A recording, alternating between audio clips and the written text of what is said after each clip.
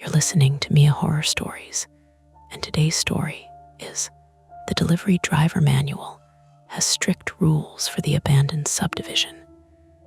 The screen will stay completely black, letting your imagination do all the work. No visuals, no noise, just a story that creeps under your skin. Don't skip a second, because every detail builds to the chilling end you won't want to miss. The first thing wrong with the house was that the porch light turned on before I got out of the van. Not when I pulled into the driveway. Not when my headlights crossed the garage door. Before that, I was still halfway down Cattail Trace, crawling past a row of empty lots and unfinished curbs, when the light clicked awake at the end of the street, like somebody had been waiting with a finger on the switch. I told myself it was a motion sensor. That was the kind of lie you used on night routes, the small, practical kind, the one that kept your foot steady on the brake and your hands from getting stupid. Deer-tripped sensors, wind-moved shrubs, cheap builders installed cheap fixtures that came on whenever they felt like it. All of that made more sense than someone living in a subdivision that the county had condemned after the developer ran out of money and left 47 half-built houses to rot under Missouri rain. My name is Owen Bell, 29, male, and I was driving for Quick Drop because the warehouse paid weekly and didn't ask many questions if you showed up tired. I'd been at it 7 months, long enough to know which apartment complexes stole time, which dogs could open gates, and which customers wrote cash tip in the instructions like a prank. I was good at routes because I was scared of being late. That sounds small until you've had rent due on Friday, a check engine light blinking on Tuesday, and a supervisor who liked to say your name in a disappointed tone in front of everybody. Van smelled like cold fries, wet cardboard, and the lemon wipes I used on the steering wheel after my palms got sticky. My phone was wedged in the cup holder, screen dimmed to save battery. A stack of envelopes and padded mailers leaned against the passenger seat like they were exhausted too. The heater ticked faintly each time I lowered it, and somewhere in the dash, a loose coin rattled whenever the road changed texture. The app chirped. Delivery exception. Manual protocol active. I squinted at it. Route had been normal until then. South out of St. Louis County, past Arnold, then west on 2-lane roads where the gas stations got farther apart and the yards got wider. The last cluster on my list was an area called Briar Glen Estates, which sounded like a place with fountains and cul-de-sacs and dads washing pickup trucks on Saturdays. The map showed streets. The satellite view showed streets too, though older, grayer, surrounded by scrub timber and ponds that looked like stains in the dark. The app chirped again. Briar Glen Estates requires driver manual confirmation. Check glove compartment packet. I laughed once because that was easier than reacting properly. Yeah, sure, I said to the empty van. Let me just consult the sacred scroll. My dispatcher had mentioned a manual when I got hired. Mostly, it was common sense dressed up in corporate language. Don't enter homes. Don't accept drinks. Don't drive across lawns. Don't argue with customers holding weapons. Don't post pictures of weird orders online because every package belonged to somebody and every somebody could sue. I'd never had the app tell me to read it. I pulled onto the shoulder before the subdivision entrance. The sign was still there, leaning between 2 brick pillars. Briar Glen Estates, Phase II now selling. The letters had faded from glossy green to the color of old spinach. One pillar had cracked at the top, vine had grown through it, thin and pale in the headlights. The road beyond looked like any unfinished development at night. Wide asphalt with no lane paint. Curbs installed but broken by frost. Storm drains full of leaves. No cars. No holiday decorations. No trash bins. Just the hard, straight lines of streets laid out for a neighborhood that had never happened. I popped the glove compartment. The packet was there. Not the thin employee booklet I remembered signing for on onboarding day, but a separate laminated thing, folded twice and held shut with a black binder clip. A white label had been stuck across the front. Abandoned subdivision delivery procedure, BRG 17 under that, in smaller print. Do not improvise. Do not batch stops. Complete all steps as written.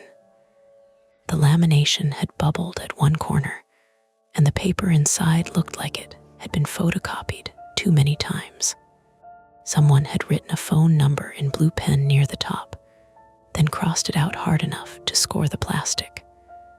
I should have called dispatch right there. I didn't. That's the thing I keep coming back to. Not the porch light, not the roads, not even the rules.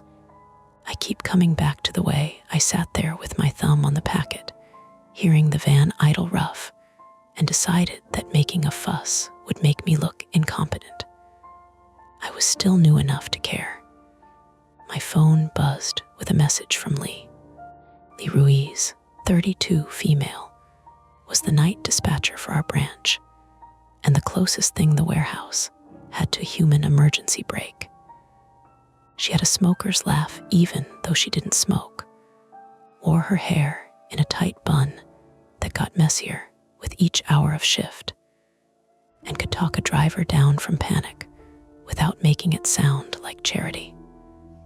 She once stayed on the phone with me for 20 minutes while I waited for a drunk customer to stop following my van through an apartment lot. She also had the gift of sounding annoyed and worried at the same time. Lee, you close to BRG? I typed with both thumbs, engine vibrating through the seat. Me, at entrance. App says manual protocol. Is this real? 3 dots appeared, disappeared, appeared again. Lee, yes, follow it.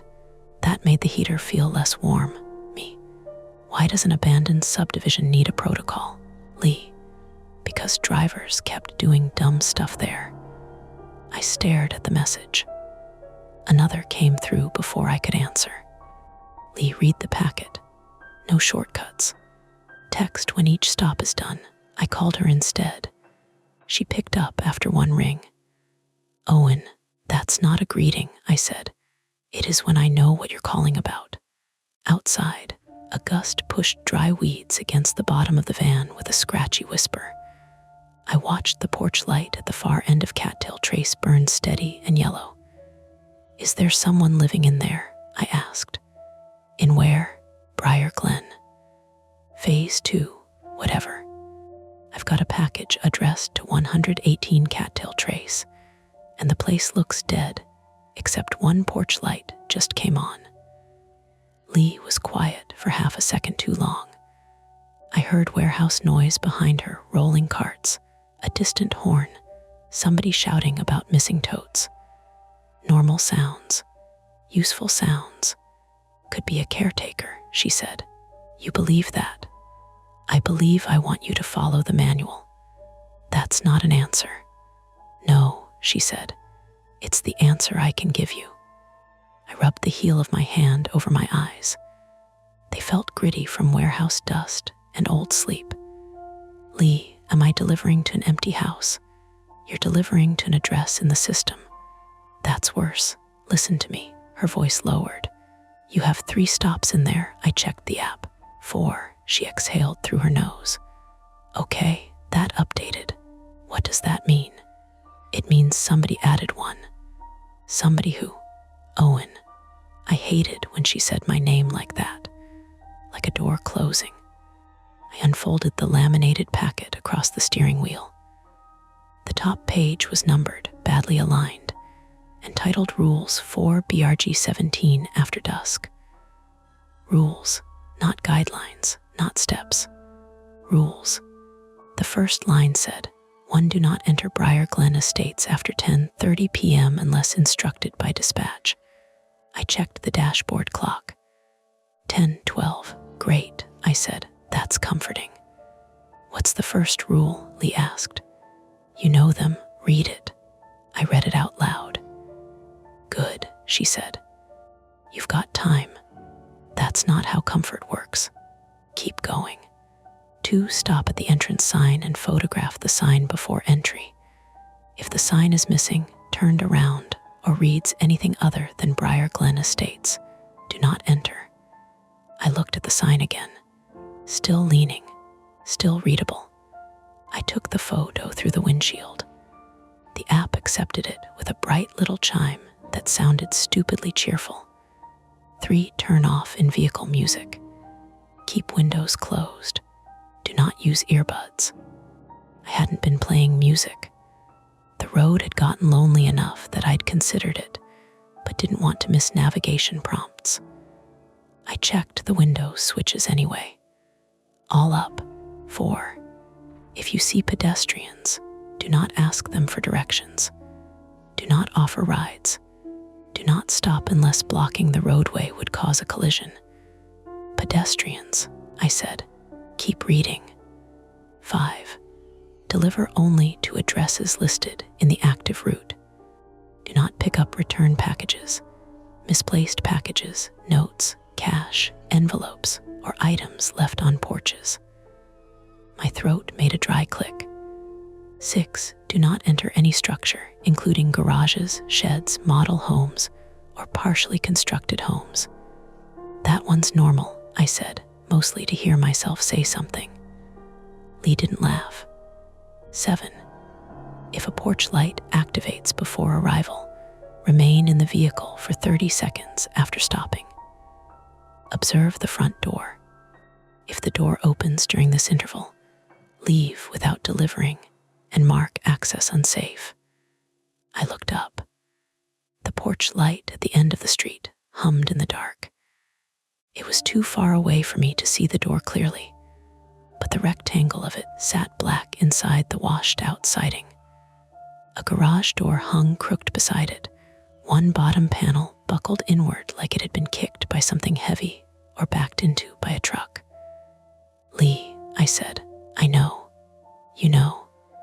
That's why the manual says it. You're saying this happens enough to print.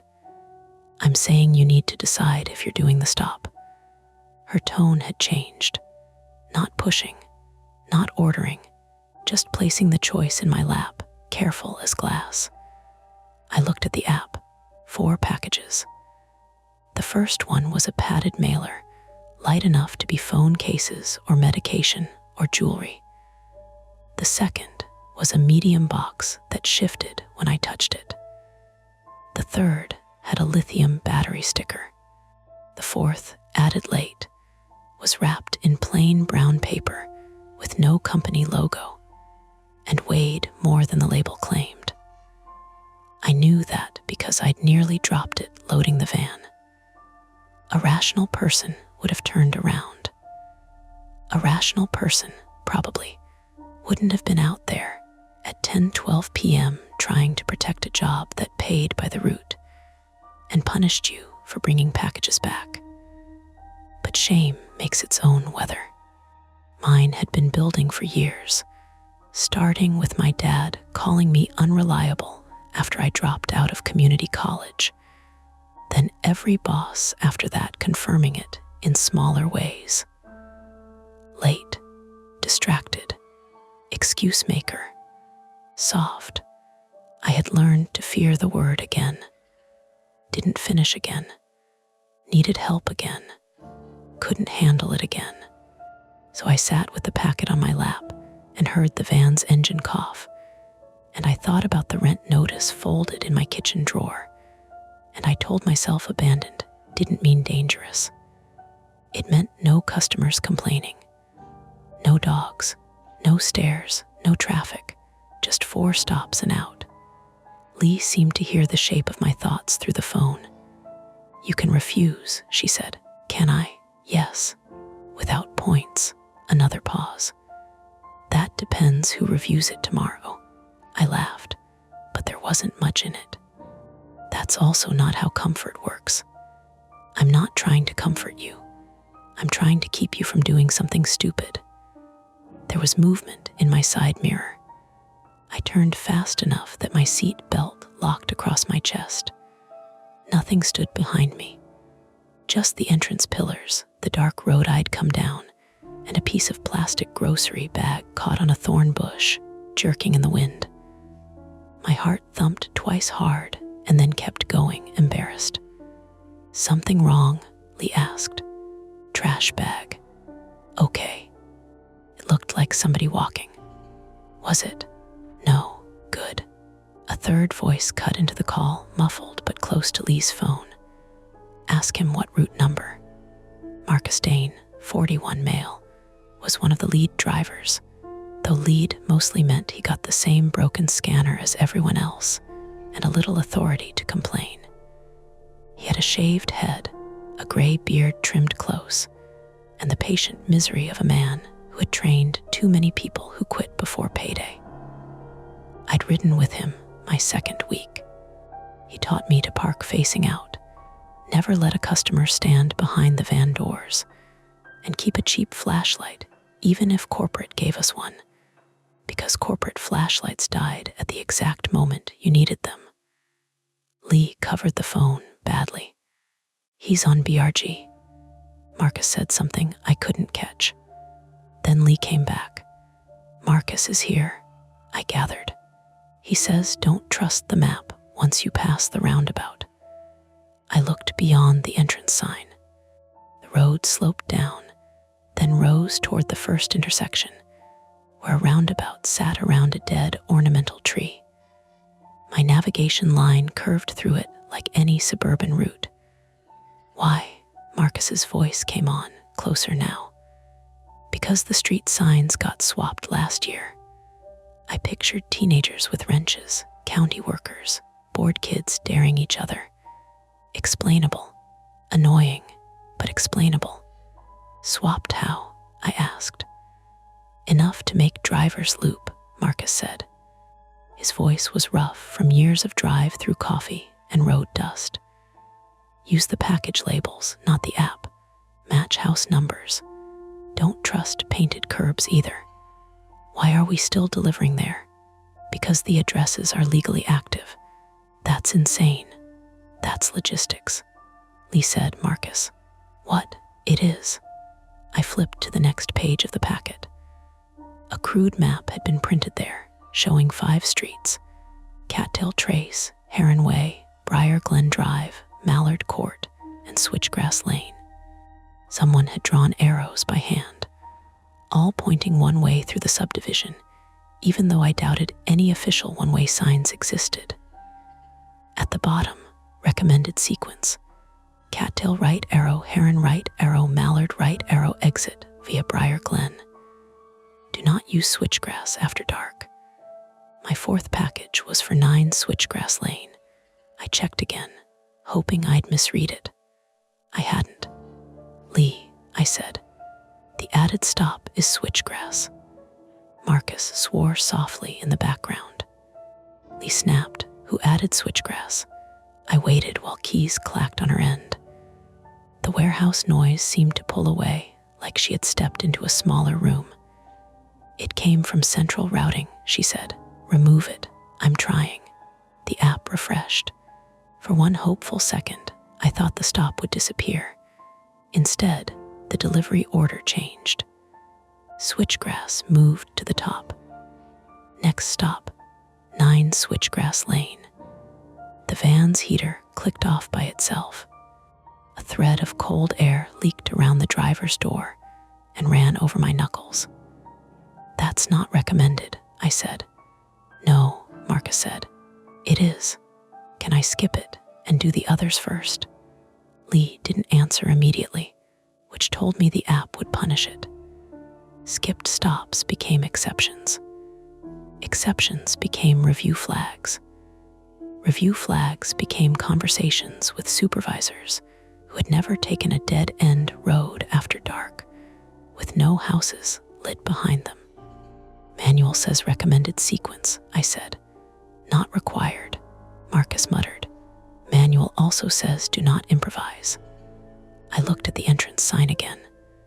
The subdivision waited beyond it, still and half-made, with streets wide enough for families that never came, driveways leading to framed shells wrapped in shredded house wrap, culverts dark under the road.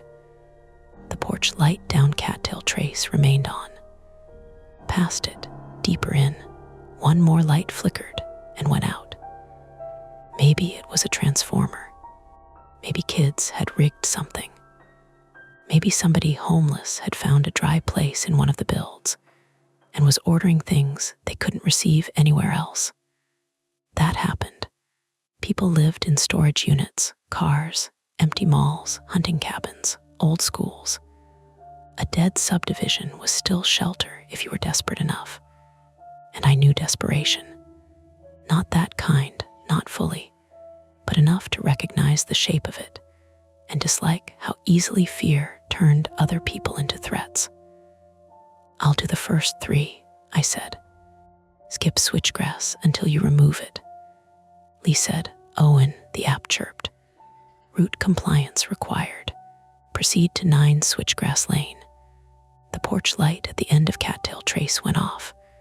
Not faded, not flickered. Off. The dark that replaced it seemed thicker, only because my eyes had adjusted around that one yellow point. Now there was nothing to hold on to except the white reach of my headlights, the leaning sign, and the small bright phone telling me where to go. Marcus said, don't enter if it feels wrong. That should have settled it. But then the app displayed the thing every driver hates. Failure to attempt may affect route standing. I sat there with one hand on the gear shift and one on the laminated packet, feeling the little ridge where the paper had bubbled under plastic. Lee was saying my name again. Marcus was telling her to escalate. The van idled. The coin rattled in the dash, even though I wasn't moving. Ahead, the road into Briar Glen dipped into shadow and curved toward the roundabout. Behind me, the county road was empty. I had a clean choice, the kind people imagine they'll make bravely when they tell stories later. Reverse out, mark it unsafe, take the review, maybe lose shifts, maybe keep breathing easy. Or drive in, follow the rules, prove I wasn't the kind of man who folded when a job got strange. I put the van in drive. Then I stopped with my foot on the brake. At the bottom of the manual's second page, under the map, there was one final line I hadn't noticed because the fold cut through it.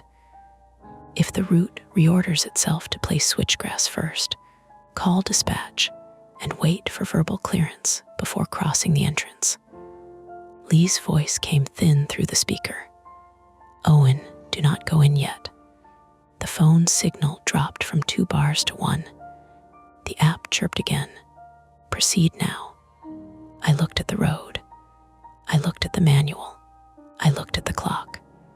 10:16 p.m., 14 minutes before the rule said I shouldn't be there at all. My thumb hovered over the call button to keep Lee connected, and my other hand stayed on the gear shift, the engine tugging forward against the brake like the van had already made up its mind. I'll continue directly from the entrance decision, keeping the threat explainable and the manual's rules as pressure rather than answers. Thought for a couple of seconds, Lee got verbal clearance from Central at 10:18, and I hated how official it sounded. She didn't say, it's safe. She didn't say, go ahead. She said, Central has cleared continuation under BRG 17 protocol. Like a sentence somebody had taught her to repeat. I sat there with the van still in drive, foot aching on the brake, the entrance sign bright in my headlights. The cracked brick pillars looked narrower now, maybe because I knew I was about to pass between them. "Say that again," I told her. "Owen, no, seriously. Say it like a person." On the other end, Lee breathed out hard enough to fuzz the speaker. "They're telling you to proceed." "They, central routing. Are they in a room somewhere with cameras on this place?" "I don't know." Marcus muttered something away from the phone. "What did he say?" I asked. Lee covered the receiver too late again. "Nothing." I heard him. Marcus's voice came on, closer and sharper. "I said Central doesn't drive vans." That did not help. I glanced at the manual, then at the clock. 10:19 p.m. Rule 1 gave me until 10:30 to enter unless instructed by dispatch. I had been instructed. That should have made the problem smaller. Instead, it turned it into paperwork with a steering wheel attached. The concrete problem arrived in the most ordinary way possible. The app locked my route. A red banner appeared across the top. Priority medical delivery. Attempt required before 10:45 p.m. Below it was the Switchgrass stop. 9 Switchgrass Lane. Temperature sensitive. Signature not required. Leave at marked location. "What the hell?" I said. Lee went quiet. "Did you know it was medical?" "I'm looking at it now," she said, more keyboard clicking. "It wasn't flagged that way when the tote left." "Can they do that?" Apparently they did. The package in question sat behind the passenger seat, wrapped in brown paper, so plain it looked old-fashioned. No pharmacy logo. No insulated box. Just a shipping label with the address and a small blue sticker I hadn't noticed before. "Refrigerate upon receipt." I picked it up again and weighed it in my hands. Too heavy. Not insanely heavy. Not movie prop suspicious. Just wrong. A box that size, marked like medicine, should have had the light slosh of cold packs and foam. This felt dense, with one solid weight inside that shifted half an inch when I tilted it. "Maybe it's not actually medical," I said. "Maybe the label got corrected." "By who?" "Owen, I don't know." "Then let me bring it back." Lee didn't answer fast enough. The red banner pulsed once. Late medical attempt may trigger service failure review. And there it was. That little word, failure. It hooked under my ribs with the same old familiarity. My dad's voice. My last warehouse manager's voice. My own, usually at 2 in the morning when I couldn't sleep. I knew rationally that an app notification was not a judge, not a parent, not a prophecy. I knew that. But my body had never cared much about rational things. It heard failure and started preparing a defense. Marcus said, "Medical priority or not, you don't go past the cutoff." "It says attempt before 10:45, I said. "Manual says don't enter after 10:30. You're not in yet." Dispatch cleared me. "I don't like it. Neither do I, then don't." I looked at the road behind me again. Nothing coming, nothing watching that I could see. Just blacktop and trees and my own brake lights painting the brush red. Lee's voice softened. "I can escalate it as unsafe. But Central may ask why you didn't attempt after clearance. Because the manual literally says call and wait if switchgrass gets placed first. And you did. And now they cleared it." Yes, it was neat. That was the worst part. Every step had an answer, and every answer pushed me forward. I took the cheap flashlight Marcus had told me to keep from the side pocket. Aluminum body, rubber button. It had bite marks near the end from where I held it in my teeth during apartment drops. I clicked it once, bright enough. I set it on my lap. "Stay on the phone," I said. "I'm here," Lee replied. Marcus added. Keep the van facing out where you can. No 3-point turns in dead ends. Don't shut off the engine. Manual says that. No, I say that. I eased off the brake. The van rolled between the brick pillars. Immediately, the road surface changed. Outside the entrance, the county road had been cracked but maintained. Inside Briar Glen, the asphalt felt hollow under the tires, the sound flattening into a low drumming that came through the floorboard. Weeds scraped the underside. The headlights swept over curbs, empty utility boxes. Orange survey flags bleached almost white. The app said turn left at the roundabout. The manual map said bear right. Avoid switchgrass after dark. The first argument started before I reached the dead ornamental tree. App says left, I said. Manual sequence says cattail first, Lee said. Switchgrass is priority now. Marcus cut in. Labels over app. Manual over labels if they conflict. That's not written anywhere. It should be. At the roundabout, the street signs were mounted on a single post. My headlights caught them as I circled slowly. Heron Way pointed left. Briar Glen Doctor pointed right. Switchgrass LN pointed straight. But the manual map showed Switchgrass as a short street off Briar Glen, not straight ahead. Signs are wrong, I said. I told you, Marcus replied. The app arrow bounced, recalculating. For a second, it spun in place like it had lost me. Then the voice prompt came from the phone, cheerful and female. Continue straight, Lee said. Do not trust the app if the physical layout conflicts. The physical layout is lying too. Then use house numbers. There were no houses straight ahead, not finished ones anyway, just frames. Some had roofs. Some had only plywood sheathing flapping at the edges.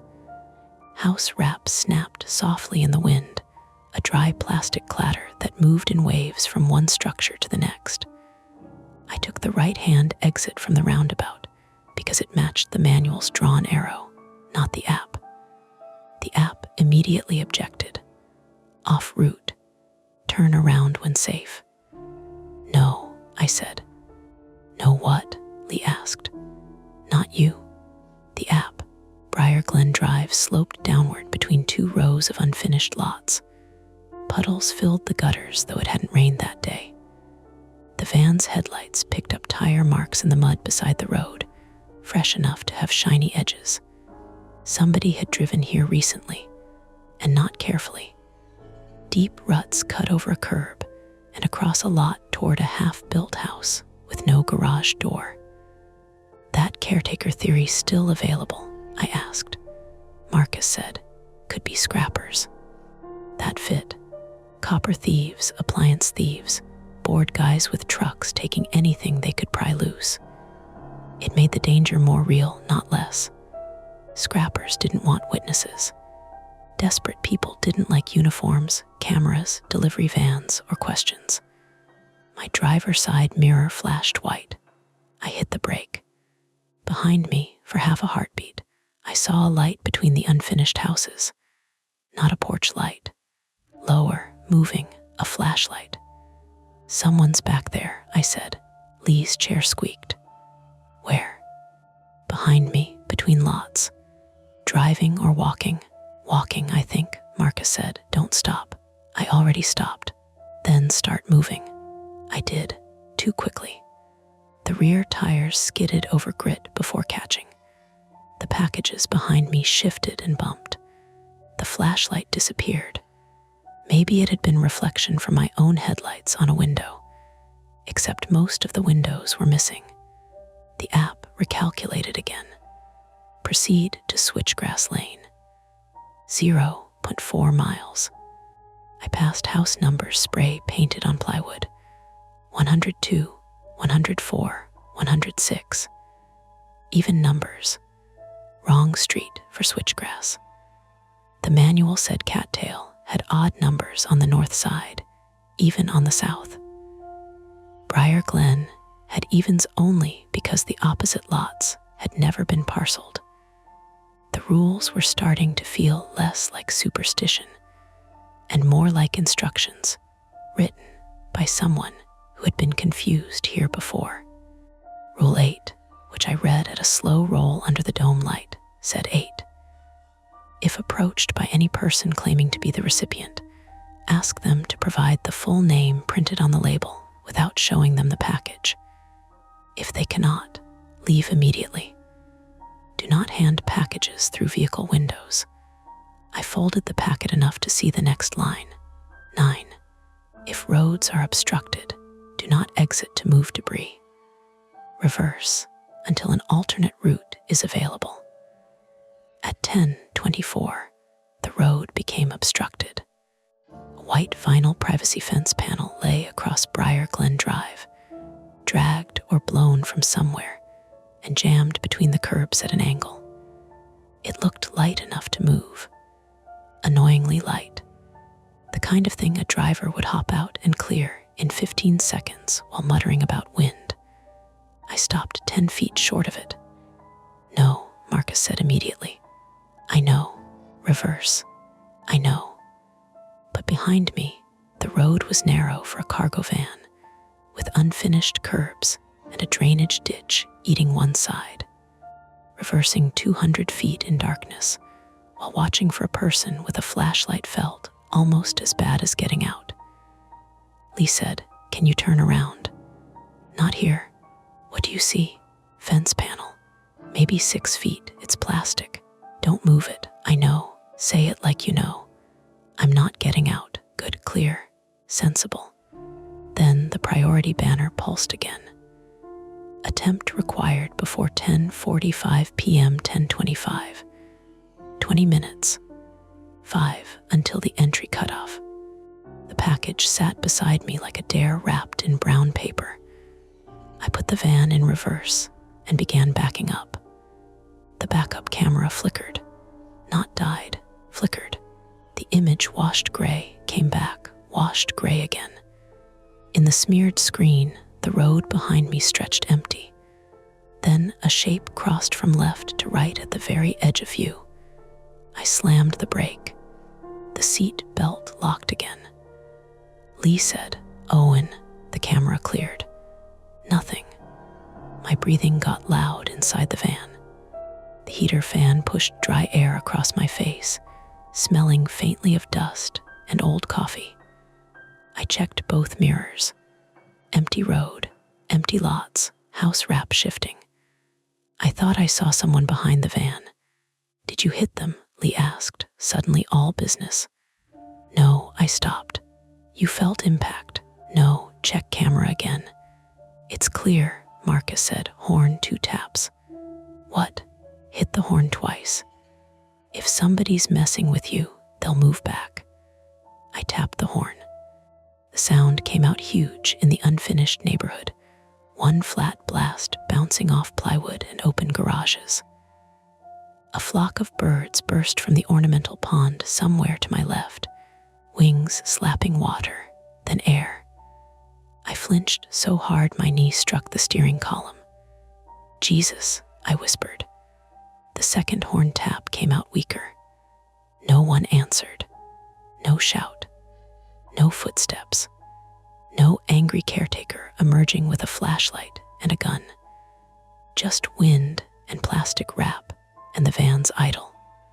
I reversed slowly until I reached a driveway apron wide enough to angle into. The house there was framed but roofed, its front door opening covered by plywood. Someone had spray painted a crude arrow on the plywood. It pointed toward the garage. Below the arrow, in black marker thick enough to read from the van, were 3 words. "Drop here tonight." I stopped. Lee said, "What?" "There's a note. Don't pick it up. It's written on the plywood." "What does it say?" I told her. Marcus swore again, louder this time. The app chirped. Marked location detected. Leave package at marked location. I stared at the screen. "How does it know that?" I asked. Lee said nothing. "Lee, I don't know." The app opened the camera automatically, prompting for proof of delivery. The little outline box on screen centered itself toward the plywood-covered doorway, even though I hadn't touched anything. That was technology, I told myself. Bad GPS. Image recognition. Maybe the customer had uploaded delivery instructions with marked location, and the app was guessing. It didn't need to be impossible to be wrong. It only needed to be wrong at the worst time. Rule 5 said deliver only to addresses listed. I checked the house number on the curb. The paint had been scraped away. On the frame beside the garage, someone had nailed a temporary lot marker, 9. No street name. Could be switchgrass, I said. Marcus said. Could be a trap. Trap for what? A package. For a driver. That sat in the van with me. I locked the doors. The sound was small, barely a click, but it made me feel childish. Lee said, Owen, Central says, if marked location is detected, you can complete from vehicle if safe. How do I leave it from the vehicle? You can't. Then that sentence is useless. I know. The time was 10:28, 2 minutes before the manual's entry cutoff, 17 before the medical attempt deadline. I had not completed a single stop, and I was already turned around in a subdivision. The route did not map correctly, with a fence blocking one road and someone possibly walking behind me. The private fear became practical then. It stopped being shame and became arithmetic. If I returned with 4 undelivered packages, 1 flagged medical, after ignoring central clearance, I might lose shifts. If I lost shifts, I missed rent. If I missed rent, I called my sister again. My sister who had 2 kids and a husband who already thought I was a sinkhole with a phone number. The thought of hearing myself ask for help made my chest tighten more than the dark street did. That was the ugly truth. Fear of looking weak had driven me in. Fear of needing rescue was keeping me there. I'm going to back out, I said, though I hadn't decided whether I meant out of the driveway or out of Briar Glen entirely. The van lurched when I shifted. A warning light popped on the dashboard. Then another, battery, power steering, check engine. The engine coughed once, twice, and died. For a second, I just sat there with both hands on the wheel, waiting for my brain to reject the information. The headlights dimmed but stayed on. The phone remained connected. The heater fan wound down until the air stopped moving. No, I said. Lee heard the change. What happened? The van died. Try restart. I turned the key. The starter clicked rapidly. A dry machine gun sound from under the hood. The dashboard lights trembled. The engine didn't catch. I tried again. Same thing. Marcus said, stop, you'll drain it. It's already drained. Interior lights off. Hazards off unless you need them. They're off. Where are you exactly? I looked out at the plywood arrow, the black words, the lot marker with the number 9, the road behind me leading back toward the roundabout. Maybe switchgrass. Maybe not, Lee said. I'm calling roadside. In here, I'm calling. The phone signal dropped to 1 bar, then none, then 1 again. Her voice broke into pieces. Stay, vehicle doors locked. Lee, static. Then Marcus, faint. Do not, the call failed. I stared at the phone. For a moment, the little screen showed my reflection over the dead call notice. Pale face, tired eyes, uniform collar crooked. Behind my reflection, through the passenger window, something moved inside the framed garage. I turned. A man stood just beyond the open studs. Real, human.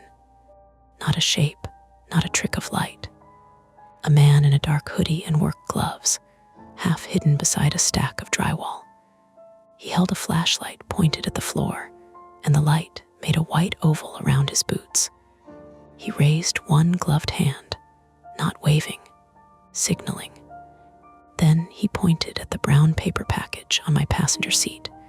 My phone buzzed in my hand. A text from an unknown number appeared, even though I had no service. Leave it at the marked location. You have until 10:45. Outside, the man stepped from the garage frame into my headlights, and I saw there were 2 more figures behind him. The manual lay open on my lap, Rule 9 visible under the dome light. Do not exit to move debris. It said nothing about what to do when the road behind you was blocked. The van was dead, and the recipient came looking for the package himself. The first attempt was staying put and doing exactly what the manual would have wanted if the manual had been written by someone who believed help could arrive in time. I locked the doors again, even though they were already locked. The man in the dark hoodie stopped at the edge of the headlights. He was maybe 40, maybe younger if the shadows were being unfair to him. White male, average height, heavy through the shoulders, with a short beard and a knit cap pulled low. His gloves were gray at the palms, the kind sold in packs at hardware stores. Behind him, inside the unfinished garage, the other 2 figures stayed back where the studs broke their outlines into pieces. I held up my phone, screen facing outward, like that meant something. I'm on with dispatch, I shouted through the closed window. I was. The call had dropped. The man looked at my phone, then at the brown paper package on the passenger seat. He did not come closer. That scared me more than if he had rushed the van. People who rush are angry or stupid. People who wait have a plan. My phone showed 1 bar, then none. I tried Lee anyway. Call failed. I tried again. Call failed. The man pointed down at the plywood-covered doorway where "Drop here tonight" had been written in black. Then he tapped his wrist like I was late to a meeting. The dashboard clock read 10:31. I was past the entry cutoff now. Inside, I texted Lee. Van dead. Men here. Maybe switchgrass. Need police roadside. The message hung there with a gray spinning circle. Not sent. I turned the key once more, unable to stop myself. The starter clicked weakly this time, slower than before. Under the hood, something gave off a faint, burnt plastic smell, sharp enough to cut through the cardboard and stale fries. Come on, I whispered. Nothing. The man outside made a small motion with his hand. 2 fingers toward himself. Come here.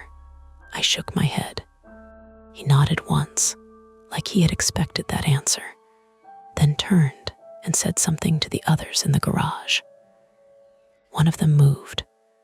A woman stepped into clearer view, white, late 30s or early 40s, wearing a maroon rain jacket and jeans tucked into muddy boots. Her hair was tied back tight, and she had a flashlight clipped to her jacket zipper, pointing down. She did not look wild or drunk or like any of the easy stories I was trying to put around this. She looked tired, focused, annoyed that things weren't going smoothly. The third person stayed mostly hidden, but I saw a baseball cap, a high-vis work vest, and one hand holding what looked like a tire iron. The woman cupped her hands around her mouth. You're at the right place, she called. Leave the package and you can go. I almost laughed. The van was dead. The road was blocked. I could not go anywhere, which meant she either didn't know or didn't care. I cracked the window half an inch, just enough for my voice. Back away from the vehicle. The man smiled without showing teeth. We're not here for you, then back away. We need what's in the box. Give me the full name on the label. His face changed a little, not much, just the first real mistake. I had read Rule 8. I had not shown him the label. He looked at the woman. She looked at him. "Full name," I said again. The woman called. "It's for the address." "That's not what I asked. Don't make this harder than it is." That was when the spinning circle on my text vanished. Not delivered. Tap to retry. I hit retry so hard my thumb hurt. The man's eyes tracked the movement. Behind me on the road, a light appeared. For one stupid, hopeful second, I thought it was help. Roadside, police, Marcus barreling in with jumper cables and a lecture. The light bobbed, low and white, coming from the direction of Briar Glen Drive, where I had backed away from the fence panel. The figures by the garage turned 2. The light split into 2, then 4. My stomach dropped. Headlights. A vehicle was coming slowly up the road behind me with its headlights off, except for small fog lamps near the ground. That was why I hadn't seen it sooner. It rolled without hurry, tires grinding over grit, and stopped about 50 yards back, blocking the lane I would have used if the van came back to life. The shape was a pickup truck. Dark paint. No front plate that I could see. Its engine idled rough, louder than my van had been, a diesel knock that bounced off the framed houses. The woman in the maroon jacket lifted one hand toward it, not surprised. That ended the first attempt. Staying put did not summon rescue. It gathered more people. I shut the cracked window and grabbed the manual, flipping pages with hands that had started to shake. There had to be something. A breakdown procedure. A driver distress code. A line for hostile recipients. The laminated pages stuck together at the corners. Rule 10. If vehicle becomes disabled inside BRG 17, remain inside if safe. Contact dispatch. Activate hazard lights only if obstructing road. Conserve phone battery. Rule 11. If approached by multiple persons, do not identify package contents. Do not confirm high value or medical status. Too late for that. The app had shouted medical in red letters across my screen. Rule 12. If unable to complete delivery, relocate to entrance sign before marking exception whenever possible. I stared at it. Relocate. The van was dead. A sound came from the passenger side rear door. Metal testing metal. Someone had moved around the van. I twisted in my seat. The person in the high-vis vest stood near the back bumper, just outside the backup camera's range. Male, I thought. Tall, thin, moving with quick, jerky motions. The tire iron hung from his right hand. He wasn't swinging it. Not yet. He used the tip to tap the rear door latch. Tap, tap, tap. Each little sound went through my spine. "Don't touch the van," I shouted. He stopped, then leaned toward the rear window. His face was shadowed under the cap. A strip of reflective tape on his vest flashed white in the headlights from the pickup. The woman said, calmer now, "We can open it without damaging anything." "Back away. You don't even know what you're carrying." "Neither do you, apparently, because you can't give me the name." The man in the hoodie laughed once. He read the sheet. That sentence told me something important. They knew about the manual. I tried calling 911. The phone thought about it longer than it had with Lee. Long enough that I believed, briefly, that emergency calls really did punch through weak service, the way people said. Then the call connected. 911. "What is the address of your emergency?"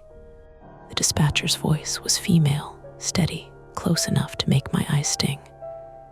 "I'm in Briar Glen Estates," I said quickly. "Abandoned subdivision off County M maybe, near High Ridge, Missouri. Delivery driver. Van disabled. 3, no, 4 people outside, one with a tire iron. I need police. The woman outside saw me talking and stepped closer. The 911 dispatcher said, "Sir, I'm having trouble getting your location. Did you say Briar Glen?" "Yes, Briar Glen Estates. I'm near Switchgrass Lane, I think, lot 9. I need you to stay on the line." "I'm trying," the call crackled. The pickup behind me revved once. The tall man in the vest stepped out of sight. A second later, the van rocked hard, not enough to tip it, enough to slam my shoulder into the door. I shouted. "What happened?" the dispatcher asked. "They're pushing the van." The line broke into static. "Sir, can you repeat?" The man in the hoodie had joined the tall one at the back. Together, they shoved against the rear doors. The woman stood near the passenger side, watching me through the glass. The pickup crept forward, closing the distance behind the van like a gate sliding shut. "They're trying to move me," I said. No answer. The call timer kept running, but the voice was gone. I said everything again anyway. Briar Glen, Switchgrass, quick drop van, men outside. Brown package. 10:35 p.m. I repeated it like a prayer. Like if the recording survived, maybe I would too. Then the call failed. Second attempt, communication. Partial success, maybe. Maybe a dispatcher had heard enough. Maybe not. The trap tightened. The third attempt was leaving the van. I know how stupid that sounds. At the time, it came down to 2 choices that were both bad. Stay inside until they broke a window or pried the rear doors, or get out before they expected it and run toward the entrance, where the sign stood at least half a mile back by the county road. The manual said relocate whenever possible. It did not say with the vehicle. It did not say on foot. That was my loophole, and fear loves loopholes. I slung the small delivery satchel across my chest, not because I needed it, but because it had my ID, scanner, and a portable battery pack in the front pocket. I grabbed the cheap flashlight. Then I looked at the brown paper package. Leaving it would satisfy them. Maybe. But if it was actually medicine, leaving it with people who couldn't name the recipient felt wrong in a way I couldn't explain.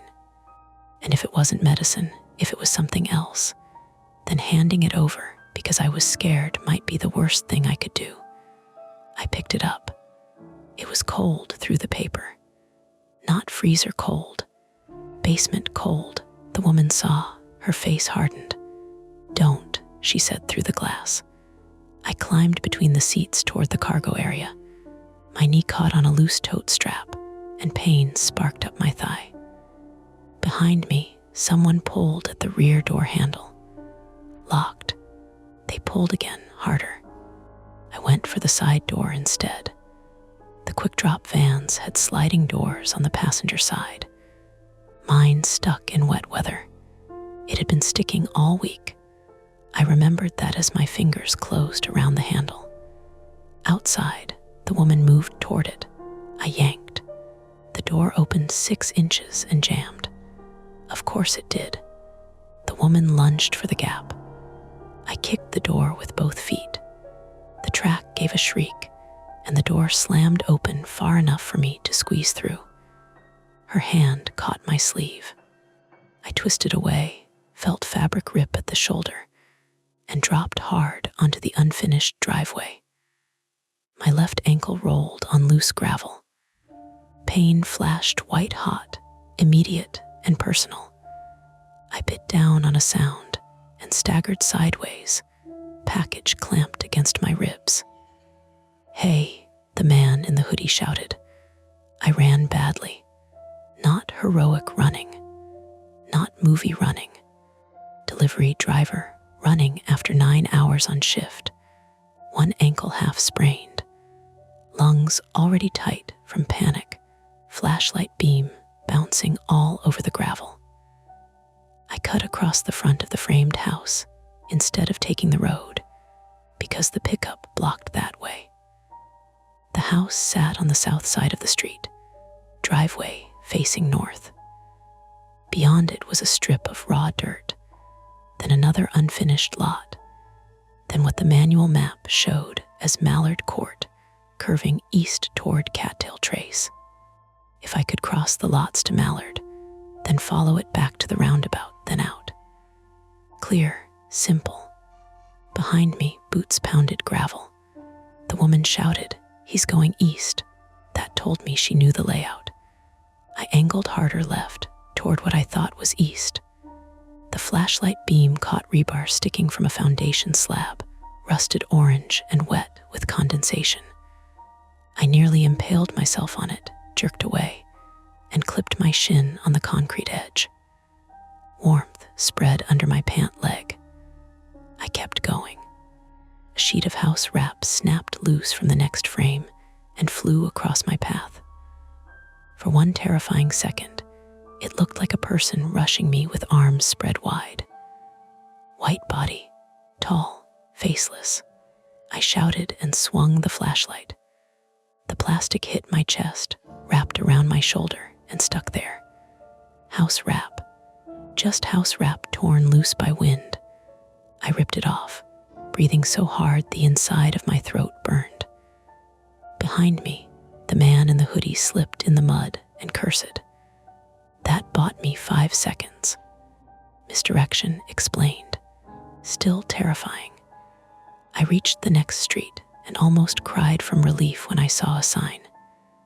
Mallard CT, except Mallard Court, according to the manual, was supposed to be a short loop with an exit back to Briar Glen Drive. The street in front of me ran straight into darkness, lined with finished curbs, but no houses at all. At the far end, a stormwater retention pond reflected a strip of moonless sky. The sign had been swapped. Again, I was not on Mallard. I was on switchgrass, the real switchgrass. The realization didn't arrive as a dramatic thunderclap. It came as a horrible administrative detail. I had been exactly where the app said I was. The plywood marker had been lot 9. The manual warning had been correct. And now I was on foot, injured, carrying the package down the street it specifically told me to avoid. My phone buzzed. A text from Lee came through all at once, delayed. Owen police notified. If you can reach entrance, go. Do not go deeper into switchgrass.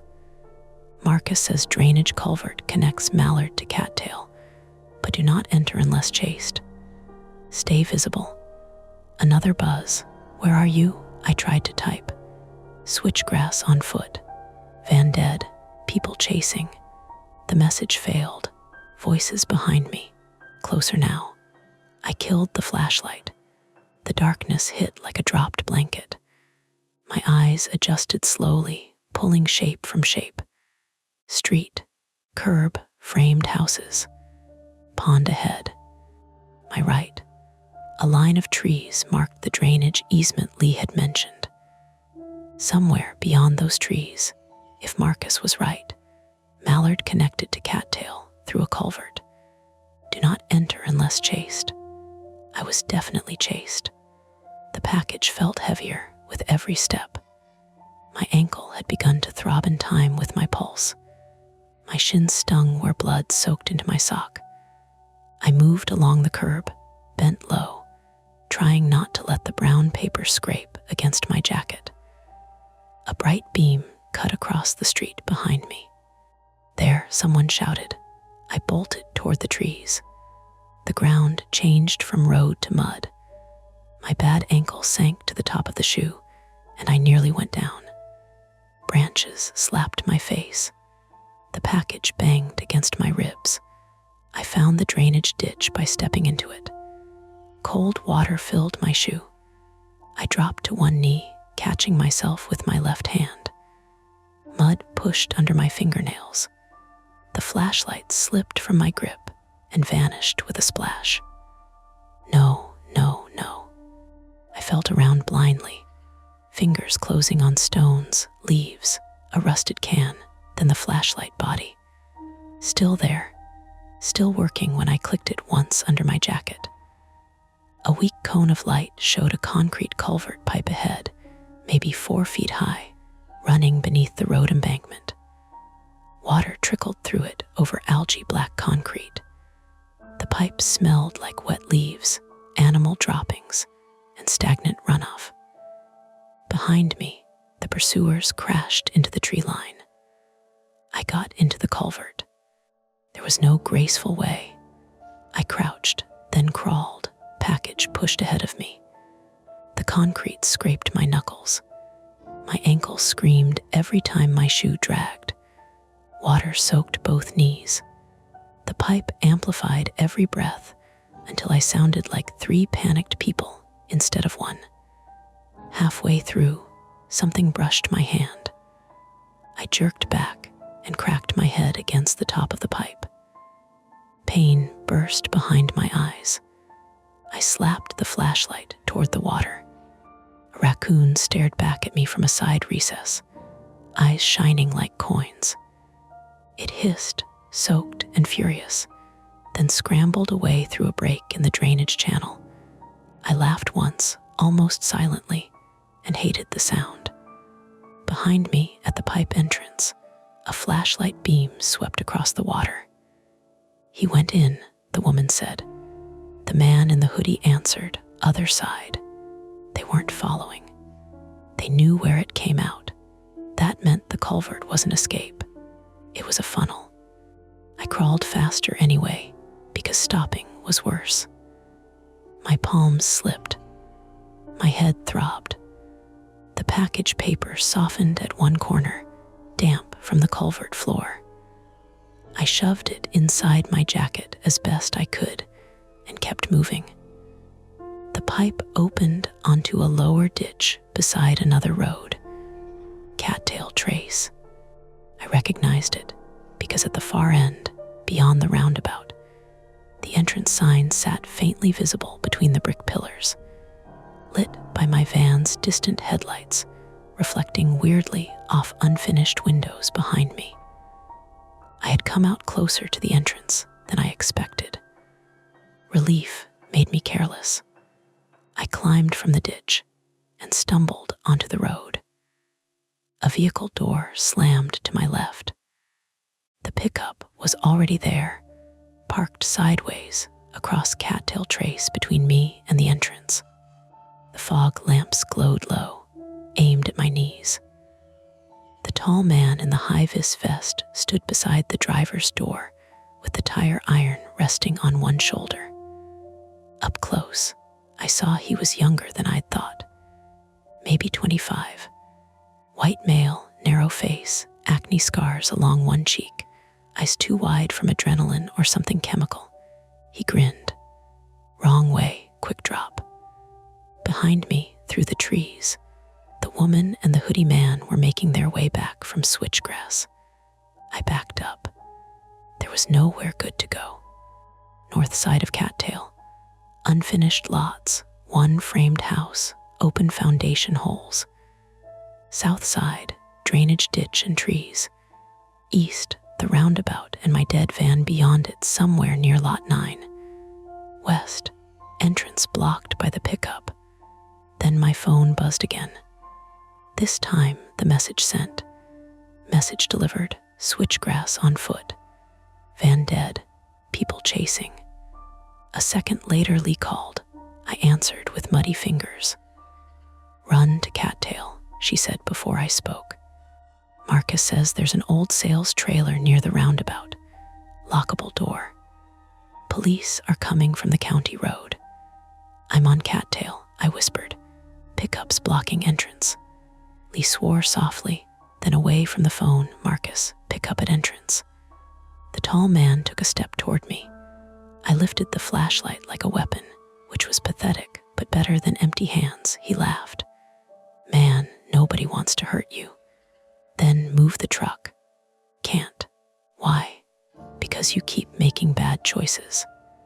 Behind him, beyond the pickup, blue-white light flickered through the trees. Police. For half a second, everyone saw it. The tall man turned. I turned. Even Lee went quiet on the phone, hearing my breathing change. The light pulsed again. Then I heard the sound, not sirens, electrical buzzing. The entrance sign's old sales spotlight, the one mounted low in the weeds, flickered alive and died, probably on a timer, probably triggered by the same failing electrical system as the porch light. Explainable, not rescue. The tall man looked back at me and smiled wider. Point of no return moments are not always loud. Sometimes they are a small mechanical failure. The pickup rolled backward, just a few feet, enough to reveal the entrance beyond it, the county road, the dark line of trees, and then another vehicle pulled in from outside Briar Glen and stopped nose to nose with the pickup. A white quick-drop van. For one impossible second, I thought Marcus had come. Then its headlights snapped on high beam, blasting my eyes. Lee's voice in my ear turned sharp. "Owen, what happened?" The side door of the second van opened. A man in a quick-drop jacket stepped down, but he moved wrong for a driver. Too calm, no scanner, no satchel, no hesitation. He looked past the pickup, straight at me, as if he'd known exactly where I'd come out. The tall man with the tire iron lowered it from his shoulder. "See," he said, "told you there was no leaving." Behind me, the woman's flashlight broke through the trees. In front of me, the only road out was blocked by two vehicles now. And from somewhere near the roundabout, carried cleanly over the empty pavement, my dead van's horn began to blare in one long, continuous scream. The horn from my dead van kept going. One long note, flat, mechanical, wrong in the unfinished neighborhood.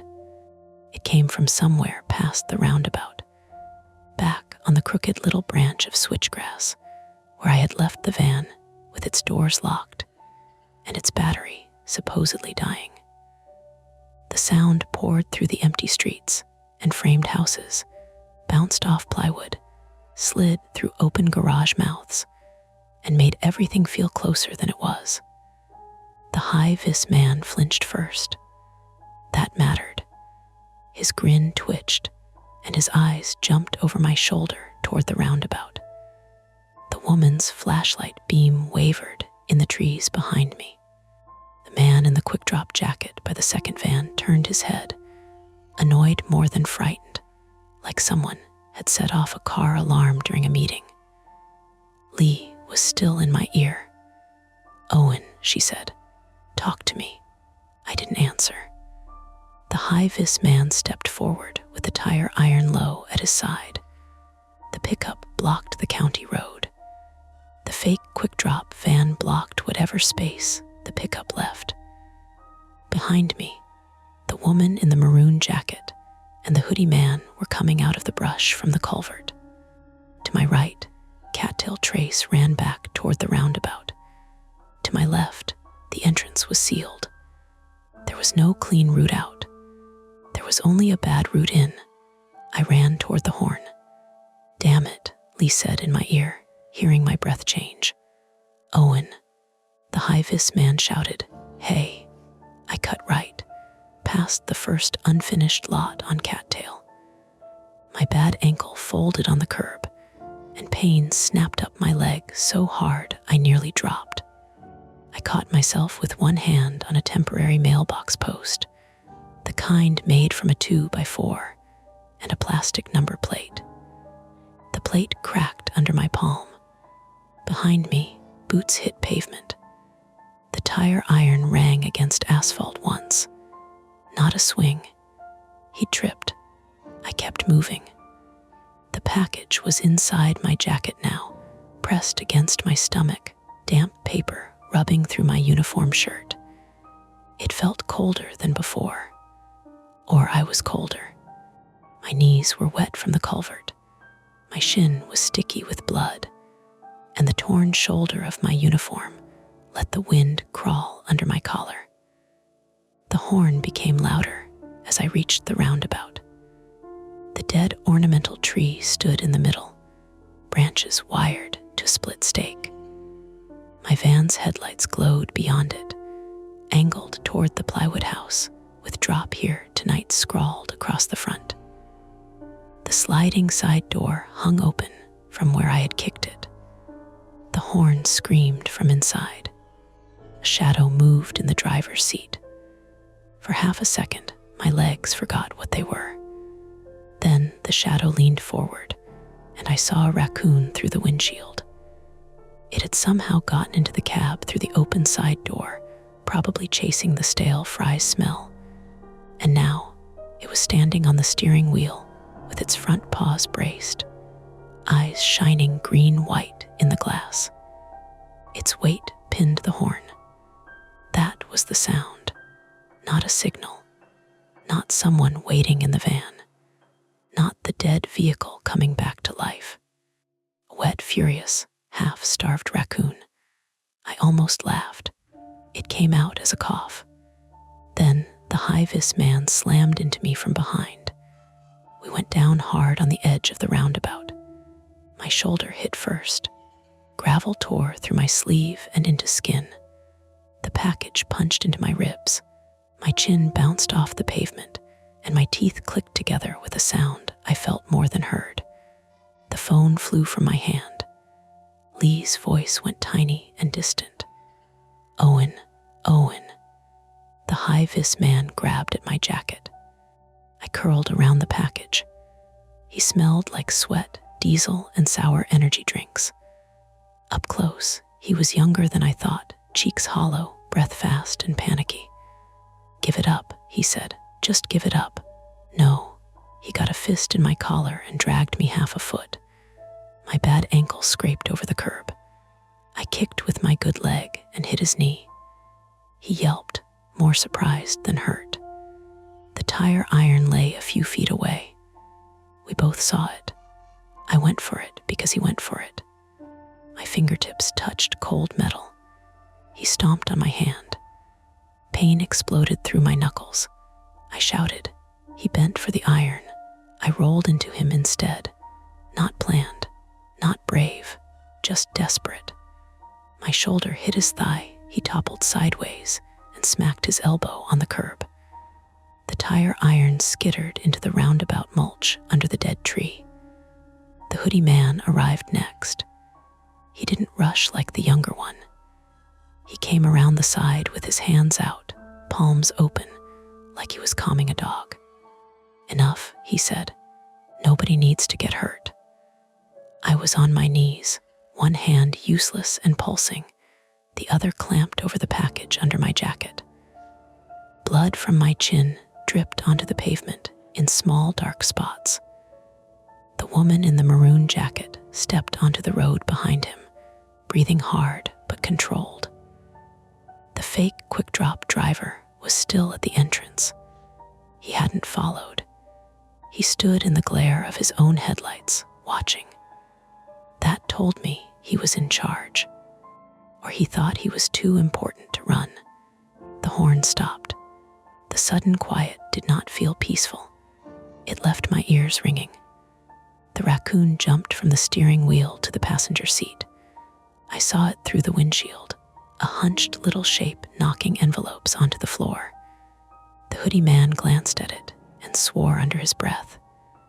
"Your van attracted every animal in Jefferson County," he said. "Jefferson County." So he knew where we were, local. "Full name," I said, voice rough. "What?" "On the label." "Give me the name." The woman looked toward the fake driver. He called from the entrance. "Stop talking to him and take it." Lee's phone voice crackled from the pavement. "Owen, police are 5 minutes out.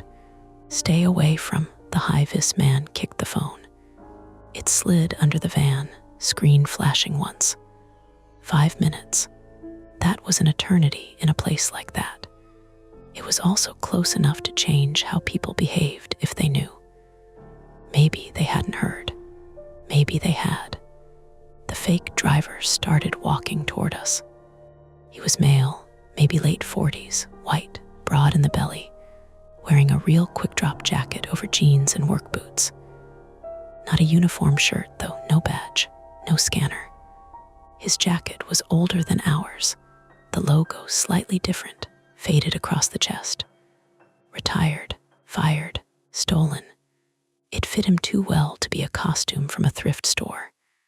He stopped near the roundabout, just outside the full wash of my van's headlights. "Owen Bell," he said. My name landed worse than a threat.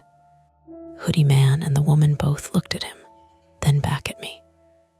The high-vis man got to his feet, cradling his elbow. The fake driver continued. "You're not in trouble. You're scared. That's understandable. But you are in possession of property that doesn't belong to you. I'm doing my job." "No," he said. "You're being used by people who don't care if you get arrested, hurt, or fired." That was too close to my own thoughts. I hated him for knowing where to press. "Who are you?" I asked. "Someone who used to do what you do." "Then you know I need a name," he sighed, like the rule bored him. "The label name doesn't matter. That package was never supposed to go through public routing." "Then why is it in my van?" "Because someone got cute," the woman said. "Dan." "So that was his name, or part of it." Dan looked at her, irritated. "What? Don't." He turned back to me. "Inside that box is a drive enclosure, not medicine. No patient. No grandmother waiting on insulin. A drive enclosure and cold packs to trigger the handling flag. It belongs to us. You expect me to believe that? No, I expect you to be tired enough to stop making this heroic." "I'm not being heroic." "Good, then be practical." He held out his hand. The app on my phone, somewhere under the van, chirped at 10:45. I knew the sound. Deadline. The high-vis man laughed once, breathless. "Time's up." Dan's face tightened. "Shut up." That was another mistake. Time did matter. Not to the package, maybe, to them. I shifted my weight, testing my ankle. Bad, but not broken, I thought. My left hand throbbed where it had been stomped. I could move the fingers, barely. My chin stung. Shoulder burned. I was running out of body. The sales trailer. Lee had mentioned it. Marcus had said lockable door near the roundabout. I looked without turning my head. Past the roundabout, beyond my van, behind two lots choked with weeds, sat a low rectangular trailer I had mistaken earlier for a storage unit. It had faded decals on the side. Briar Glen SALES office, tour daily. The front steps were crooked. One window was boarded. The door had a metal security grate. Maybe locked, maybe not. It was 40 yards away. Between me and it, my dead van, 3 pursuers, an open stretch of road. Behind me, entrance blocked. No clean route. Bad route in. Again. Dan followed my eyes. "Don't," he said. I pulled the package from under my jacket and held it out. Everyone moved a little. That was all I needed. I threw it at the raccoon, not directly at the animal. At the van's open side door. The package hit the door frame, split the damp brown paper along one corner, and landed inside the cargo area with a heavy thud. The raccoon exploded into motion, shrieking, claws scrabbling over plastic totes and envelopes. It launched from the passenger seat into the back, knocked the package against the wall, and disappeared under a shelf. The high-vis man shouted, "What the?" I ran for the sales trailer. My ankle failed on the 3rd step. I went down, caught myself on my bad hand, saw white sparks, and got up with a sound that didn't feel like mine. The woman grabbed the back of my torn sleeve. The fabric ripped the rest of the way. I spun out of it, leaving her with a strip of blue uniform in her fist. Marcus had told me to park facing out. I had not, but I had left the van's side door open, and the cargo area made a narrow barrier between the pursuers and the shortest route to me. The high-vis man climbed in after the package and immediately screamed when the raccoon bit him or scratched him. He crashed into a shelf. Packages spilled. The hoodie man cursed and went around the van instead of through. That gave me seconds. The sales trailer steps shifted under my weight. Rotten wood cracked. I grabbed the handrail. It came loose from one bolt, but held enough to swing me up. The door had a padlock. Of course, I slammed my shoulder into it anyway. Pain tore through me. The door didn't move. Behind me, Dan shouted, "Open the damn van. Get the package." The hoodie man was 20 yards away. I yanked the security grate. It rattled. The padlock held. Then I saw the real door behind the grate was not shut. It stood open an inch. The padlock secured the grate to an outer hasp, but the grate was mounted to a rotted frame. Marcus's voice came back from my second week, annoyed and practical. Never kick what you can pry. I grabbed the loose handrail with both hands. My injured hand nearly made me black out. I wedged the broken rail between the grate and the frame and leaned my weight into it. The wood groaned. The hoodie man was at the trailer steps. I pulled harder. The frame split. The grate popped outward with a metallic shriek and hit him in the face.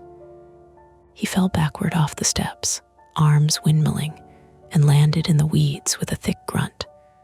Not dead, not even unconscious, I thought, but down. I squeezed through the bent grate, shoved the inner door open, and stumbled into the sales trailer. The smell hit first: mildew, mouse droppings, old carpet, and sun-baked vinyl. My flashlight was gone. My phone was under the van. The only light came through cracks in the boarded window and the headlights outside. I slammed the door. There was a deadbolt. I threw it, a chain lock too. I hooked it with shaking fingers. The trailer had once been cheerful in the cheap way sales offices are cheerful. A fake wood desk, a wall map of lots with colored pins, brochure racks, a coffee machine with a cracked pot, a plastic model of the subdivision under a dusty acrylic cover. The wall map faced me. Briar Glen Estates, Phase II. Every street, every lot. Cattail, heron, mallard, Briar Glen, switchgrass. And in red marker across half of switchgrass, hold, sinkhole/drainage failure, a cluster of pins marked Lot 9. Not one pin. 6. Beside them, someone had taped old delivery labels. Quick drop, FedEx, medical couriers, food service. Different dates, different names. The same address. A package trap. Maybe for stolen goods. Maybe for data. Maybe for something uglier. The manual hadn't been superstition. It had been a company trying to manage a crime pattern without admitting it could not control the route. Outside, Dan reached the door. He hit it once with his shoulder. The trailer shook. "Owen," he called, voice tight now, not patient. "You just made this worse." I backed away until I hit the desk. The 911 call might have gone through. Lee said police were 5 minutes out. Maybe 4 now. Maybe 10. Maybe the blocked road would slow them. Maybe they would see the quick drop van and assume everything was normal. I looked around for a weapon.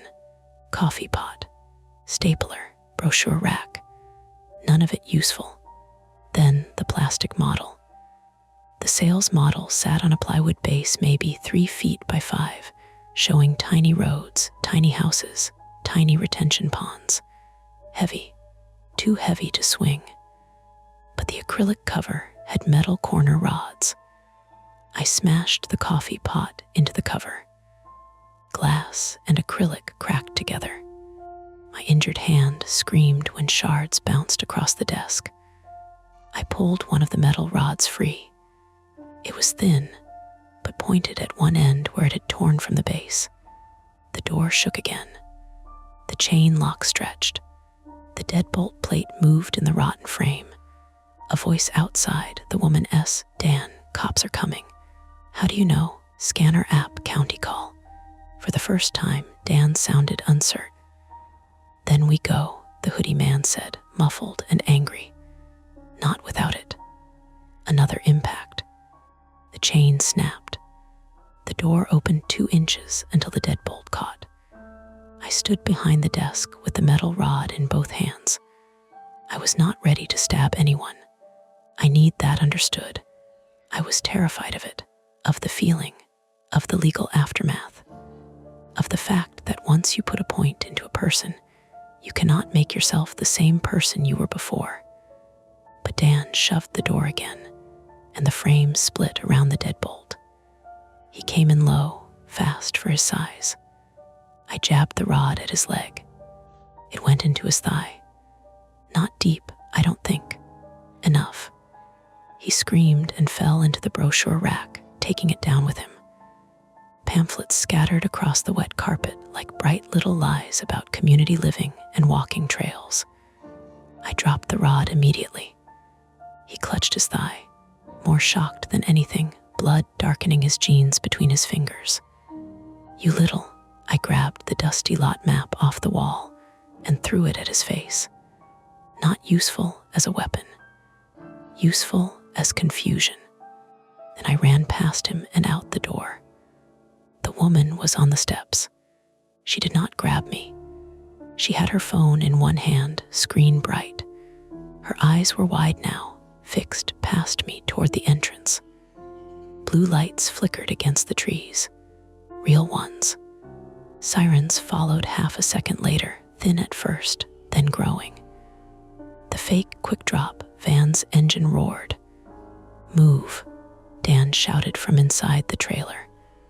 The woman jumped off the steps.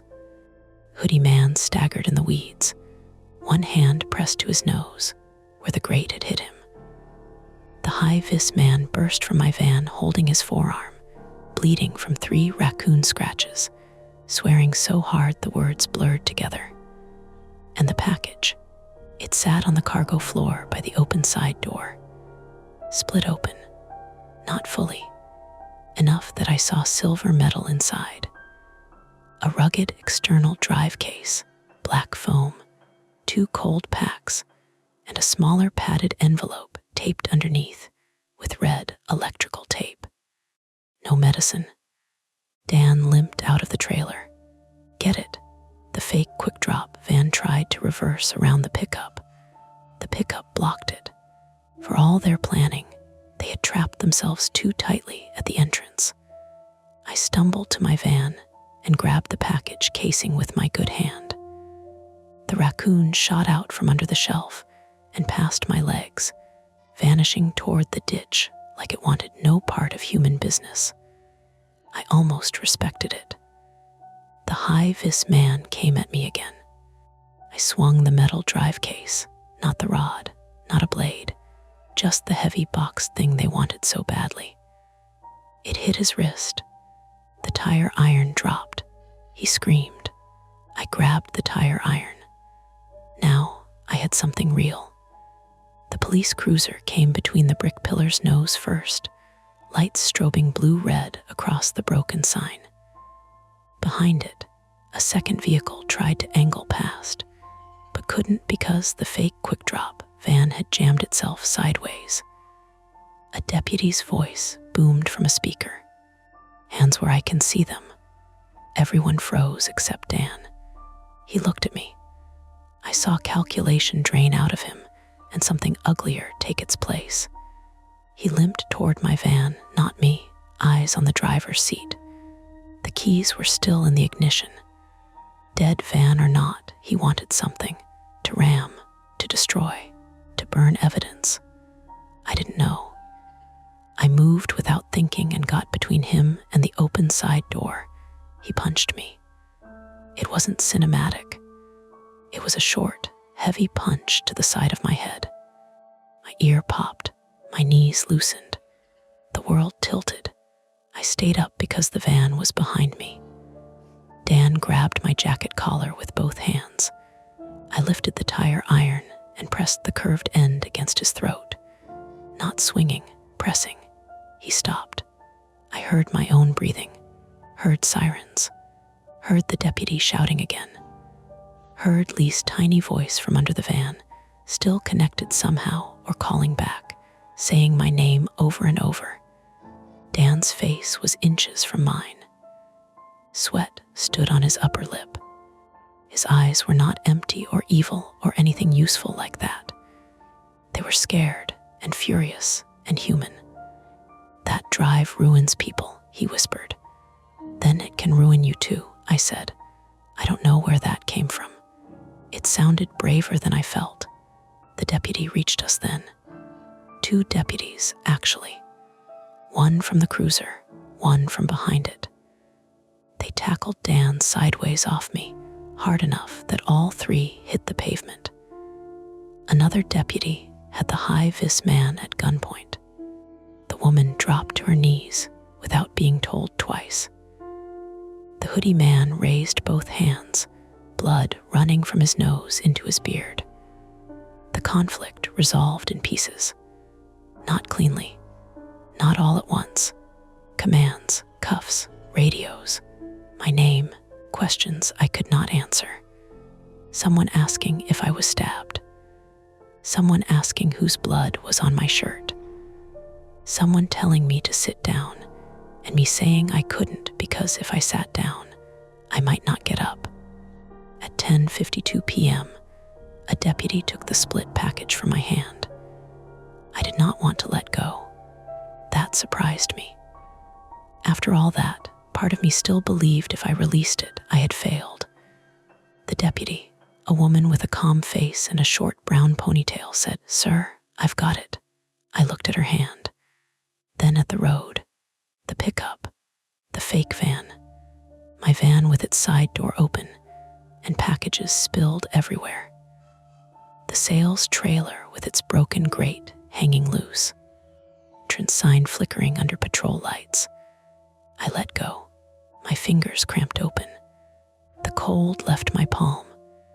Lee was crying when I finally got the phone back from under the van.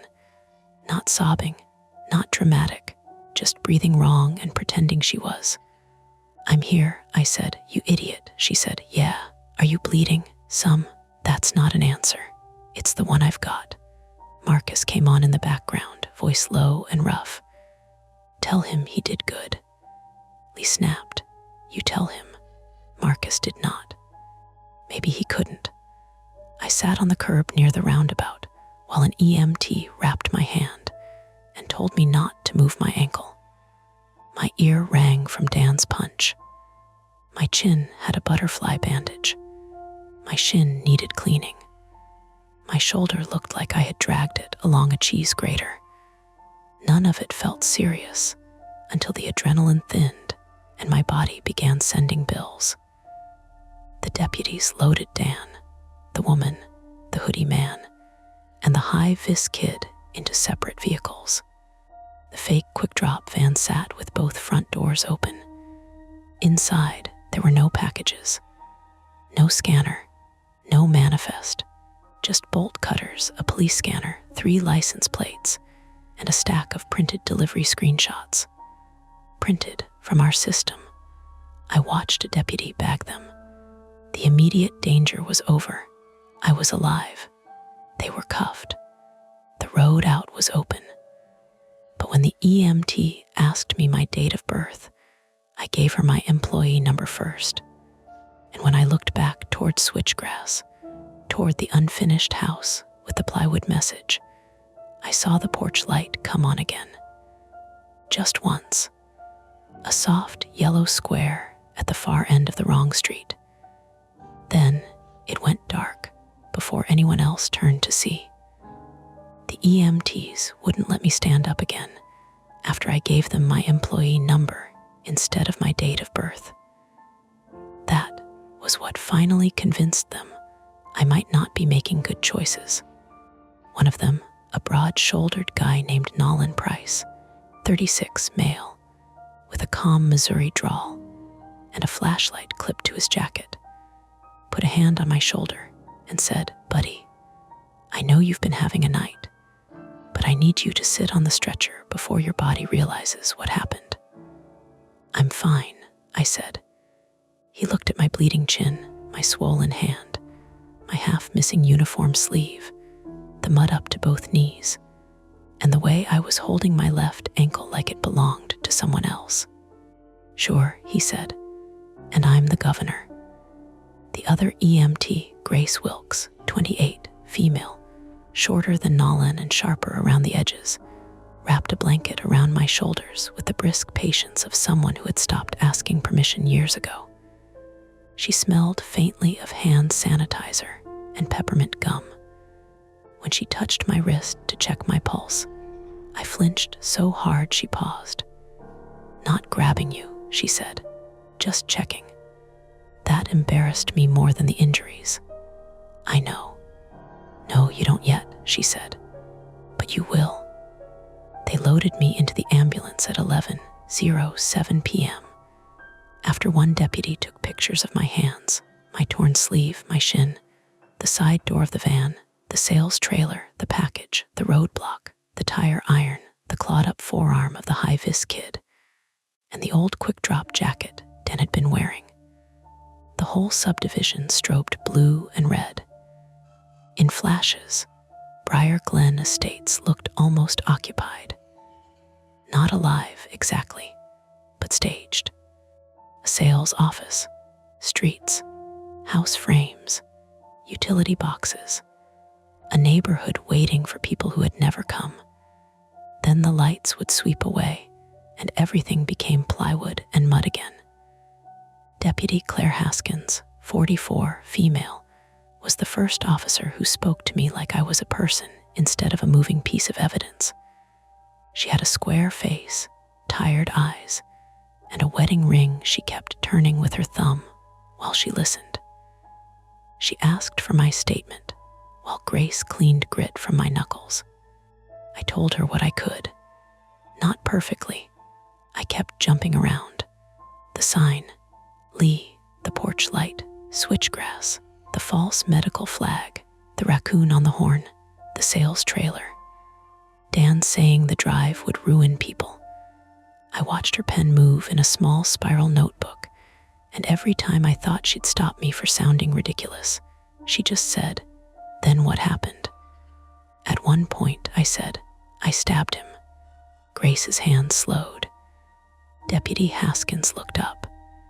"You defended yourself with an object inside the trailer after he forced entry." "I stabbed him." "You were trapped in a structure. He broke in after pursuing you. That distinction matters. Does it?" "It will," she said. I wanted to believe her. My body didn't. My body kept replaying the feeling of the metal rod going into Dan's thigh, that sudden give, that awful human sound after. I had thought surviving would feel clean. It didn't. It felt wet and heavy and unfinished. Lee arrived before they drove me away. I didn't know she was coming. I heard her first, arguing with a deputy near the entrance in that dispatch voice she used when she had already decided no one was allowed to stop her. "He is my driver," she said. "You can either tell me where he is or arrest me for being annoying." A minute later, she appeared at the back of the ambulance. Lee Ruiz looked smaller outside the dispatch desk. Same tight bun, now coming loose in strands around her face. Same dark jacket with the company badge clipped crooked near the zipper. Her eyes went straight to my bandaged hand, then my face, then the blanket. "You look terrible," she said. "You drove out here." Marcus drove. Behind her, Marcus Dane stood near a patrol car with his arms folded, looking at the ground as if the gravel had personally disappointed him. He didn't come closer at first. He just lifted his chin once when I looked at him. "I thought dispatch couldn't leave," I said. Lee's mouth twitched. Dispatch can do a lot of things when everyone is busy panicking. I'm sorry. Her expression changed so quickly I almost looked away. Don't do that, she said. I didn't listen. You listened more than most would have. I still went in.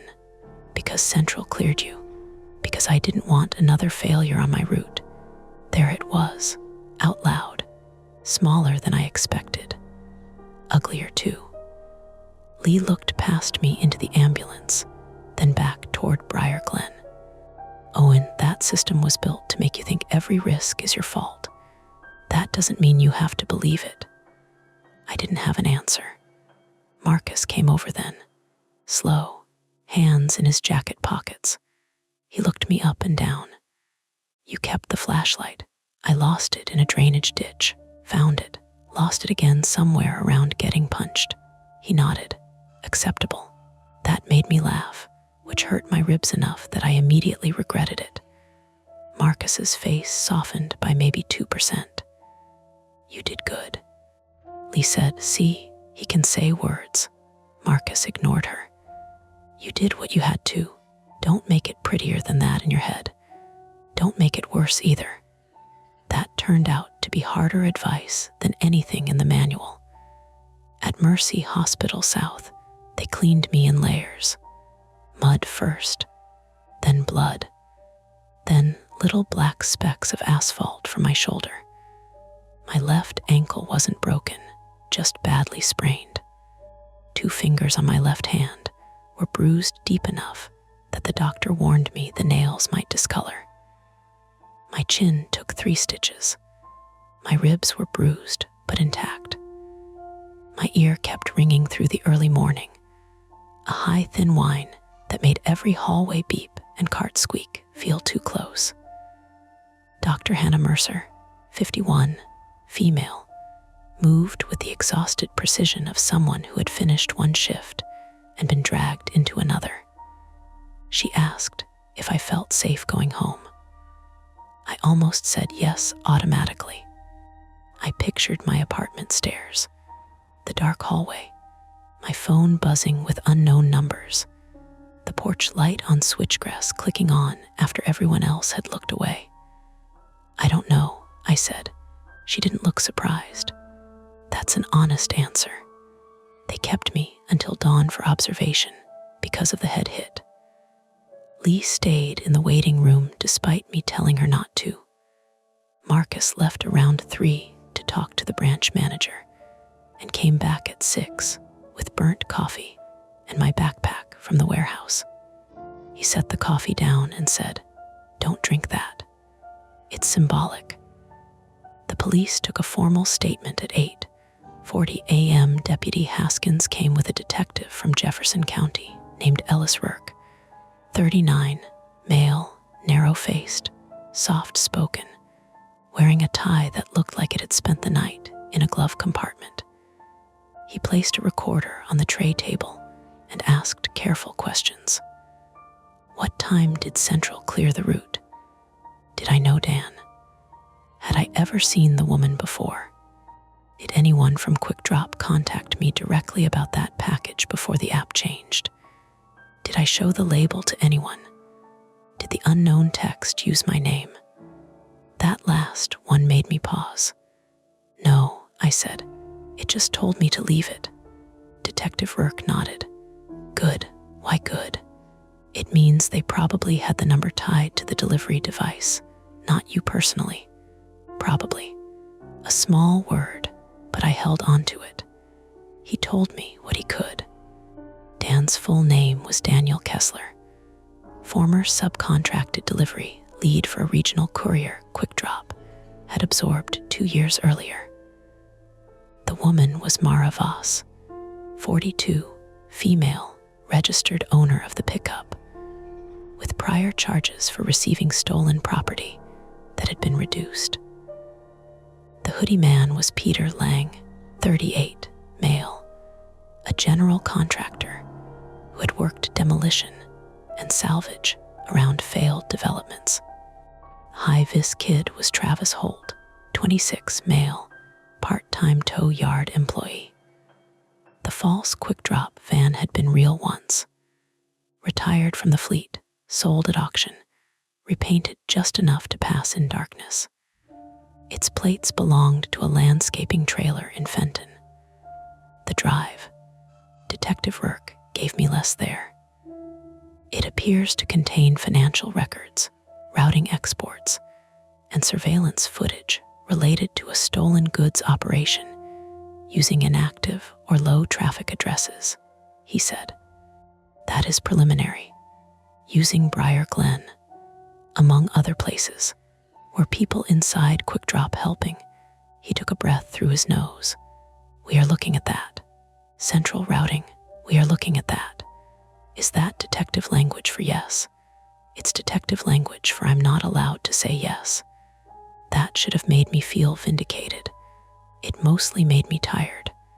Quick Drop suspended my account before lunch. Not fired. Suspended pending incident review. The email used words like safety, compliance, property custody, and unauthorized route deviation. I read it in the hospital bed with one eye half swollen and laughed until my ribs hurt. Lee called 3 minutes later. Do not answer anyone from corporate without a copy of the police report, she said. Hello to you too. I'm serious. I know, Marcus is making noise. What kind? The kind where managers pretend not to hear him until he says union. We don't have a union. No, she said. That's why they hate when he says it. By evening, the email changed.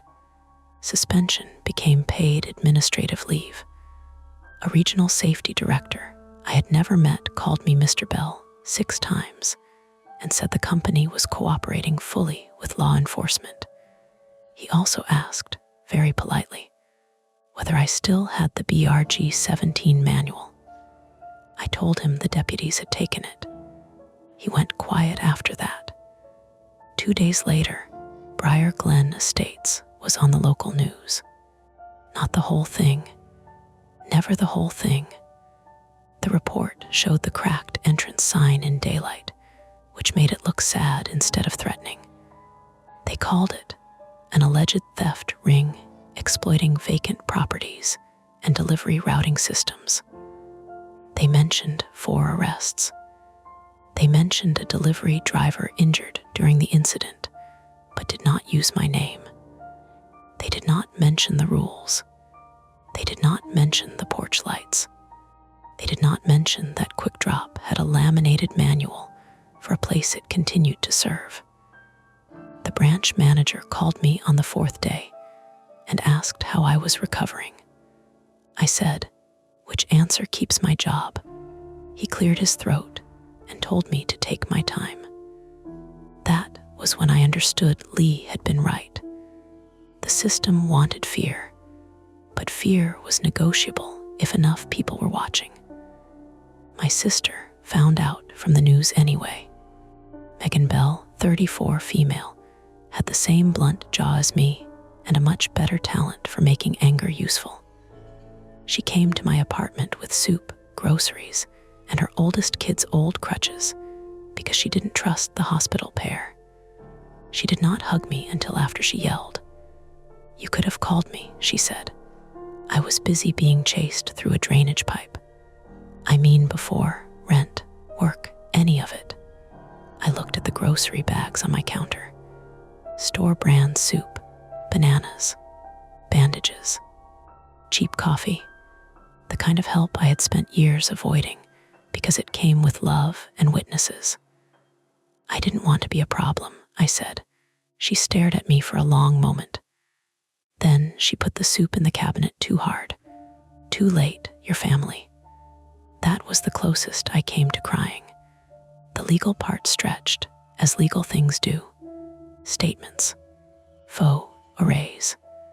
A meeting with the prosecutor where I was told self-defense looked clear, but cases could be complicated. A victim advocate gave me pamphlets about trauma responses, restitution, and court dates. I kept all of them in a folder on my kitchen table and never opened them unless someone asked. My injuries healed in ugly colors: yellow around the ribs, purple across the knuckles. The chin stitches came out and left a small raised line I could feel when I shaved. My ankle took longer. Even weeks later, certain steps made it flare, a bright reminder not to trust level ground just because it looked level. Sleep was worse. For a while, every delivery van horn in the city woke me. Porch lights made me check windows. My phone chirping with app notifications could put me back in that driver's seat, watching a man point at a package he couldn't name. Lee texted often, without making it sentimental. Eat something. Did you elevate the ankle, or are you being stupid? Marcus says your flashlight replacement should not be rechargeable because you forget to charge things. He is correct. Marcus sent one message: park facing out. Always. I kept that one. The police never told me exactly what was on the drive. Not fully. Rourke said it helped them identify 2 warehouses, several fake recipient accounts, and at least one person with access to route exception data. He would not say whether that person worked at Quick Drop Corporate or a contractor. He did say the crossed-out phone number on the manual belonged to an old dispatch line connected to Dan Kessler's former courier group. So the manual was written because of him, I asked. Maybe because of people like him. Why not shut the location down? Rourke rubbed his forehead. Because companies don't like admitting patterns until patterns become evidence. That answer felt true enough to be useless. Briar Glen Estates was blocked off after that. Concrete barriers at the entrance. County notices zip tied to the sign. No trespassing. Unsafe structures. Active investigation. For a month, Quick Drop drivers were told not to service any address inside it. Then the addresses disappeared from the app entirely, as if the place had never been on a route. I went back to work 6 weeks later, not because I was brave, because paid leave ended, rent did not, and fear had not magically turned into a career plan. My first night back, Lee was at dispatch. Marcus pretended not to watch me check my van twice before leaving. You good? Lee asked. No, she nodded. Good answer. The route was ordinary apartments, a dental office, 2 houses with dogs that sounded bigger than they were. I found myself reading every delivery instruction twice. I stopped trusting leave at side door. I parked facing out even when it annoyed people. I stopped worrying so much about being late. That was the strangest change. The app still chirped. It still flashed warnings. It still used words like failure. But after Briar Glen, those words sounded smaller. Not harmless, just smaller than a tire iron, smaller than a dead van, smaller than a man in a fake uniform telling me practicality meant surrender. Near the end of the shift, I delivered a padded mailer to a quiet ranch house outside Arnold. Porch light on, real cars in the driveway, a television flickering blue behind curtains. Normal. As I walked back to the van, the customer's motion light clicked off behind me. I stopped, just stopped. The night filled in around the edges of the yard, crickets in the ditch. A highway hum far away. My scanner warm in my good hand. My bad hand, mostly healed, aching in the cold. Nothing happened. No one stepped from a garage. No text arrived. No horn sounded. I got into the van and sat there until my breathing settled. Then I put it in drive and left. A week later, an envelope arrived at my apartment with no return address. That sounds like the start of something worse. It wasn't dramatic. No strange symbols, no threat, just a plain white envelope machine sealed, my name and address printed on a label. Inside was a photocopy of one page from the BRG-17 manual, the page with the map. Someone had circled the sales trailer in red. Under it, in block letters, they had written, "You missed the first drop." I took it to Deputy Haskins. She photographed it, bagged it, and asked if anyone had contacted me otherwise. I said no. She told me not to panic. "Could be someone trying to scare you," she said. "Is it working?" She didn't smile. "A little, yeah. They never found who sent it. Or if they did, no one told me." That's the unresolved part I live with, not the big conspiracy, not the drive, not Dan. People like him exist everywhere there are systems with gaps wide enough to crawl through. The part that stays with me is smaller. A porch light turning on too early. A manual written in rules instead of advice. A photocopied map in my mailbox, implying there was another package, another mistake, another point on the route nobody had admitted yet. Most nights, life is ordinary again. I microwave dinner. I ignore calls from numbers I don't know. I limp only when it rains.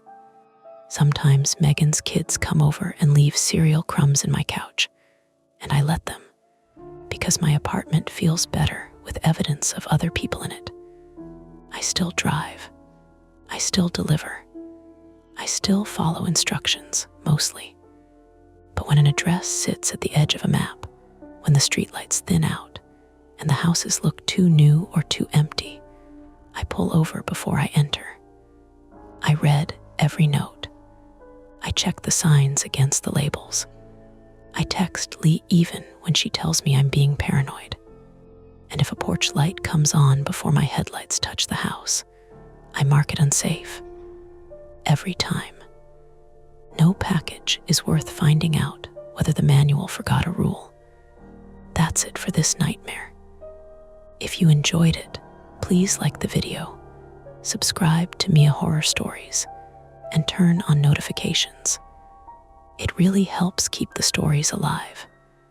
And don't stop here. Dive into another one of our videos and keep the fear going. You're listening to Mia Horror Stories, and today's story is I'm a Dog Sitter. The rules for the owner's basement are strangely specific.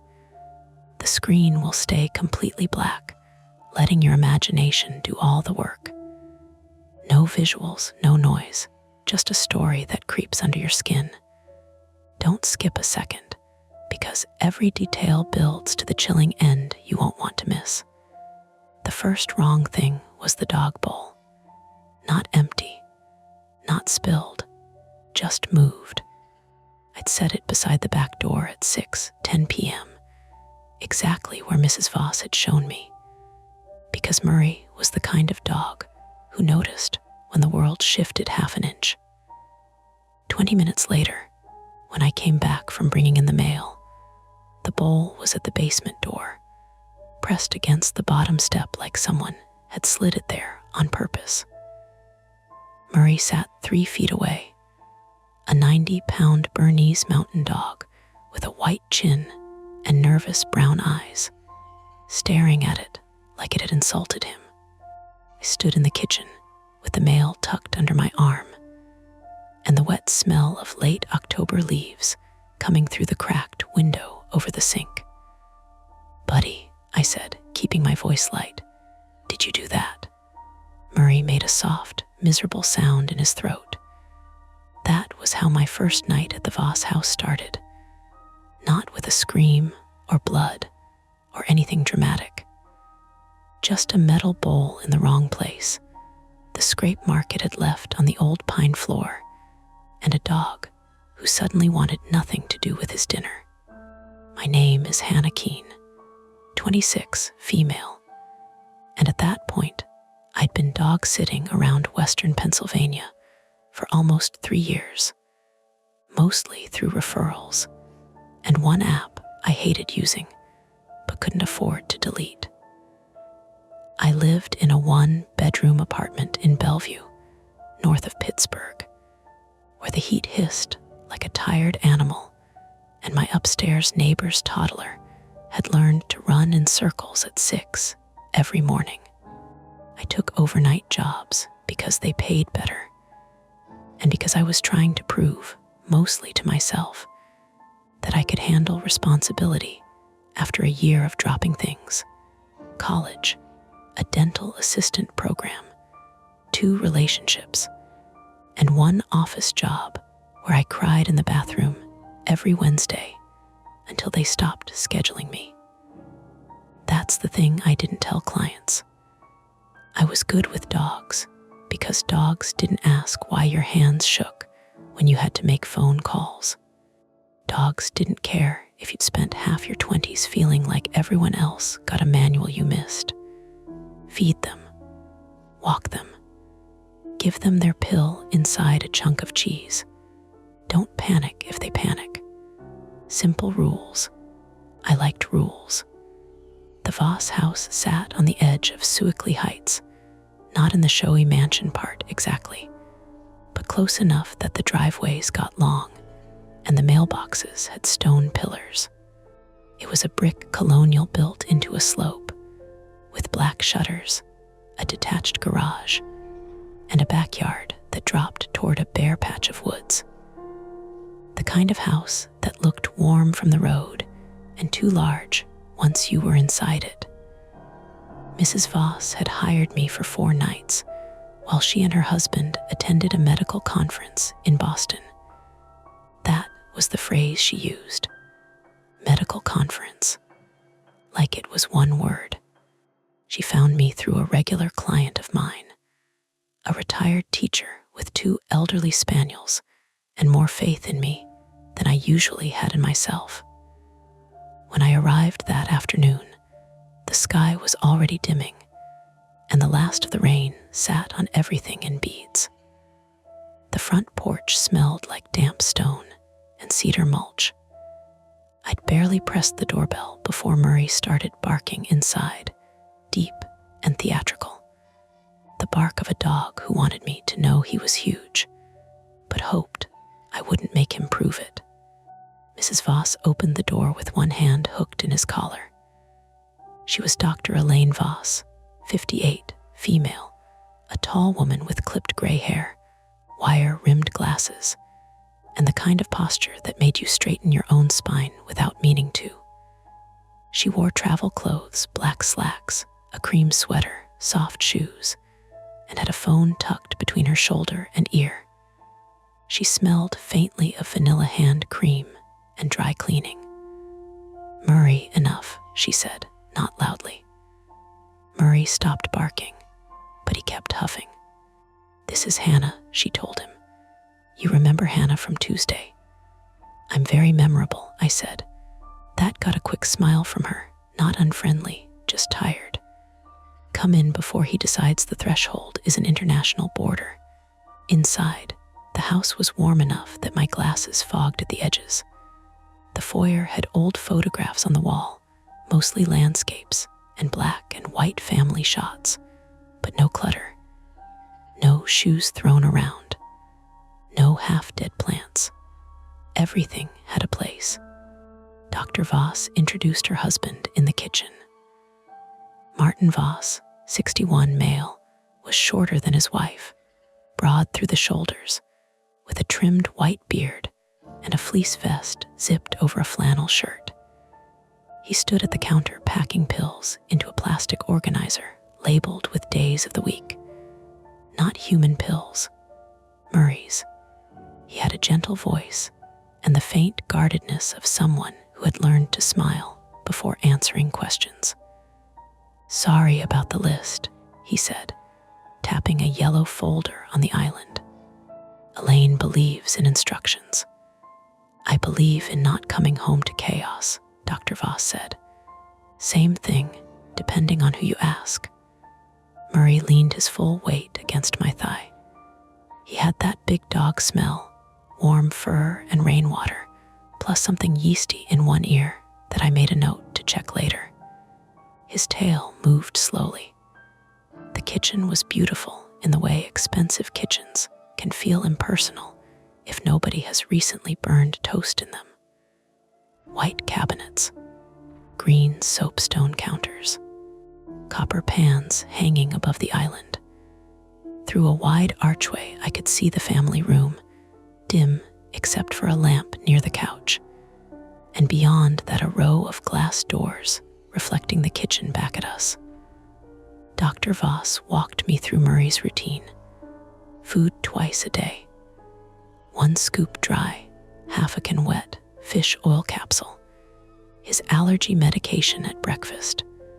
Joint supplement at dinner. No rawhide. No tennis balls unsupervised because he peeled them. He could go into the yard on a 30-foot lead, but not loose, because deer sometimes crossed through the woods, and he had selective hearing when emotionally invested. I wrote everything down even though it was already in the folder, because writing things down made me feel steadier. Then she said, "And there's the basement." Something shifted in Martin's face. Not much. He looked down at the pill organizer and snapped Saturday shut. Dr. Voss opened the yellow folder and pulled out a laminated sheet. "These are the basement rules," she said. The title at the top was typed in bold. Basement access, Murray care under it, were 6 numbered items. Keep basement door closed and latched at all times. Do not allow Murray to scratch, paw, or lie beside the basement door. Redirect with cheese from refrigerator drawer. If Murray barks at the basement door, turn on the kitchen exhaust fan and take him to the front porch for 5 minutes. Do not open the basement door to check. Water is heard running below after 9:00 p.m.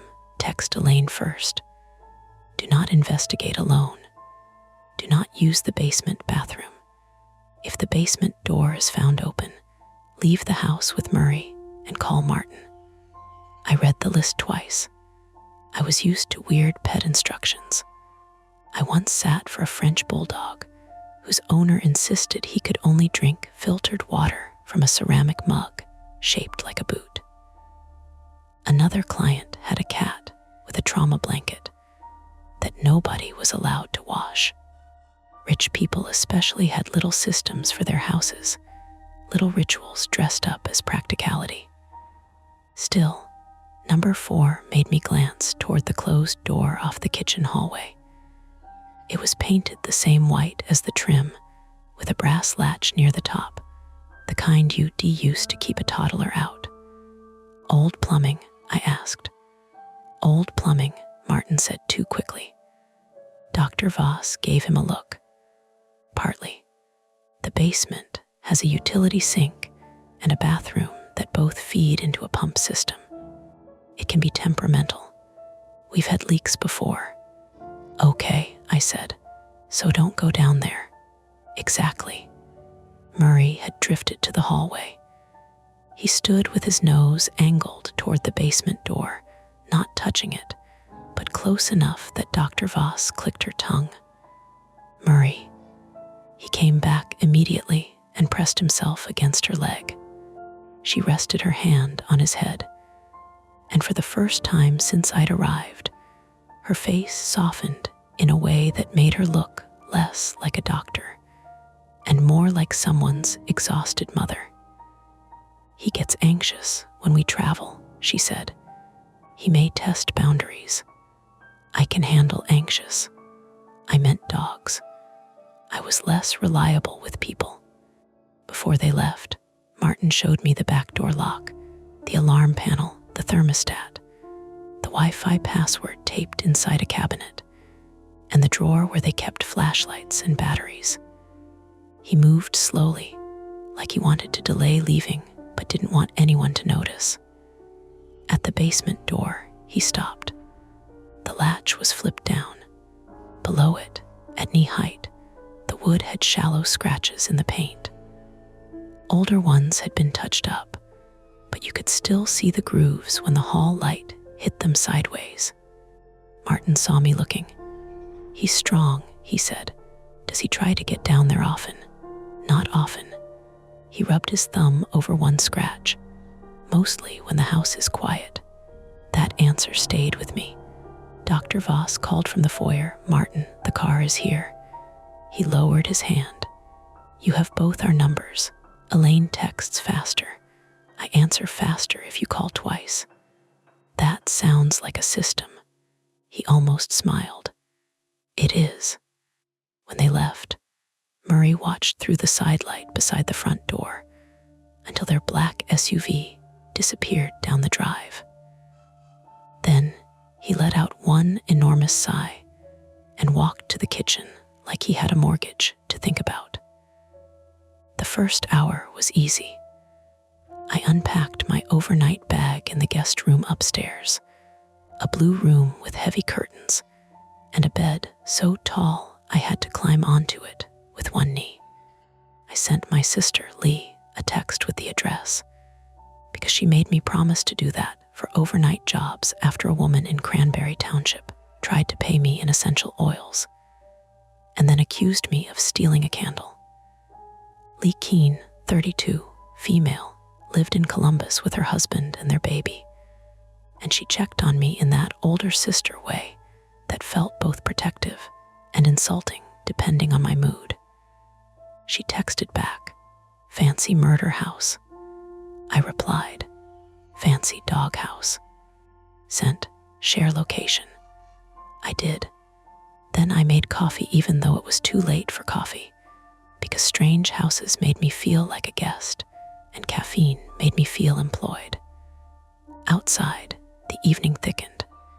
Cars whispered along the road beyond the trees, far enough away that they sounded like water. The old refrigerator clicked on and hummed. Somewhere in the walls, pipes ticked as the heat moved through them. Murray followed me from room to room with the concerned dedication of a nurse. He sat while I washed his bowl. He watched me open the refrigerator. He accepted a cube of cheddar from the drawer labeled Murray TREATS in blue tape, chewing it with solemn focus. At 6:10, I gave him dinner beside the back door. At 6:15, I stepped onto the porch to collect a damp stack of mail from the box at the end of the driveway. The air smelled like wet leaves, chimney smoke, and that cold mineral scent that comes up from stone after rain. A crow made a cracked sound from somewhere in the woods. I tucked the mail under my jacket and hurried back because the driveway was longer in the dark than it had looked in the gray afternoon. At 6:30, the bowl was at the basement door. That was the first wrong thing. I stood there longer than I should have, trying to assemble a normal explanation. Murray could have nosed it across the floor. The house could be slightly uneven. The bowl could have skated when he licked it clean. Except it wasn't clean.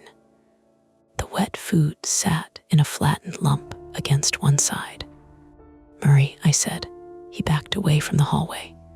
Not ran, not barked. Just stepped backward, nails clicking on the floor, eyes fixed on the bowl. That bothered me more than barking would have.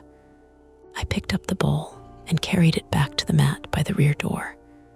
The underside was cold and wet. A crescent of food had smeared along the floor where it had moved. "Okay," I said, mostly to myself. "No more horror movie behavior. Eat your expensive fish sludge." Murray didn't move. I crouched, scooped a little food onto my fingers, and held it out. He looked at my hand, then at the basement door. From behind it came a sound. One knock, not loud, not dramatic, more like a pipe settling or a broom handle tapping wood from the other side. Murray's ears flattened. I stayed crouched with dog food on my fingers, listening to the house breathe around us. There was another sound, lower this time. A scrape, then nothing. The reasonable part of my brain spoke up immediately and with great confidence. Old house, radiator, pipes. Maybe the sump pump. Maybe a branch against an exterior vent. Maybe the kind of sound that happened all the time, except now I had a laminated sheet telling me not to notice it, so I noticed everything. I wiped my fingers on a paper towel and took out my phone. No signal issue. Full Wi-Fi. Battery at 82%.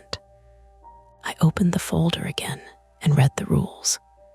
If Murray barks at the basement door, turn on the kitchen exhaust fan and take him to the front porch for 5 minutes. He hadn't barked. If water is heard running below after 9:00 p.m., text Elaine first. It was 6:34. If the basement door is found open, leave the house with Murray and call Martin. The door was shut. The latch was down. The rules did not cover knocks. That was probably intentional, I told myself, because knocks were probably nothing. Still, I turned on the kitchen exhaust fan. It roared to life above the stove, loud enough to fill the room with blunt, mechanical sound. Murray startled, then looked at me as if I'd finally said something sensible. I clipped his leash on and took him out front. The porch light buzzed faintly. Across the road, a neighbor's upstairs window glowed amber behind curtains. The rest of the street had that wealthy quiet where every house had space to keep its noises private. Murray stood at my side and sniffed the wet air. His breath puffed white. "See," I said, "porch, 5 minutes. We are extremely good at rules." My phone vibrated, a text from an unknown number. "This is Rachel next door. Elaine gave me your number in case of emergency. Everything okay?" Saw porch light flick on off a few times. I looked at the porch light. It was steady. Then it flickered once, fast enough that I almost convinced myself I'd blinked. Rachel Marsh, 44, female, appeared at the edge of her driveway a minute later, wrapped in a burgundy raincoat with the hood down despite the mist. She lived in the gray house to the left, partly hidden by hemlocks. She had a flashlight in one hand and the cautious posture of someone trying not to seem nosy while absolutely being nosy. "You must be Hannah," she called softly. "Yeah, hi. Sorry, did the light bother you?" "No, I just keep an eye out when Elaine's gone." She came closer, boots whispering through wet leaves at the edge of the pavement. Murray behaving. Murray gave one slow wag, but he didn't pull toward her. So far. Rachel looked toward the Voss house, not at me. "Good." The way she said it made a small, tight knot form under my ribs. "Is he usually nervous?" I asked. "When they travel, he's attached to them." She shifted the flashlight from one hand to the other. "Big dogs can be funny." "Yeah." A pause settled between us, filled by the fan rumbling faintly through the kitchen wall. Rachel's eyes moved toward the side of the house, where a narrow set of exterior stairs disappeared behind a railing and a sloped cellar door. I hadn't noticed that door earlier. "Is there basement access outside?" I asked. She looked back at me quickly. "There used to be. They had it sealed." Then she smiled, too late. "Water issues. This hill is all clay. Basements are a nightmare." That was the second time someone had blamed water. Murray pressed against my knee hard enough to shift my balance. Rachel noticed. Her expression changed just a little. "You have Elaine and Martin's numbers?" she asked. "Yes. And you're staying overnight?" "That's the plan," she nodded, but not like that reassured her. "Lock both doors, front and back. The side gate doesn't always catch, so check it if you let him out." Elaine didn't mention the side gate. "No," Rachel's mouth tightened. "Maybe they fixed it."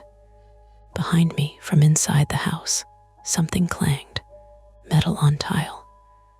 Murray lunged toward the front door so suddenly the leash burned across my palm. "Hey, Murray, wait," he barked once, huge and sharp, and the sound bounced off the porch ceiling. Rachel stepped back.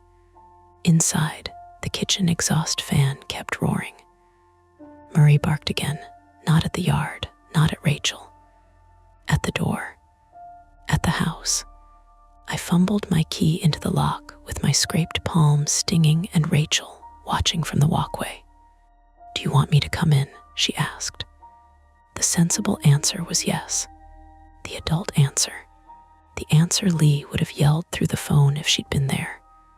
But my flaw, if you want to call it that, was that I hated seeming incapable even more than I hated being scared. I had built half my personality around being the person who could manage things quietly. Dogs, houses, emergencies, myself. Especially myself. "I'm okay," I said. "Probably just the bowl again." Rachel did not look convinced. I said more firmly and opened the door. Warm air rolled out, carrying the smell of dog food and copper pans and something else underneath. Bleach, not strong, not fresh, just a thin chemical thread from deeper in the house. The metal bowl lay upside down in the middle of the kitchen. The basement door was still closed. The latch was still down. But the yellow folder, which I had left flat on the island, now sat on the floor in front of the basement door. Its pages had slid out in a neat fan. The laminated basement rules were on top. Murray went quiet. Rachel stood behind me on the porch.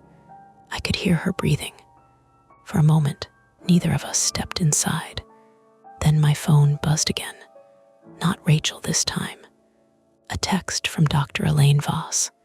"Forgot to mention, if Murray brings anything to the basement door, ignore it. Put him in the guest room for 10 minutes. Do not reward the behavior." I looked from the message to the folder on the floor. Murray had no hands. Folder had been on a 4-foot-high island. Rachel whispered. What did she say? I didn't answer right away, because from the basement side of the door came the smallest sound yet.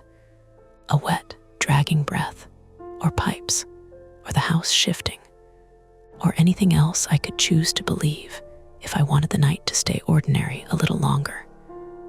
Murray looked up at me, panting through a closed mouth, his body shaking against my leg. The rules said to put him in the guest room. The neighbor was standing behind me, waiting. The basement door remained closed, and I had to decide whether to follow the instructions exactly, or admit out loud that something in this house had already moved beyond them. I did not open the basement door. That sounds like bravery when I say it now. It was fear wearing the jacket of good judgment. I stood in the doorway with Murray trembling against my leg, Rachel behind me on the porch, and the yellow folder lying open on the floor like it had been placed there for inspection. The kitchen exhaust fan hammered away over the stove, steady and loud, making the copper pans tremble faintly on their hooks. Rachel said, "Hannah." I bent without stepping fully into the hallway and picked up the laminated rules by one corner. The plastic was cold. Damp, too, not soaked, but tacky against my fingertips, as if it had been handled by someone with wet hands. Murray whined. The basement door stayed shut. Elaine says to put him in the guest room for 10 minutes, I said. Rachel's eyebrows drew together. She texted that just now. Yeah, about the folder. About Murray bringing things to the basement door. Rachel stared at the folder on the floor, then at the dog, then back at me. Can he reach the kitchen island? No. Murray chose that moment to sneeze, twice, sharp and wet, and then pressed his nose against the seam under the front door like he wanted back outside. His whole body had that desperate, contained energy dogs get before a thunderstorm. Not panic exactly. Recognition. Rachel stepped over the threshold, She did it carefully, as if entering someone else's argument. Rachel Marsh, 44, female, had a neighbor's practical courage. Not theatrical, not reckless, just the kind that came from owning a flashlight, knowing where the shut-off valves were, and having lived through enough bad weather to understand that homes failed in quiet ways first. Her burgundy raincoat dripped onto the Voss's polished floor. "Close the door," she said. "You're letting heat out." I almost laughed because it was such a normal thing to say. Instead, I shut it, locked it, and slid the deadbolt home. The fan kept roaring. "Guest room?" Rachel asked. "Upstairs. Let's do that. Then we call them." I should probably text Elaine first. You already did, in a way. I didn't ask anything. Rachel looked at me, not meanly. "You don't need permission to say something is wrong." That landed harder than it should have. My first instinct was to defend myself, to explain that clients with big houses and laminated instructions didn't love being second-guessed by 26-year-old dog sitters who drove used Hondas and still forgot to renew library books. But Murray barked again, one deep bark that punched through the fan noise, and whatever I was about to say disappeared. "Come on," I told him. He did not want to cross the kitchen. I had to coax him with a cube of cheddar from the labeled drawer, my hand stinging where the leash had scraped it. He took the cheese, but didn't chew, just held it in his mouth, eyes flicking between me and the basement door. Rachel watched us with her flashlight lowered. "Has he done this before?" I asked. "Murray, the folder, the door, any of it." Rachel's mouth opened, then closed. "I don't know. That's not an answer. It's the only honest one." We got Murray upstairs by inches. The steps creaked under his weight, and halfway up, he stopped so suddenly I bumped into his back. He turned his head toward the first-floor hallway. Below us, the exhaust fan cut off. The house changed shape around the absence of it. The refrigerator hum grew louder. Rain ticked against a window somewhere. One of Murray's tags jingled because he was shaking. "I didn't turn it off," I said. Rachel's face went still. She moved past me down 2 steps, looking toward the kitchen. "Maybe it's on a timer. It's a switch, could be a bad connection." "Could be," I said. Neither of us moved for a breath. Then Rachel reached around me and touched Murray's shoulder.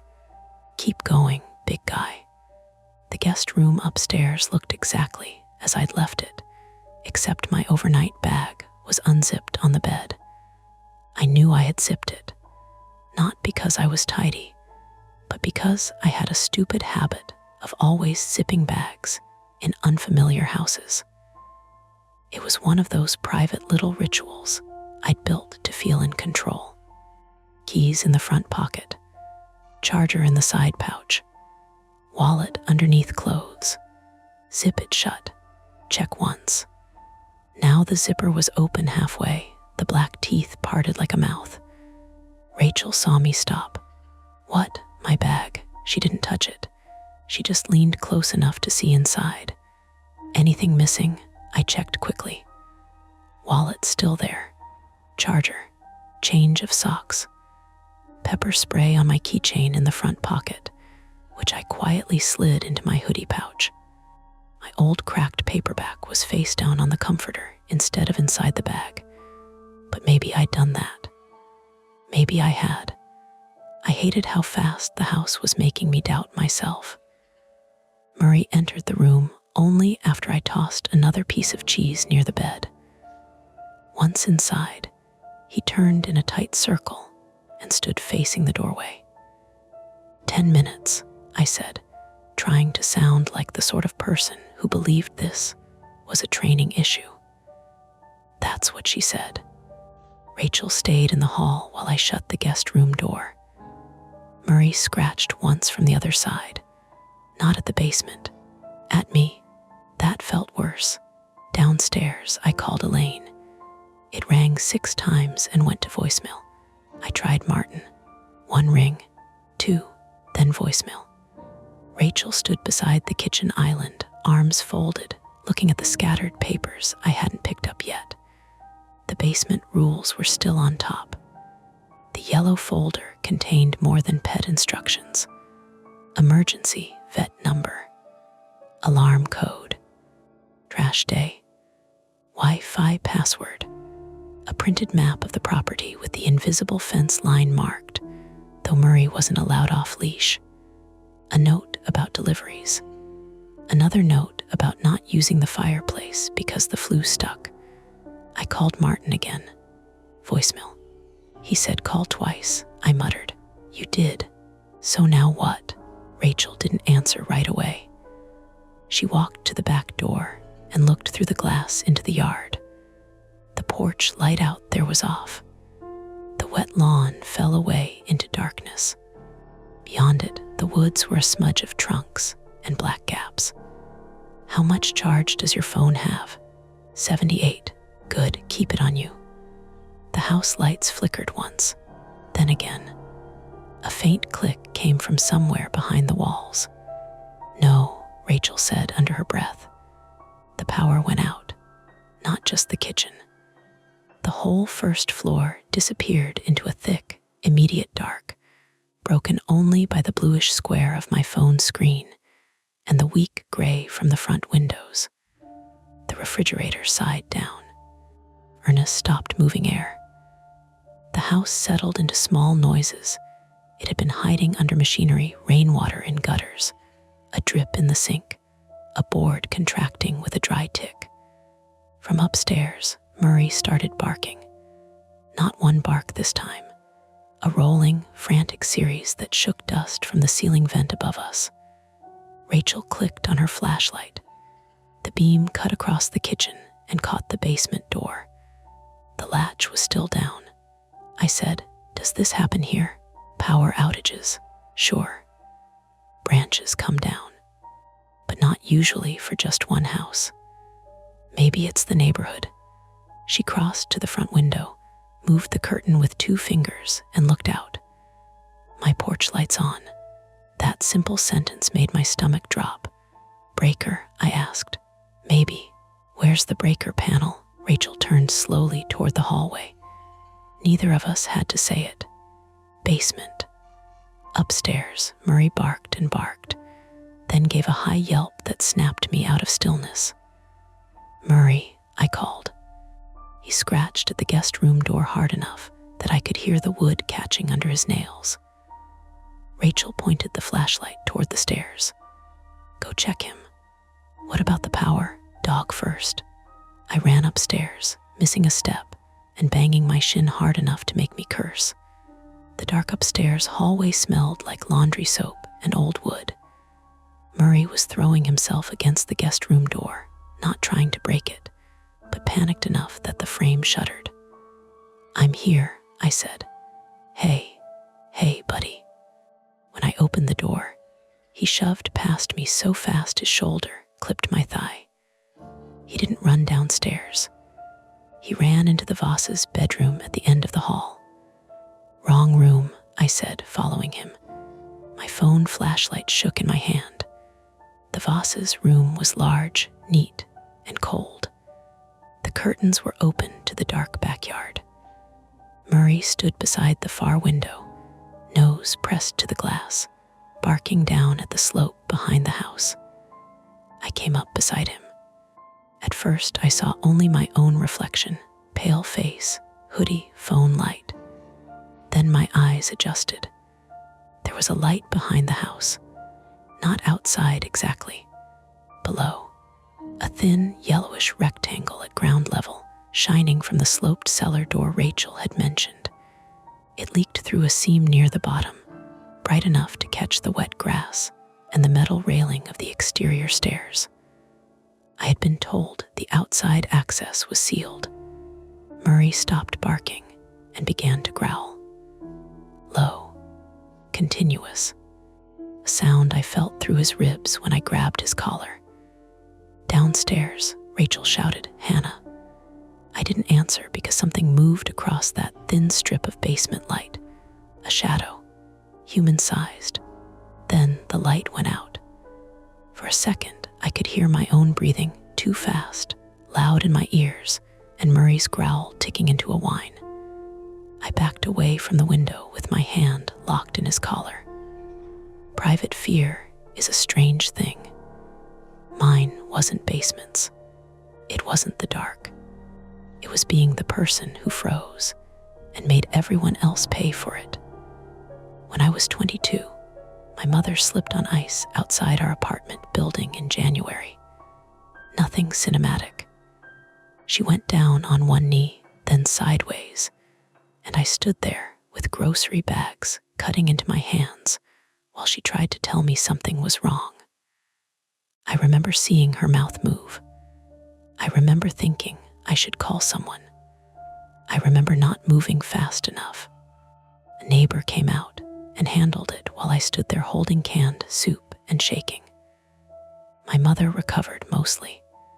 She never blamed me. That somehow made it worse. So when I saw the basement light and the shadow crossing it, my first clear thought was not, "Something is in the house." It was, "Don't freeze." I dragged Murray from the bedroom and got downstairs as fast as he would let me. Rachel was in the kitchen, phone to her ear, flashlight tucked under her chin, while she tried the stove hood switch with 2 fingers. 911, I asked. Non-emergency first. Rachel, she lowered the phone. I know. There was a light at the outside basement entrance. Her face changed.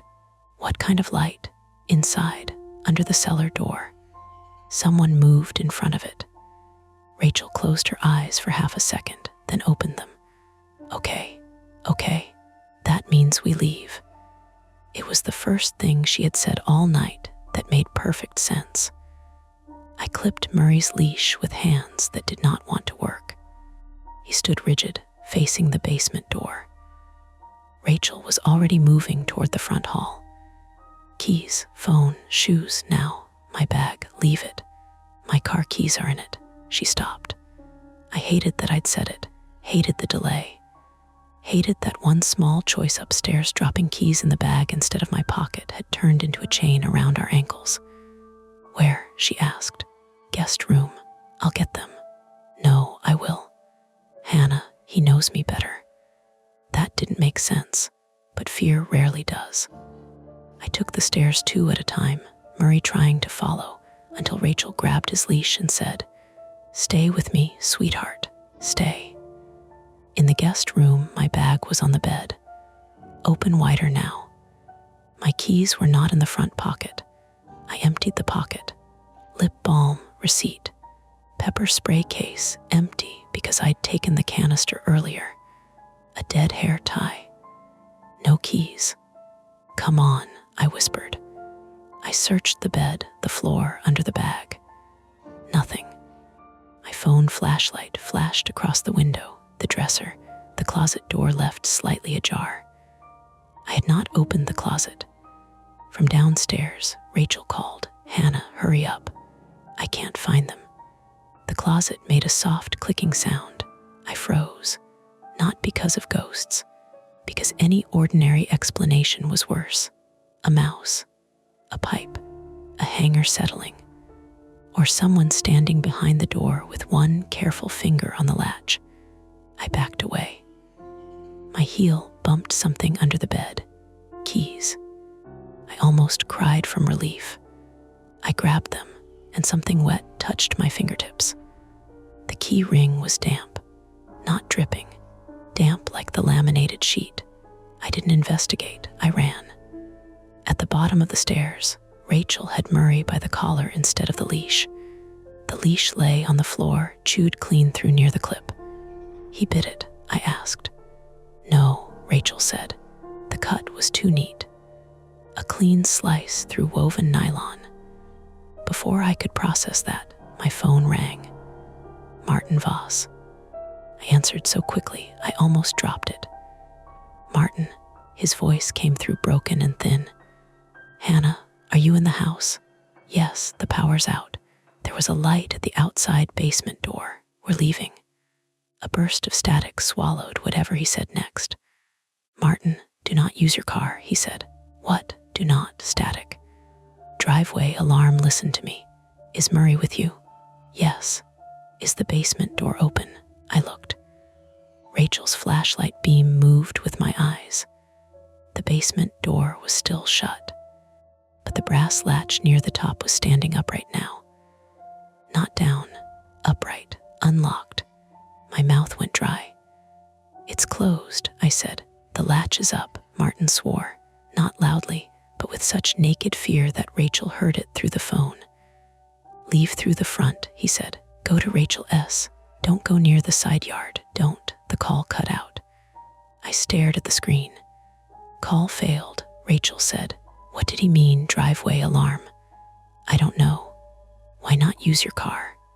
"I don't know." Murray pulled toward the front door with sudden force. This time I went with him. The plan was simple enough to hold in one hand. Leave the house, cross the yard, go to Rachel's, call 911 from there, wait under lights with another adult and a very large dog. Simple rules. I unlocked the front door.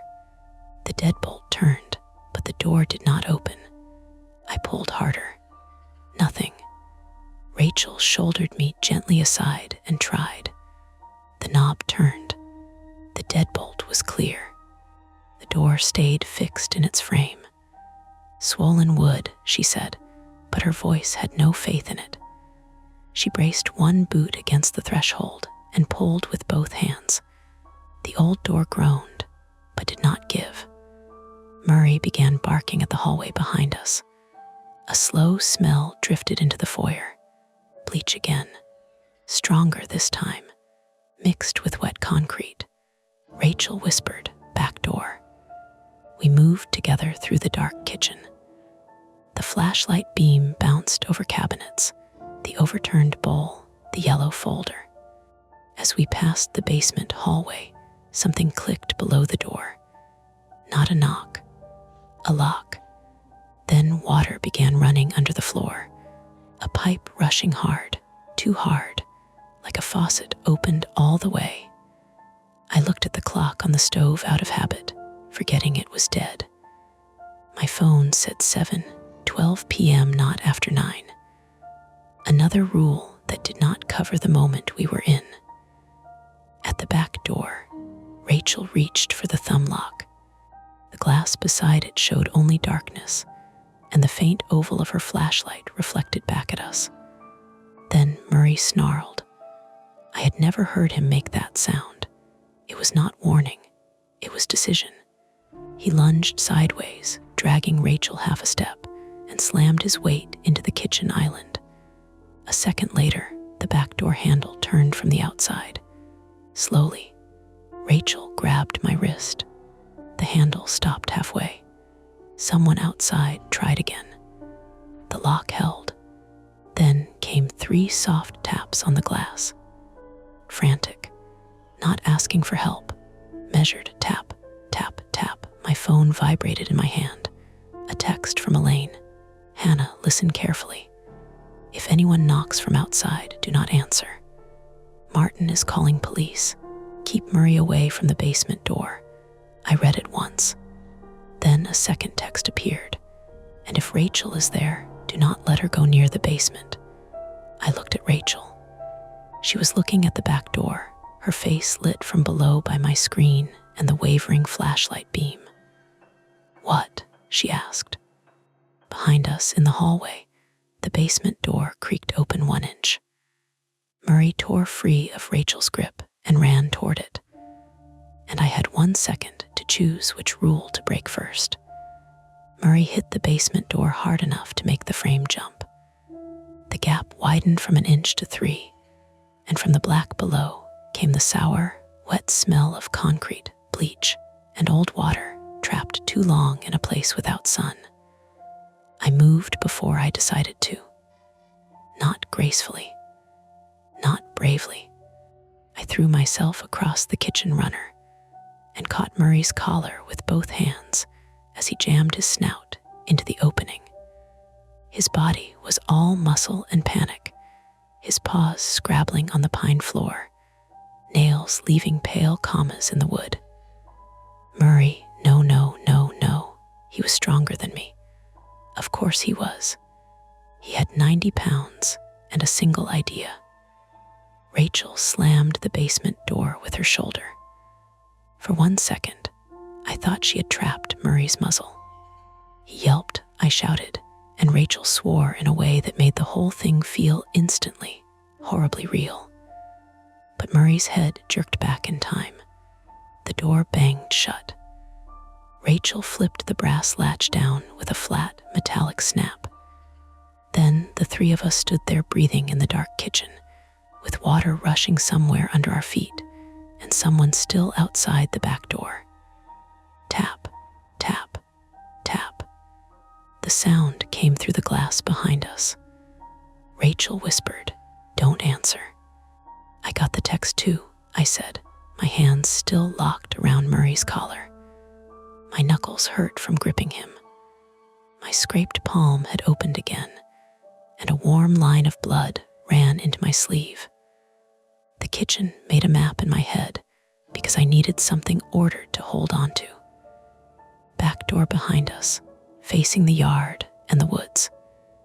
Basement door in the short hallway to the right of the refrigerator.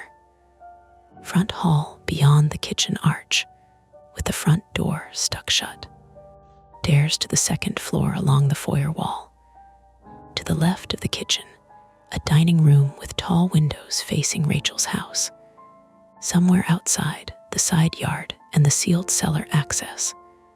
Somewhere below, water running where nobody was supposed to go. Murray growled at the basement door now, not the back door. That scared me worse. Rachel took my phone from where I had dropped it on the floor. "I'm calling 911. Good. She pressed the screen, waited, her face tightened. What? No service. There's Wi-Fi. Power's out. My phone had signal upstairs. Try near a window. That was our first attempt. Call for help. It should have been simple. Rachel moved to the dining room window, one hand on the wall as she walked through the dark. I kept Murray close and followed, because leaving her alone felt worse than staying together. The dining room smelled faintly of furniture polish and rain seeping around old windows. A long table sat in the middle, set with nothing but a blue ceramic bowl of decorative pears. The window faced the side yard. Beyond the glass, Rachel's house glowed through trees, 2 warm windows, and a porch light, impossibly close and impossibly unreachable. Rachel held the phone high. 1 bar appeared, she dialed. The call connected. 911, what is the address of your emergency? The dispatcher's voice was thin but there. Human, steady. I almost cried. Rachel gave the address, then said, "We're inside the Voss residence on Maple Ridge Lane. Power is out only at this house. We may have an intruder on the property. The front door won't open. Someone tried the rear door. There is possible flooding in the basement." The line crackled. The dispatcher asked if anyone was injured. Rachel looked at my hand. Minor injury. No known serious injuries. Murray lunged suddenly toward the kitchen, dragging me 2 steps. I bit down on a sound because the collar twisted my finger sideways. The dispatcher said something I couldn't catch. Rachel pressed the phone harder to her ear. "Say again," static, then a dead tone. "No," Rachel said. "No, no." She tried redialing. No service. I held my own phone up beside hers. Nothing. "Did they get the address?" I asked. "Yes, I think. Yes. You think?" I gave it before the line dropped. That should have been comfort. Instead, it made everything feel procedural and fragile. Help might be coming. Help might be 10 minutes away or 30. Help might get delayed because the dispatcher only had half the problem. Meanwhile, the water below kept running. Then something upstairs crashed. A heavy thump, followed by a sliding sound. Murray barked once and tried to bolt toward the stairs. Rachel grabbed a dining chair and wedged it under the dining room door handle like we were in a movie. Except the chair slipped because the floor was polished and the handle was too high. "That won't hold," I said. "Slow someone." "From where?" She didn't answer. We stood listening. Another sound came from upstairs, a fluttering clatter, then a soft, repeated bump, bump, bump, bump. My mind gave it shape before I could stop it. Footsteps on the landing. Someone coming down slowly in the dark. Rachel raised the flashlight, and the beam shook. Could someone else be in the house? I checked upstairs earlier. That isn't an answer. The bump came again. Murray's growl dropped into something almost vibrating. We couldn't leave through the front, couldn't trust the back, couldn't call again. And now there was movement above us. "I have pepper spray," I said. Rachel looked at me. "In my hoodie." "Good, keep it in your hand." That was our second attempt. Clear a path upstairs and get a better signal. Maybe retrieve my charger. Maybe use a window if we had to. It sounds stupid now, but fear narrows your options until the bad idea with steps becomes the only idea with a shape. The upstairs windows faced the front and backyard. We had seen signal there. If police called back, we needed service. If someone was upstairs, we needed to know before they came down behind us. Rachel took Murray's ruined leash and tied it through his collar as best she could, making a short handle from the sliced end. I held the pepper spray canister, thumb on the safety, and felt ridiculous until I remembered the back door handle turning. We moved from the dining room into the foyer. Front door on our left, stuck shut. Stairs straight ahead, kitchen behind us, basement hallway to our right. At the bottom of the stairs, I could see the second floor landing as a pale rectangle. Something moved across it. I gasped. Rachel lifted the flashlight. The thing on the landing swung toward us. White, long, shapeless. Murray barked so hard my ears rang. For one horrible second, it looked like a person leaning over the railing. Then the flashlight steadied. It was a curtain. One of the guest room curtains had come loose from its rod and was flapping out into the hallway, caught in air moving through the house. The bumping sound was the wooden rod end tapping the wall each time the fabric pulled and dropped. "Jesus," Rachel breathed. The relief made my knees weak in a way terror hadn't. I had to sit on the second stair for 2 seconds, just 2, while Murray panted hot against my cheek. "Window must be open," Rachel said. "That's why it's moving." I didn't open it. Someone could have. Or old latch. There it was. The misdirection, explained enough to stop being impossible, and not enough to stop being frightening. We climbed. The guest room window was indeed open 3 inches from the bottom, rain misting the sill. The curtain rod had pulled loose on one side and banged against the wall with each gust. Cold air poured in, carrying the smell of wet leaves and mud. My overnight bag was still on the bed. My charger was inside. My paperback lay on the floor now, pages bent. I shut the window. The latch resisted, then caught. Rachel checked her phone near the glass. 1 bar, call again. She tried, failed. I tried mine. Failed. Murray stood at the guest room door, staring down the hall toward the Voss's bedroom. "What?" I whispered. He pulled. "Not now, buddy." He pulled harder. Rachel looked toward the bedroom too. "That room overlooks the back." We went because the dog insisted. and because every other direction had already become a bad one. From the Voss's bedroom window, the backyard was visible in layers. First the deck, with slick boards shining faintly, then the strip of lawn falling away, then the dark rail around the exterior basement steps, then the cellar door set into the slope like a mouth. Rachel's house was out of sight from this angle. There was no light now at the cellar entrance, but there was movement in the yard. A figure crouched near the basement steps. Rachel killed the flashlight. We stood in the dark, the three of us at the window, breathing as quietly as bodies allow. The figure was low and bulky, hunched at the railing. It shifted, and something pale flashed. A face, a hand. Then it rose on 4 legs. "Dear," Rachel whispered. It bounded away toward the woods, hooves kicking wet leaves. I almost laughed, and then my throat squeezed shut because I realized I had wanted it to be a deer so badly that for a second I ignored the other thing. The cellar door was open. Not wide, maybe a foot, but open. A rectangle of deeper black cut into the slope. Rachel saw it too. "They sealed it," I said. "They said they sealed it." "Why lie about that?" Rachel didn't answer. My phone vibrated. For 1 second, I thought service had returned and Martin was calling. Instead, a notification appeared from my shared location app.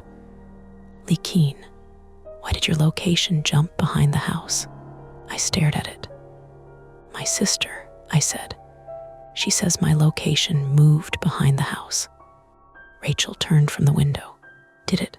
"No, I've been inside." The little blue location dot opened on the map when I tapped it. It showed me not upstairs in the Voss house, but outside near the side yard, almost exactly at the exterior basement entrance. Then it snapped back to the house, then behind the house again. Rachel said very quietly, "Could be bad GPS." "Could be." My phone vibrated with another message from Lee. "Hannah, answer me." "Are you outside?" I typed. "Inside." "Call police." "Voss house. Tell them intruder possible, power out, basement flooding." The message hung unsent. No service. Rachel grabbed her own phone and tried to text. Nothing. Below us, the running water changed pitch. It went from a steady rush to a hard, hollow hammering, pipes knocking. The floor beneath our feet trembled once. Then, from downstairs, came a high electronic beep. Once, twice, 3 times. "Alarm panel," Rachel said. "The house alarm, maybe. Low power warning. Or door sensor." Her face told me she had thought the same thing. We moved back toward the hall, and that was when we heard the basement door open. Not creak, open. Wood scraping lightly against the kitchen floor, slow and deliberate. Murray erupted. Rachel caught him around the chest before he could barrel down the stairs, but he thrashed so hard they both hit the wall. A framed photograph dropped and shattered at their feet. "Hold him," she snapped. "I'm trying." Glass crunched under my sock. Pain flared in the arch of my left foot, hot and immediate. I looked down and saw a dark bead spreading through the fabric. "Don't step," Rachel said. "Too late." I pulled a shard from my sock with shaking fingers. It was small, but it had gone in enough to make me hiss through my teeth. Murray kept lunging, his collar twisting against my wrist. Rachel's raincoat sleeve tore at the seam. We had failed to call, failed to leave, failed to keep Murray isolated, failed to keep the basement door latched. And now we were injured in a dark hallway while water hammered below, and an exterior door stood open behind the house. Rachel looked toward the stairs. "We need to get out a window." "Which one?" "Front bedroom roof, maybe porch roof below. Elaine's office has windows over the porch. You know the layout. I've been here before." That answer was too quick again. I said. Rachel, not now. Yes, now. Why did Elaine say not to let you near the basement? She stared at me, breathing hard, one hand buried in Murray's fur. Her flashlight lay on the carpet, shining sideways into a baseboard. Hannah, we are not having this conversation in the hallway. You knew about the outside door. You knew the basement was a problem. I knew Martin had trouble with someone. A noise came from below. Not water, a voice. Too muffled to understand, but undeniably human. Murray stopped barking mid-breath. Rachel went pale in the faint light. The voice came again, from the kitchen or basement hallway, distorted by floors and walls. Hannah, it was Martin's voice. I took one step toward the stairs before Rachel grabbed the back of my hoodie. No, that's Martin. No, it is.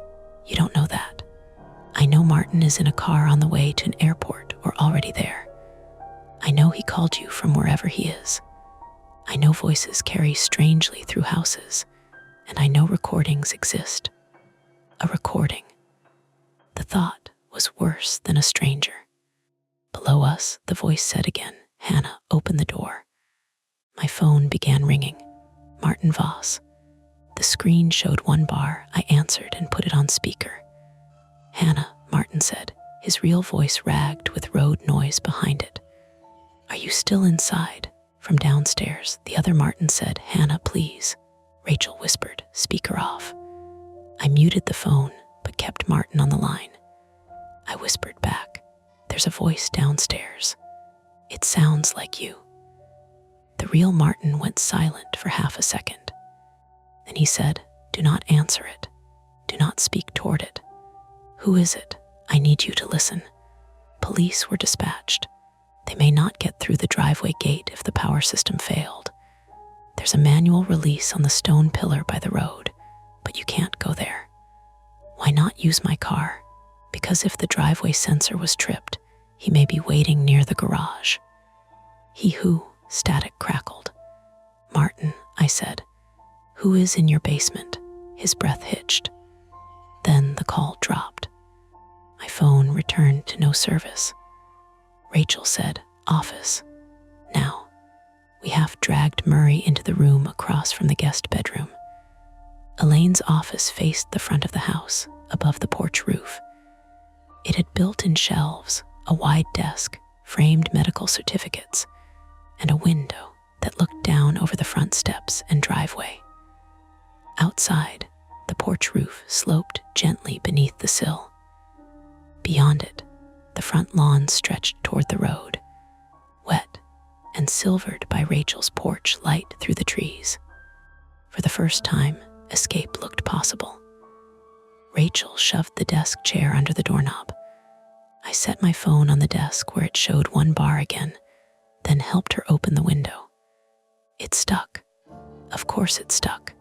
We pulled together, grunting, shoulders pressed side by side. My cut foot throbbed against the carpet.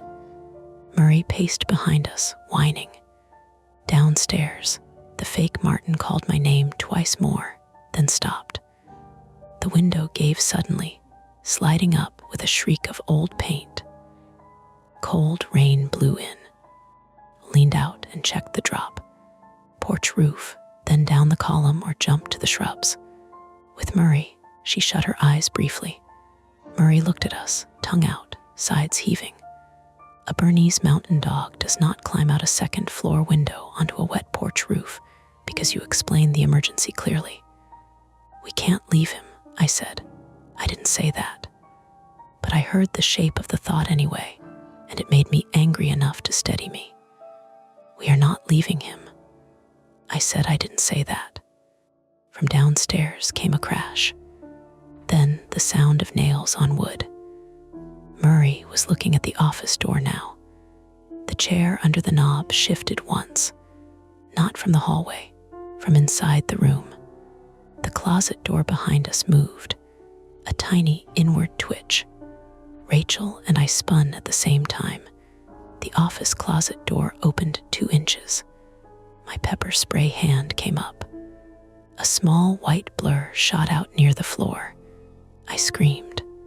So did Rachel. Murray lunged, not attacking but sniffing wildly, as the white blur skittered under Elaine's desk and froze. A cat. A filthy, thin, white cat with gray ears, wearing no collar, crouched among the computer cords with its mouth open in a silent hiss. Its fur was wet along the spine. One eye was half closed and crusted. It smelled like mildew and litter and basement. "Where did that come from?" I whispered. Rachel lowered her hand from her chest. "Oh my God." The cat hissed again. Murray whined, confused now, not aggressive. A basement cat. A trapped stray. That explained some sounds. Maybe the bowl moving if it had gotten upstairs. Maybe the bag. Maybe the open window if it had pushed through a screen. Maybe, but not the sliced leash, not the voice, not the back door handle. Rachel stared at the cat with a look I couldn't read. "You recognize it," I said. "No, yes, you do." She shook her head, then stopped. "There was a woman last winter. Martin asked me if I'd seen her cat. I thought he meant a neighbor's cat." "What woman?" Before she could answer, Murray barked at the office door. The chair braced under the knob jumped. Once, then again. The knob turned against it. Someone was in the hall. Rachel grabbed the desk lamp and swung it like a club. I sprayed pepper spray toward the gap under the door without thinking. A stupid, panicked blast that filled the room with sharp chemical burn. The wind from the open window pulled some of it out, but not enough. My eyes flooded instantly. Rachel coughed. Murray sneezed and backed away, shaking his head. The cat bolted back into the closet. "Damn it," Rachel choked. "I'm sorry. Window. We had no more clever choices." Rachel climbed out first onto the porch roof, moving on hands and knees. Rain slicked her coat black. She turned and reached back. "Hand me the dog." "How?" "I don't know, Hannah." Behind me, the office chair scraped as pressure shoved the door inward another inch. I looped my arms around Murray's chest and tried to lift his front paws to the sill. He resisted, heavy and terrified, claws digging into the floor. "Murray, please," I said, voice breaking. "Please, buddy." The door slammed hard enough to knock the chair sideways. A strip of hallway appeared. In it stood a man's boot. Mud-caked, dark, real, not a ghost, not a pipe, not the house. A person. Murray saw the boot and changed. He stopped resisting me. His whole body lowered, growl rising again, aimed at the door. The man outside the room said, in Martin's recorded voice, "Hannah, open the door." Then, in his own voice, lower and rougher, he said, "Move the chair." Rachel, outside on the porch roof, whispered, "Hannah." The chair shifted another inch. I pushed Murray toward the window with everything I had. He got his front paws onto the sill, slipped, and clawed at the frame. Rachel grabbed his collar from outside. I shoved from behind. His back legs kicked once, catching my thigh hard enough to bruise, and then half his body was through. The office door burst open. The chair skidded across the floor. A man stepped into the room wearing a dark rain jacket, a black knit cap, and a pale painter's mask over the lower half of his face. His eyes were red and wet from the pepper spray drifting in the air. In one gloved hand, he held my car keys. In the other, he held a box cutter. I let go of Murray. The dog toppled out onto the porch roof with Rachel. The man lunged toward me. I grabbed the only thing within reach, Elaine's heavy glass paperweight from the desk. I threw it badly. It missed his head and struck the doorframe, exploding into chunks. But he flinched. That half second was enough. I climbed onto the sill. My cut foot slipped on rain-slick paint. My My knee slammed the frame. Rachel shouted my name. Murray barked from the porch roof, huge and frantic. The man caught my ankle. His glove closed around it. Not hard enough to break, hard enough to own. I kicked backward with my injured foot and felt my heel connect with something soft. He grunted, his grip loosened. Rachel grabbed both my wrists and pulled. I fell out of the window onto the porch roof belly first, knocking the air from my lungs. The office window slammed shut behind me, not by wind, by his hands. For 1 second, we were outside. Rain on my face, porch shingles under my palms. Murray pressed low against the roof beside Rachel. The front yard below. Rachel's house glowing through the trees. The road somewhere beyond the black driveway. Escape. Then the porch light below us turned on. A motion light. It flooded the front steps and showed what we hadn't been able to see from inside. My Honda sat in the driveway near the garage with its trunk open. Both front tires were flat.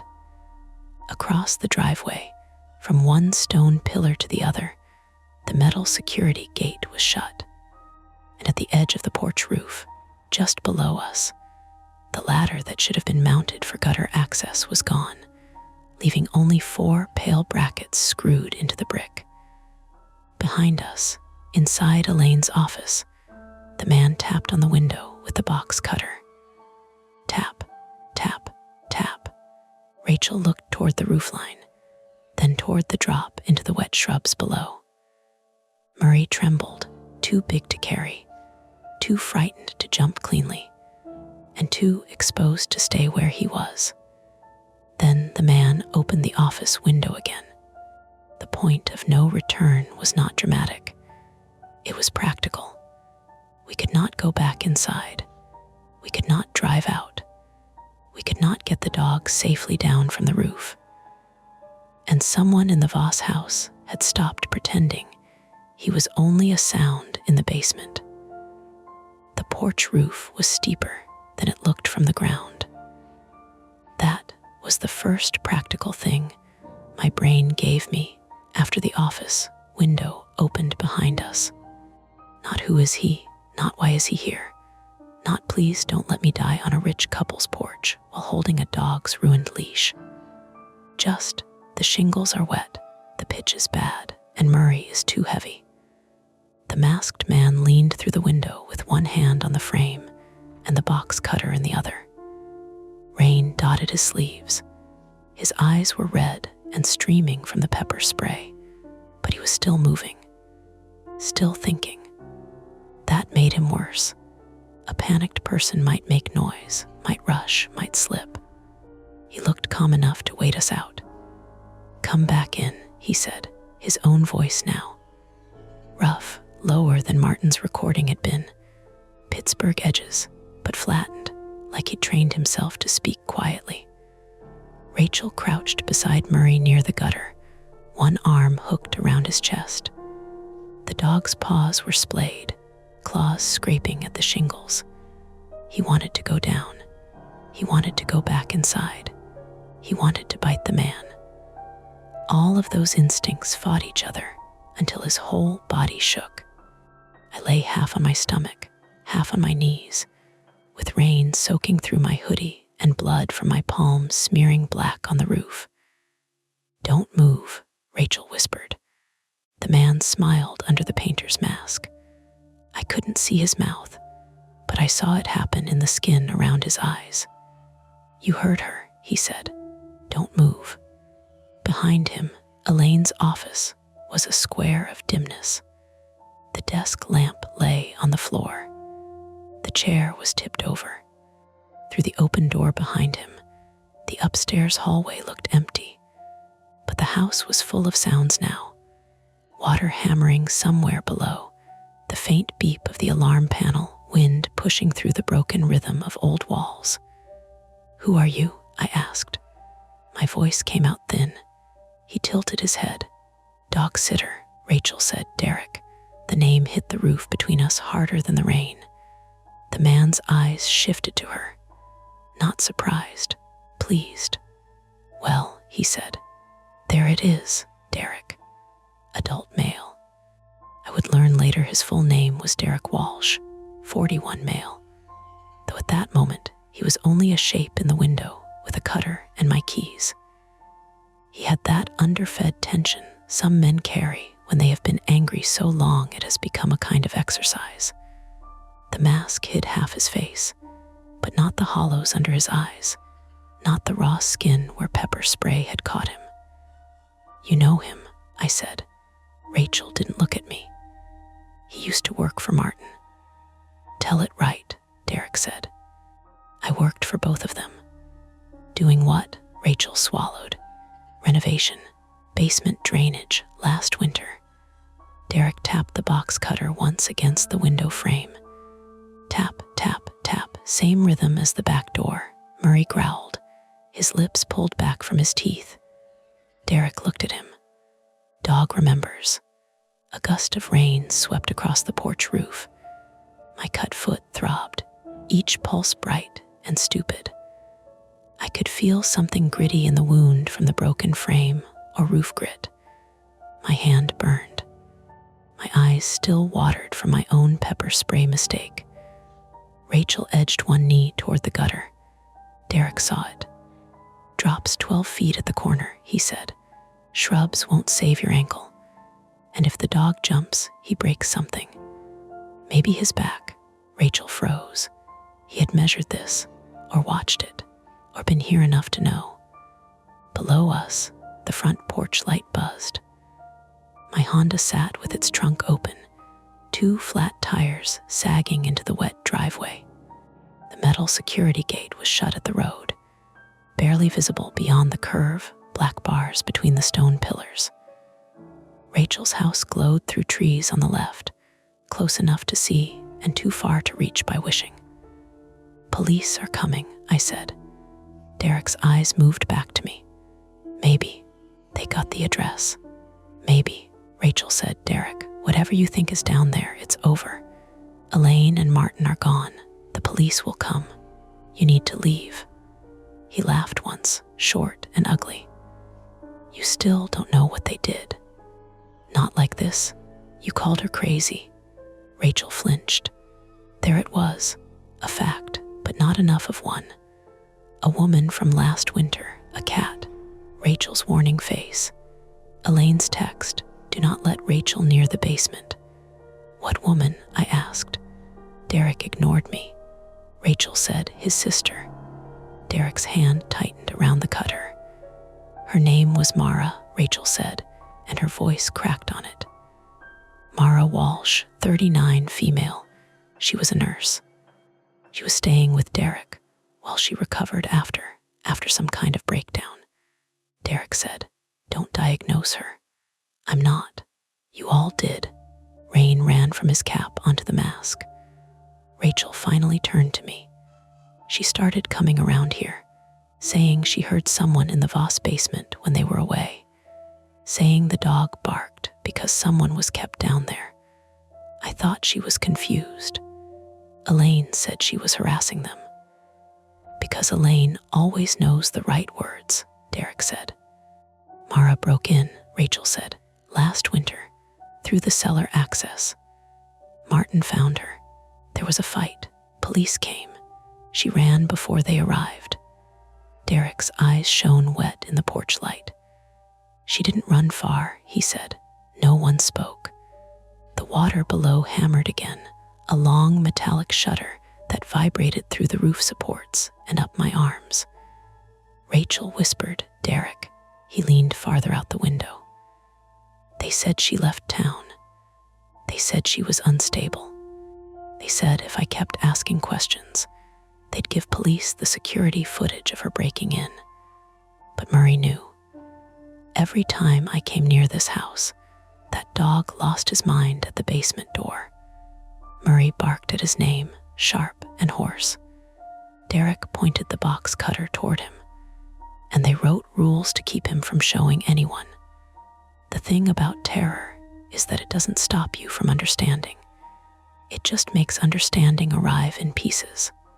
A basement, a missing woman, rules, bleach, a sealed door that wasn't sealed, water running because someone had turned it on below, a man who had broken in not randomly, but with a plan built out of grief and obsession. Not supernatural, worse, human, I said. Is Mara down there? Derek looked at me for a long second. I don't know. The answer was honest enough to be horrible. Rachel made a small sound. Derek shifted his grip on the frame. But they know.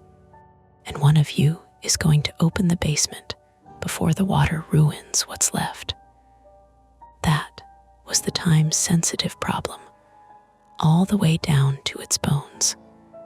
He had opened water lines in the basement, maybe broken them, maybe flooded it on purpose to force the Voss's hand, not realizing they were gone, not caring that I was only the dog sitter.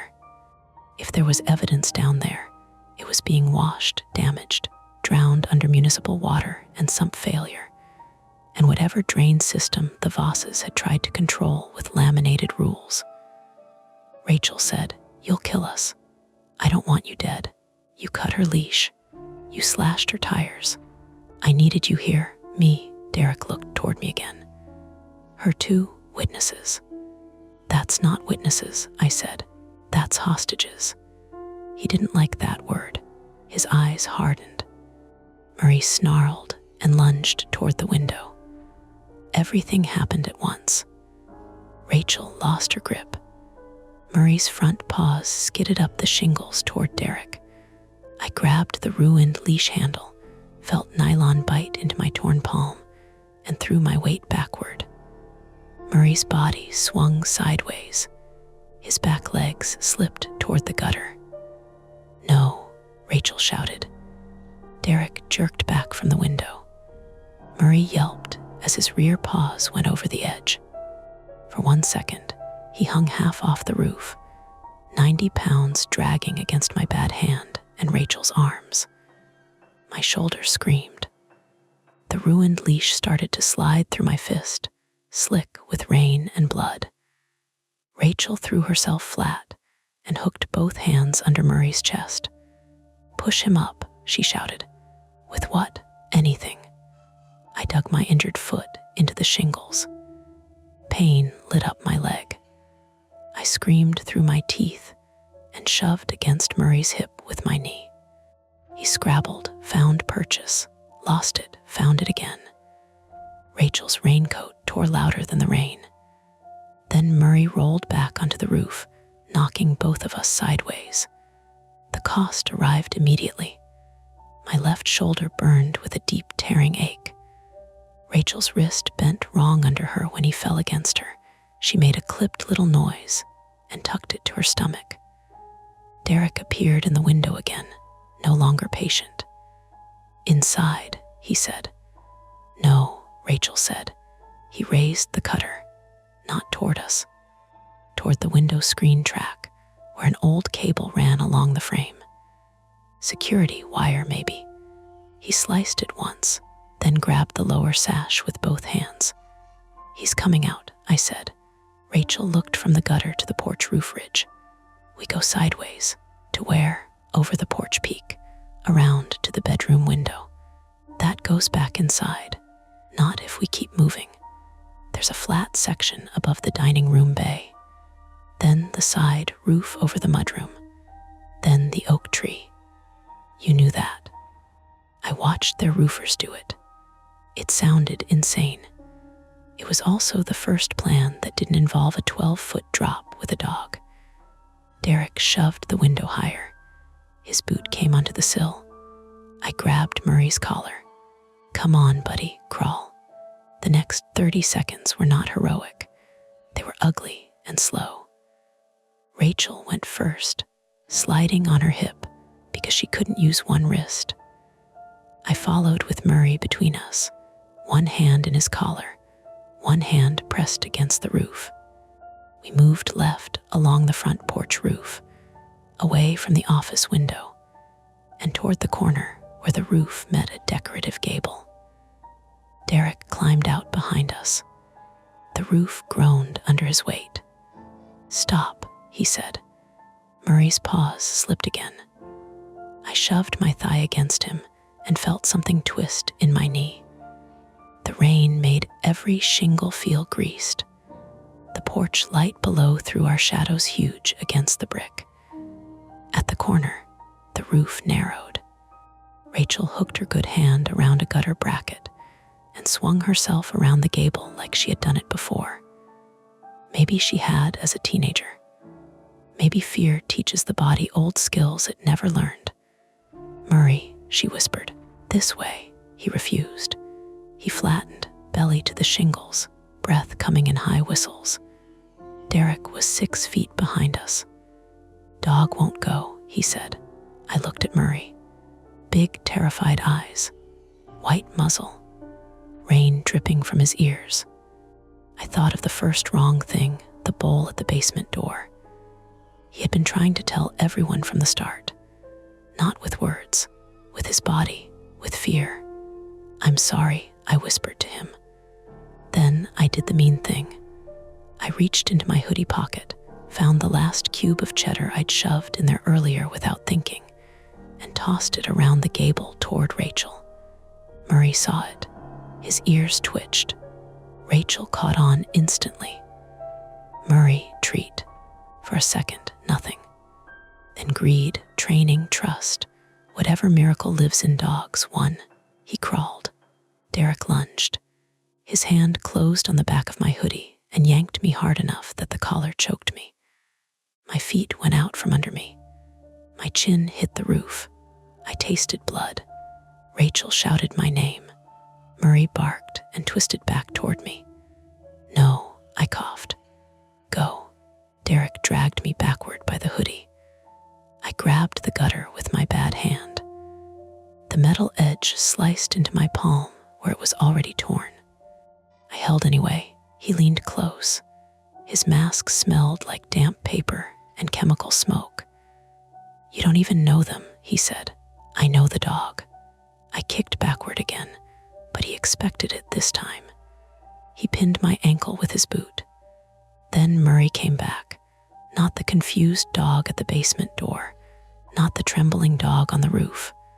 The dog. He launched at Derek's arm and hit like dropped furniture. Derek screamed.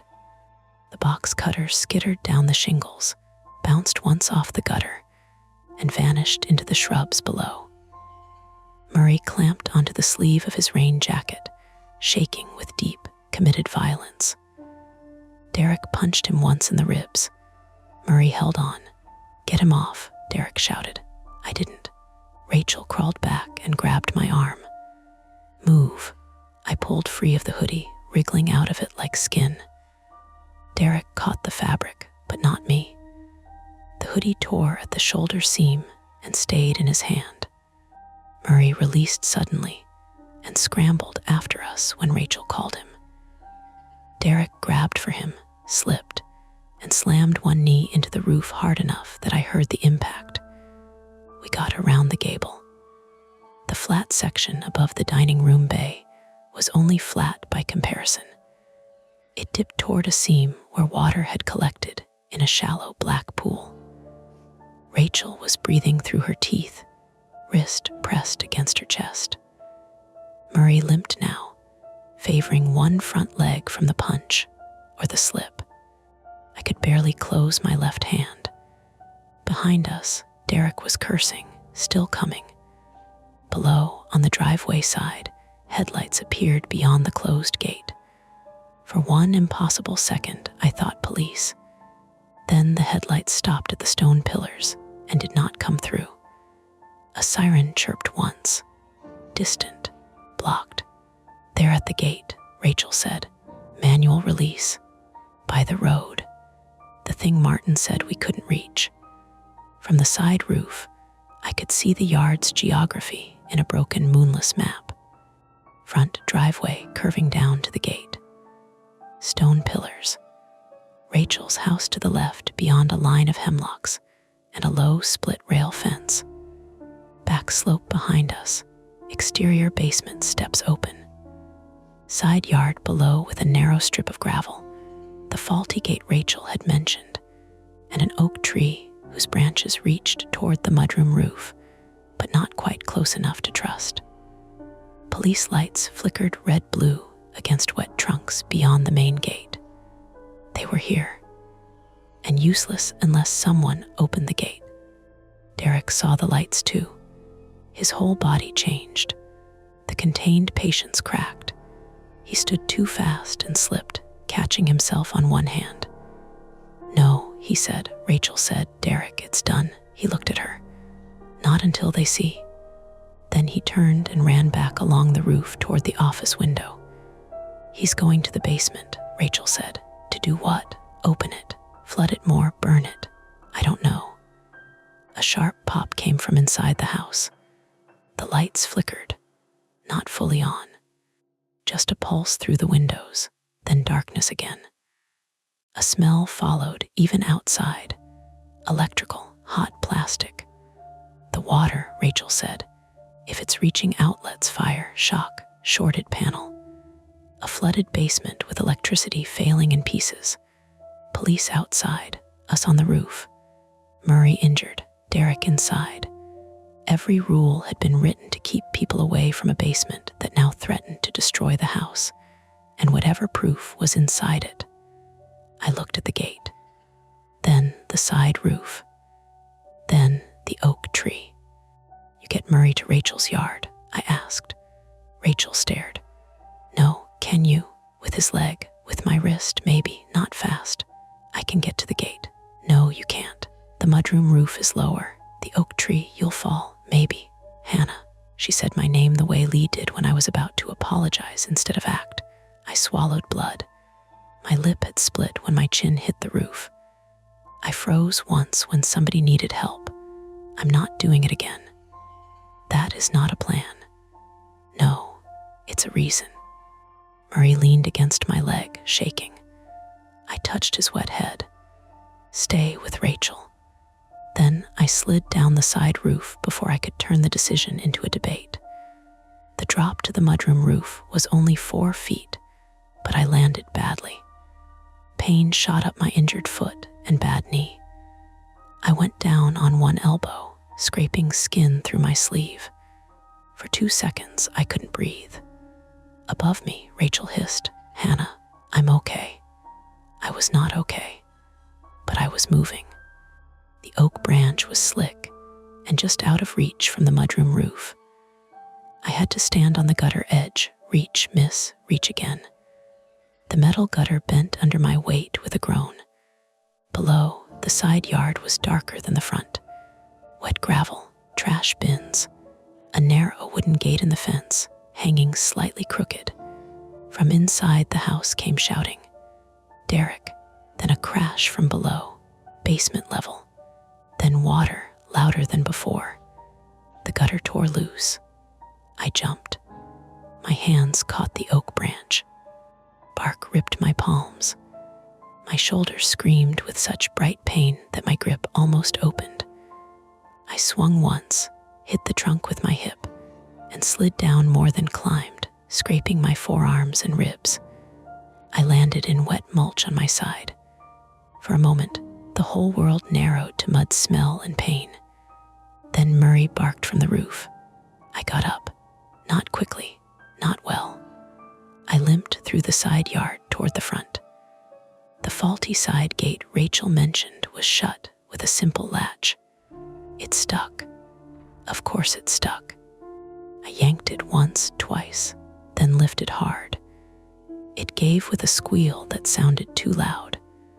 The front driveway stretched ahead, glossy with rain. Beyond the metal gate, 2 police vehicles idled with lights flashing. One officer stood at the pillar, flashlight in hand, trying to see the keypad. Another was on a radio. I ran, or tried to. It was more like falling forward repeatedly. "Hannah," someone shouted from behind the gate. I reached the stone pillar. There was a small metal panel on the inside, half hidden by ivy. Manual release. Martin had said it. I ripped at the ivy until my fingers found a latch. The panel opened. Inside was a red lever and a handwritten label. Gate override. Hold down 5 SEC. I held it. 1 second. 2. Behind me, the Voss house made a sound like a giant clearing its throat. 3. The porch roof light died. 4. A window blew out from the basement level on the side of the house. Not an explosion like in movies. A pressure crack. Glass burst outward with water and air scattering into the gravel below.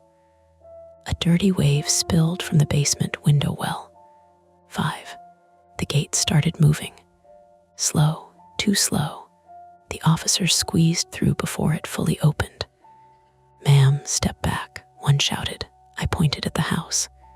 Intruder inside, dog and woman on the roof, basement flooding. He has had a cutter. He has my keys. There might be evidence downstairs. Missing woman. I don't know. The words came out in pieces.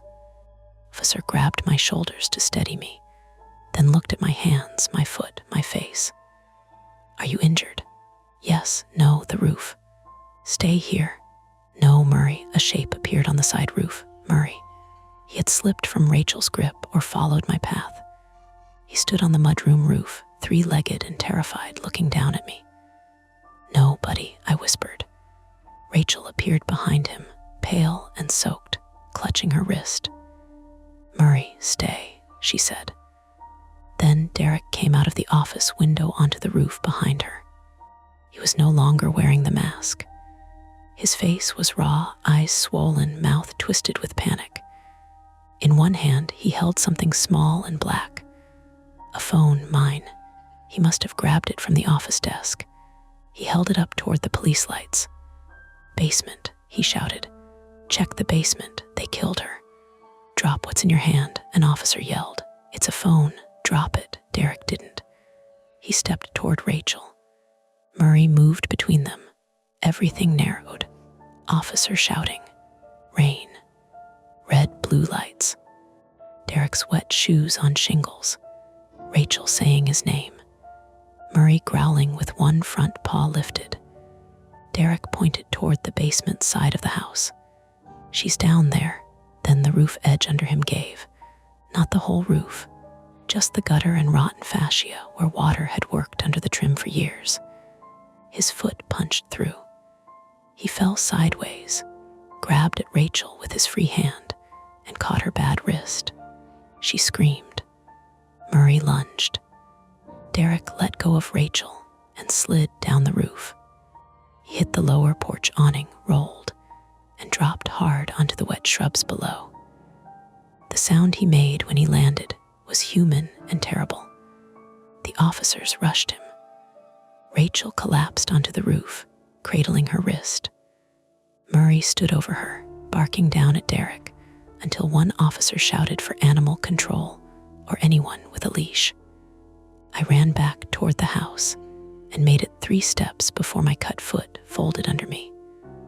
This time, I did go down. A female officer reached me first.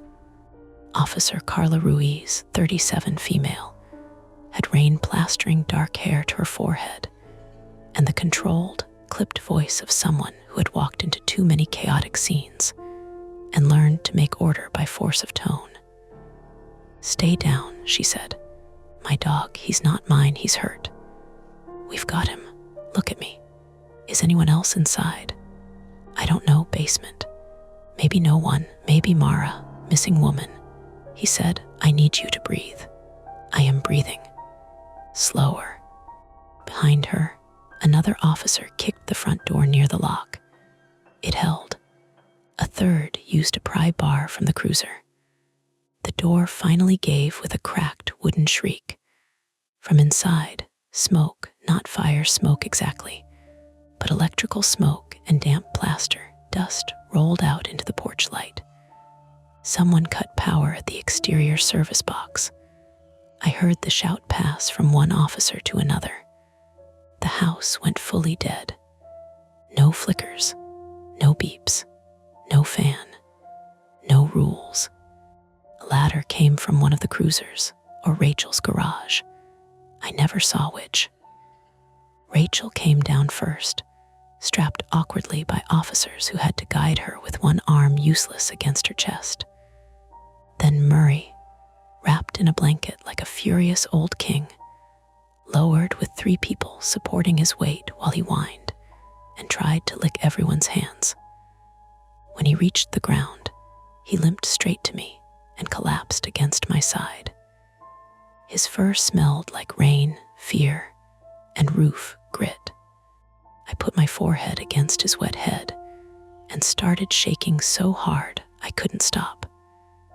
Derek lay on the lawn with officers around him, one leg twisted at an angle that made my stomach turn.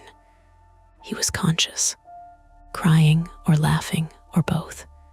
"Check it," he kept saying. "Check the wall behind the bathroom. Check the wall, the basement bathroom. Rule 5, do not use the basement bathroom." Paramedics arrived through the open gate. More police, a fire crew. Lights filled the property, turning the wet brick white and the trees flat and strange. Neighbors appeared at the edges of driveways in coats and pajamas. No one let me go back inside. I sat on the open back of an ambulance while a paramedic cleaned my foot and hand. The sting was sharp enough to make me swear. He said I needed stitches in my palm and probably my foot, maybe imaging for the shoulder. Rachel sat in another ambulance with her wrist splinted, face gray, answering questions through chattering teeth. Murray was loaded into the back of a police SUV because no animal control unit was close, and one officer had a cousin who worked at a 24-hour vet in Moon Township. He refused to get in until I climbed halfway after him and told him he was good.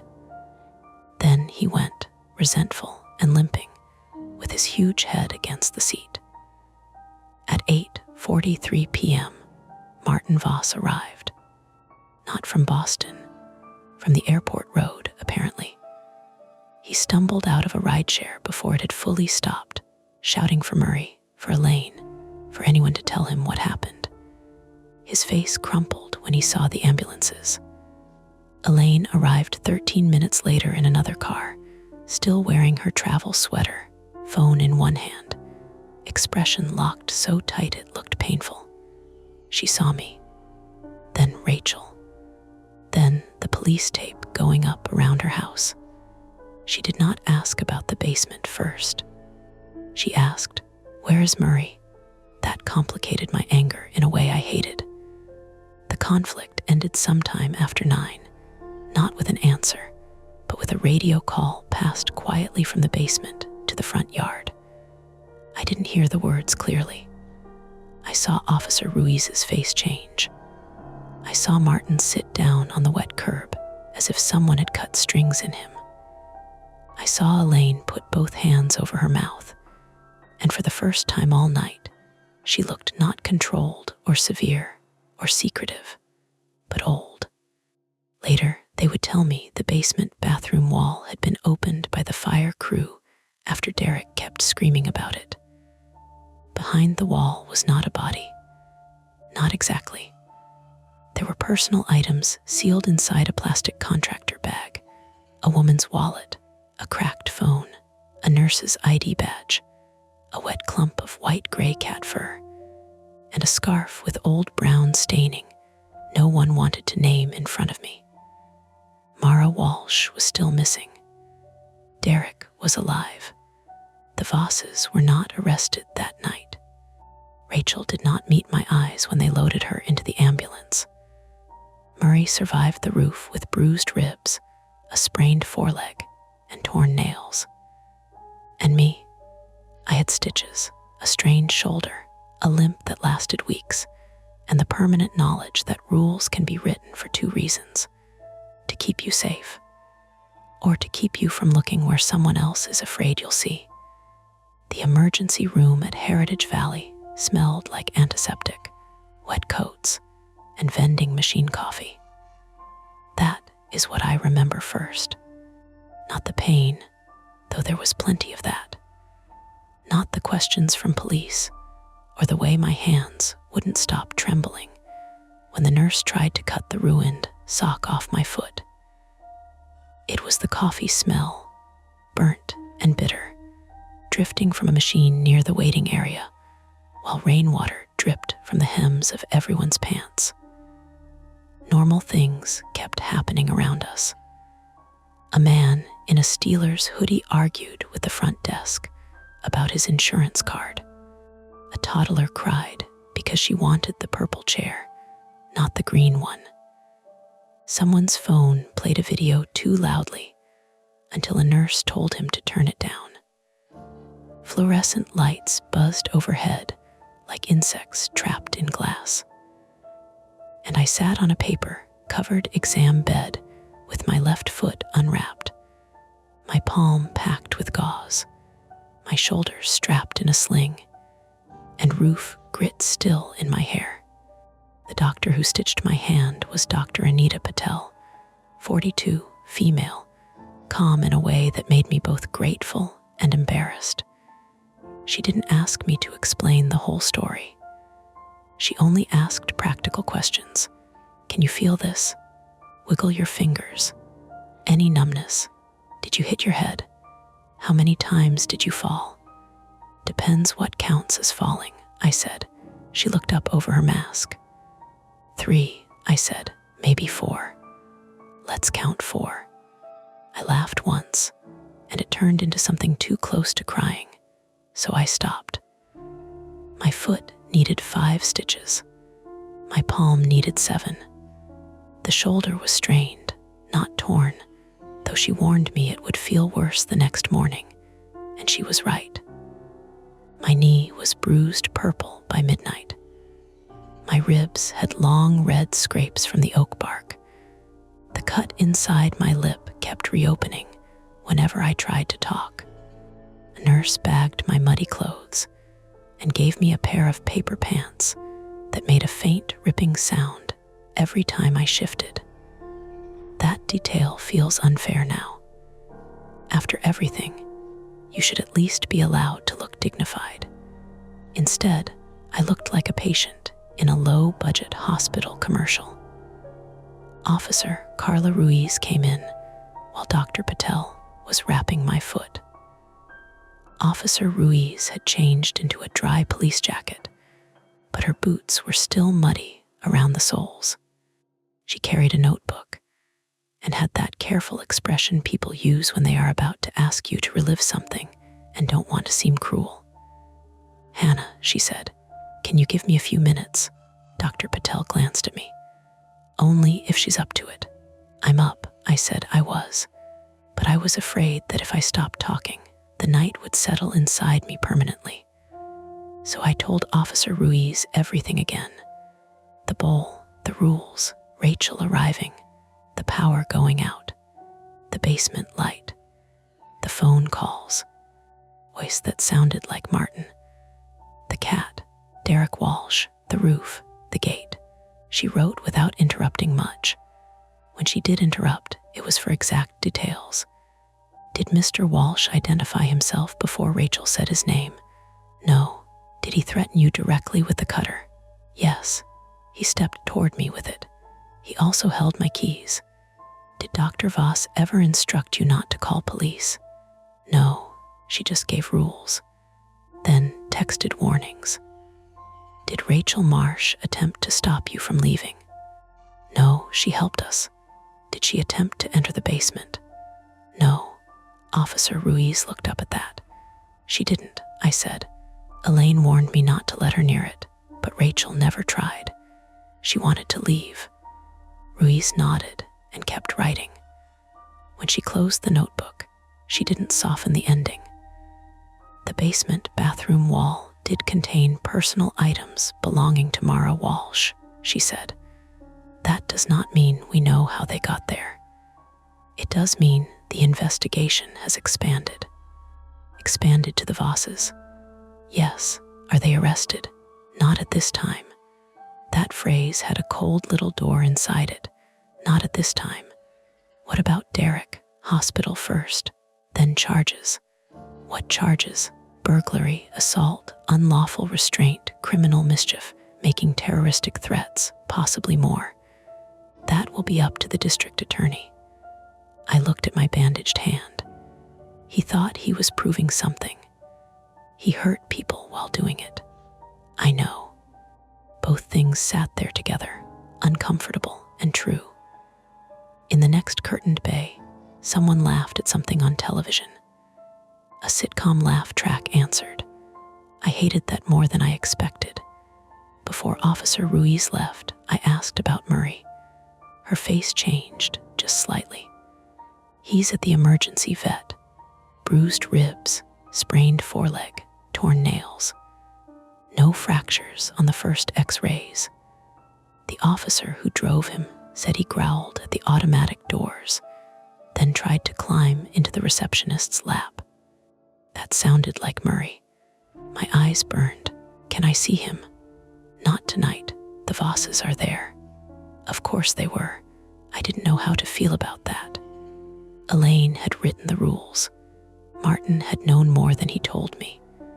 Their basement wall had held a missing woman's things. And yet, Murray was theirs. And when Elaine arrived at the house, his name was the first thing out of her mouth. People are not clean shapes.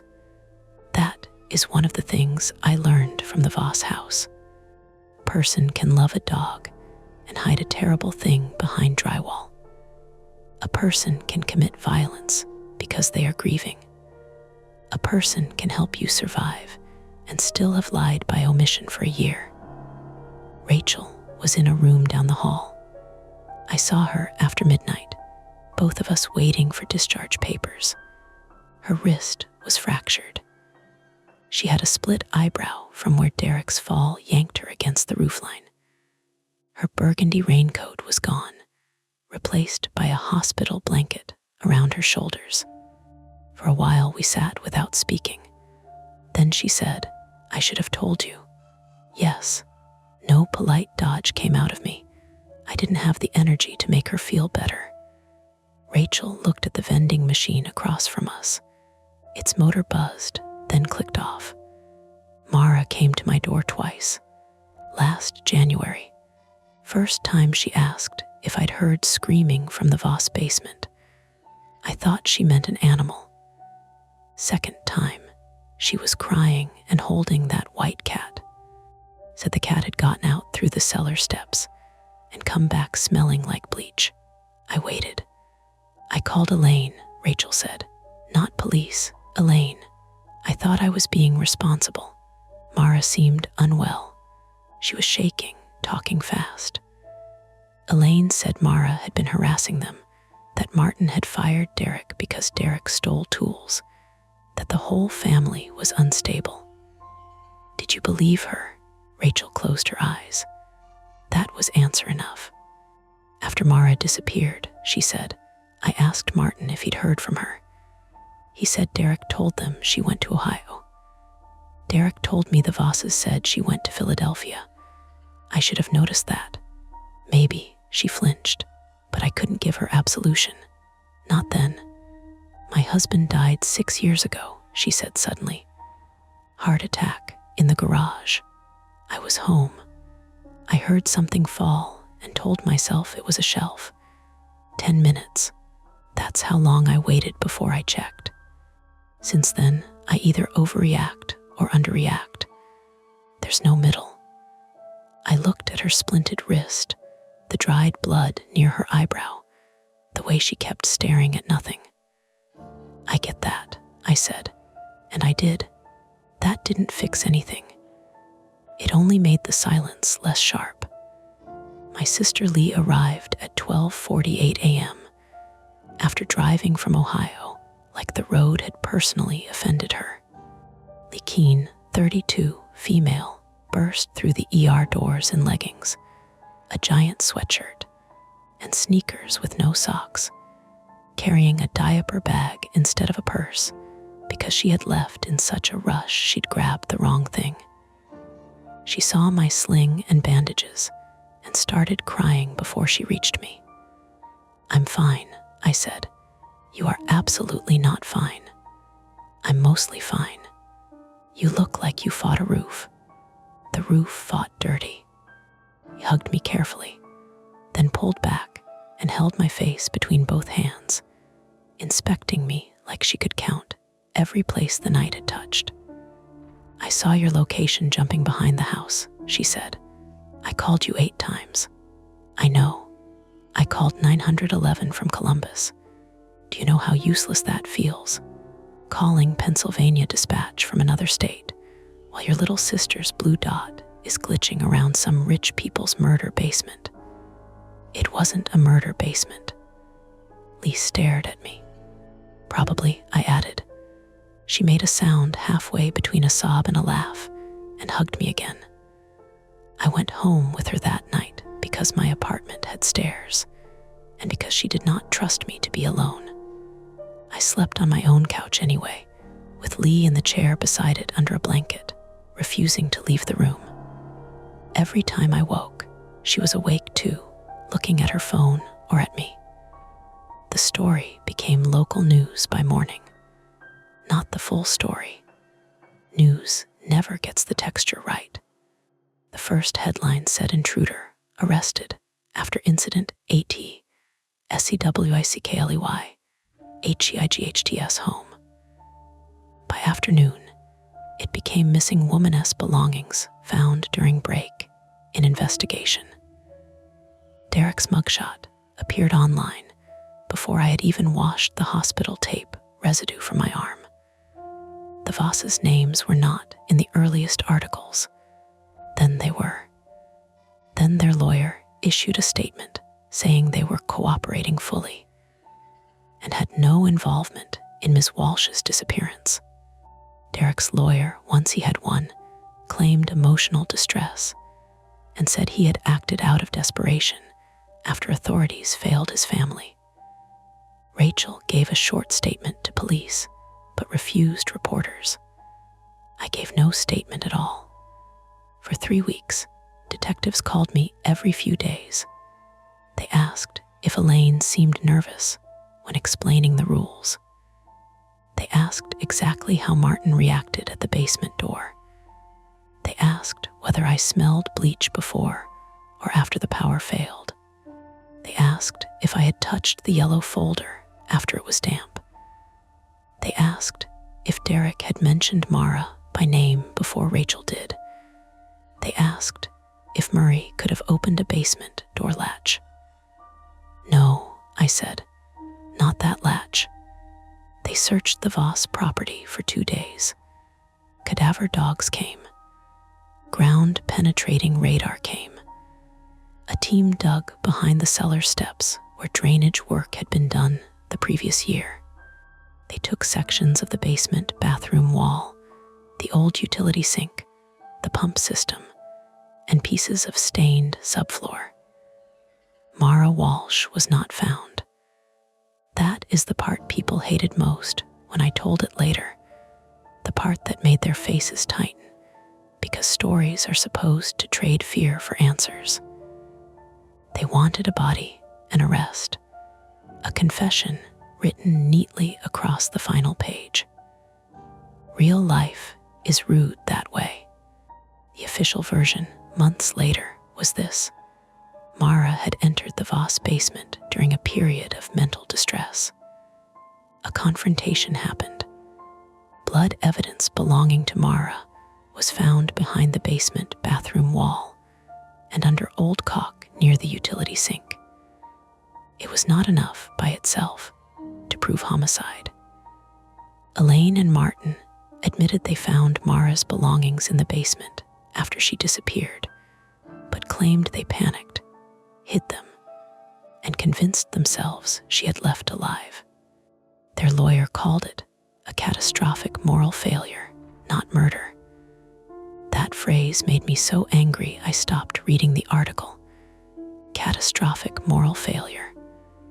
A polished way to say someone chose drywall over a missing woman. Martin took a plea deal related to evidence tampering and obstruction. Elaine's medical license was suspended during investigation, then later revoked after the board hearing. Derek pled guilty to several charges from the night at the house, though his sentence took into account what the basement search uncovered. Rachel testified. So did I in court. Derek looked smaller without the mask and rein. He never looked at me until after I spoke. When he did, he mouthed something I couldn't read. Maybe sorry, maybe see. I didn't try to figure it out. Murray recovered better than any of us. The Vosses surrendered him before the case got ugly, probably on advice from their lawyer. Maybe because they knew they couldn't keep him after what happened.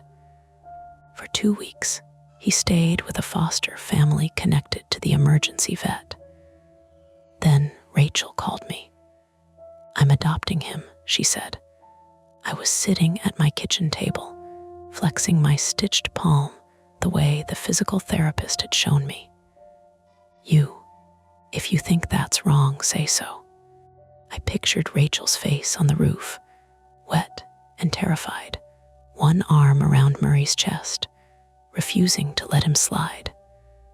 I pictured her in the ER, telling me the worst thing she had done because she could no longer afford not to. "I think he already knows you," I said. "That isn't an answer. It's the only honest one." She let out a breath that sounded like it hurt. First time I visited him at Rachel's house, he met me at the door wearing a blue harness and a cone of shame because he would not stop licking one torn nail. He shoved his whole body into my legs and nearly knocked me into the umbrella stand. "Careful," Rachel said. "She's breakable." "I'm less breakable now," I said. Murray sneezed on my jeans. Rachel's house was smaller than the Voss place, cluttered in a lived-in way. Mail on the side table, muddy boots near the mat, a mug ring on the coffee table. Murray's new bed sat in the living room beside a basket of toys. No basement door in sight. "He won't go near my laundry room," Rachel said. "It's downstairs. I don't force him." "Good. He sleeps by the front door." "Also good." Rachel hesitated. "The white cat comes around." I looked at her. "What? The one from the office?" Animal control couldn't catch her. "I leave food on the back porch. She won't come inside." "What do you call her?" Rachel gave a tired little smile. "Mara." I didn't know whether that was sweet or awful. Maybe both. The cat appeared near the hemlocks while I was there, thin but cleaner, gray ears twitching. Murray saw her through the window and did not bark. He only stood up, walked to the glass, and watched. The cat watched back. Then she slipped into the wet leaves and disappeared. My life went ordinary again, but not smoothly. For a while, I stopped taking overnight jobs. I told clients I was recovering from an injury, which was true and not true enough. I still worked day visits. I fed golden retrievers, walked anxious terriers, cleaned litter boxes, watered plants, checked locks twice, then 3 times. I startled whenever a furnace clicked on. I hated basement doors. I hated laminated instructions more. Lee wanted me to quit entirely. "Dog sitting is not supposed to involve hostage situations," she said. "That's why I can charge more now." "Hannah, I'm joking." "Are you?" "Mostly." First overnight job I accepted afterward was for the retired teacher with the spaniels, Mrs. Albright, who had referred me to Elaine in the first place and cried when she heard what happened. She lived in a modest house in Ben Avon with floral wallpaper, a noisy furnace, and 2 dogs too old to do anything dramatic except fart in their sleep. Before she left, she handed me a single sheet of instructions. I stared at it too long.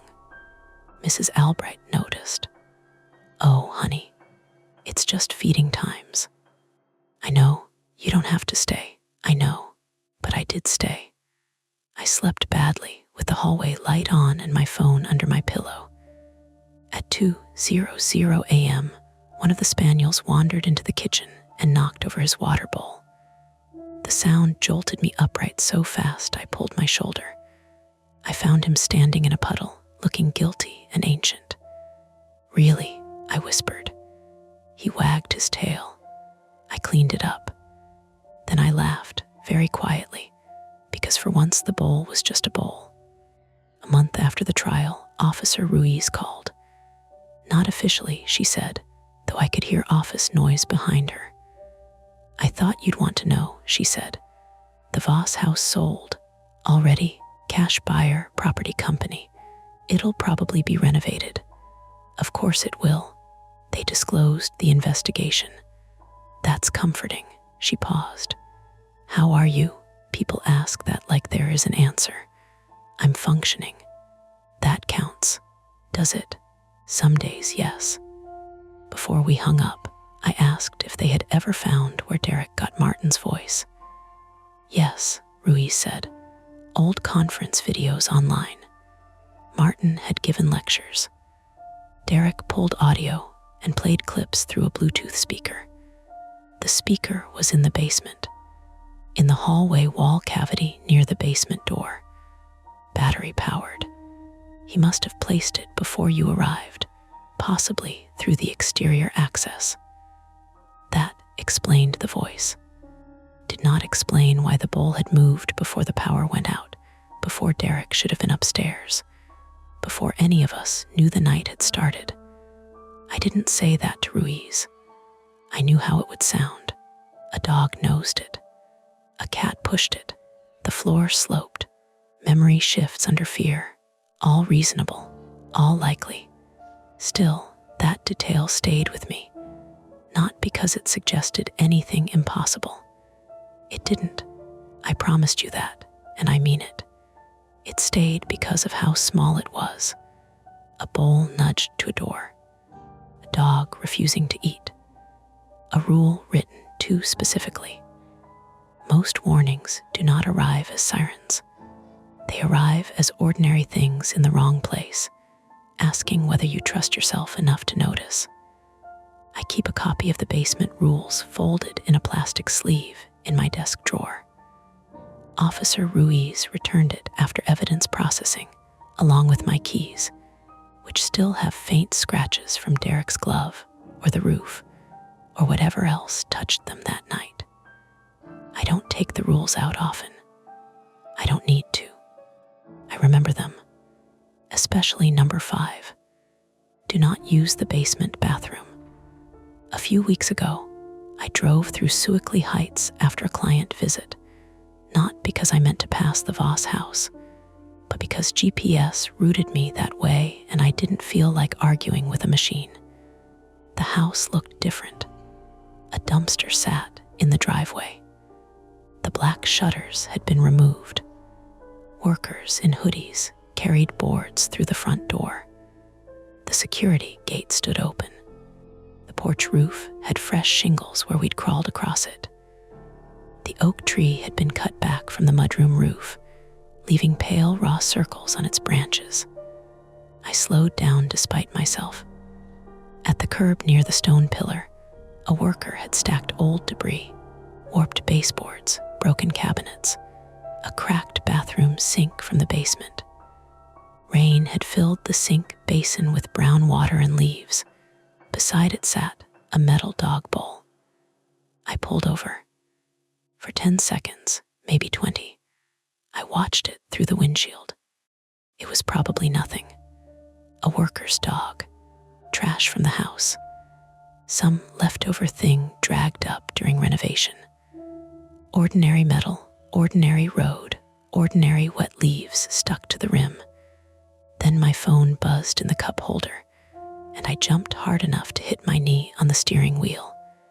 It was Rachel. A photo. Murray asleep on her living room rug, cone gone, paws twitching mid-dream.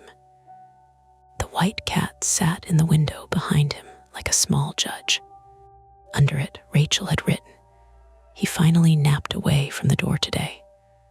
I looked from the message to the bowl by the curb. Then I drove away. I didn't stop to move it. I didn't need to know why it was there. Some doors are closed for a reason. Some are closed because someone put a wall over the truth. And some, even after the locks are changed and the house is sold and the rules are thrown into a dumpster, still know how to make a dog remember. That's it for this nightmare. If you enjoyed it, please like the video, subscribe to Mia Horror Stories, and turn on notifications. It really helps keep the stories alive. And don't stop here. Dive into another one of our videos and keep the fear going.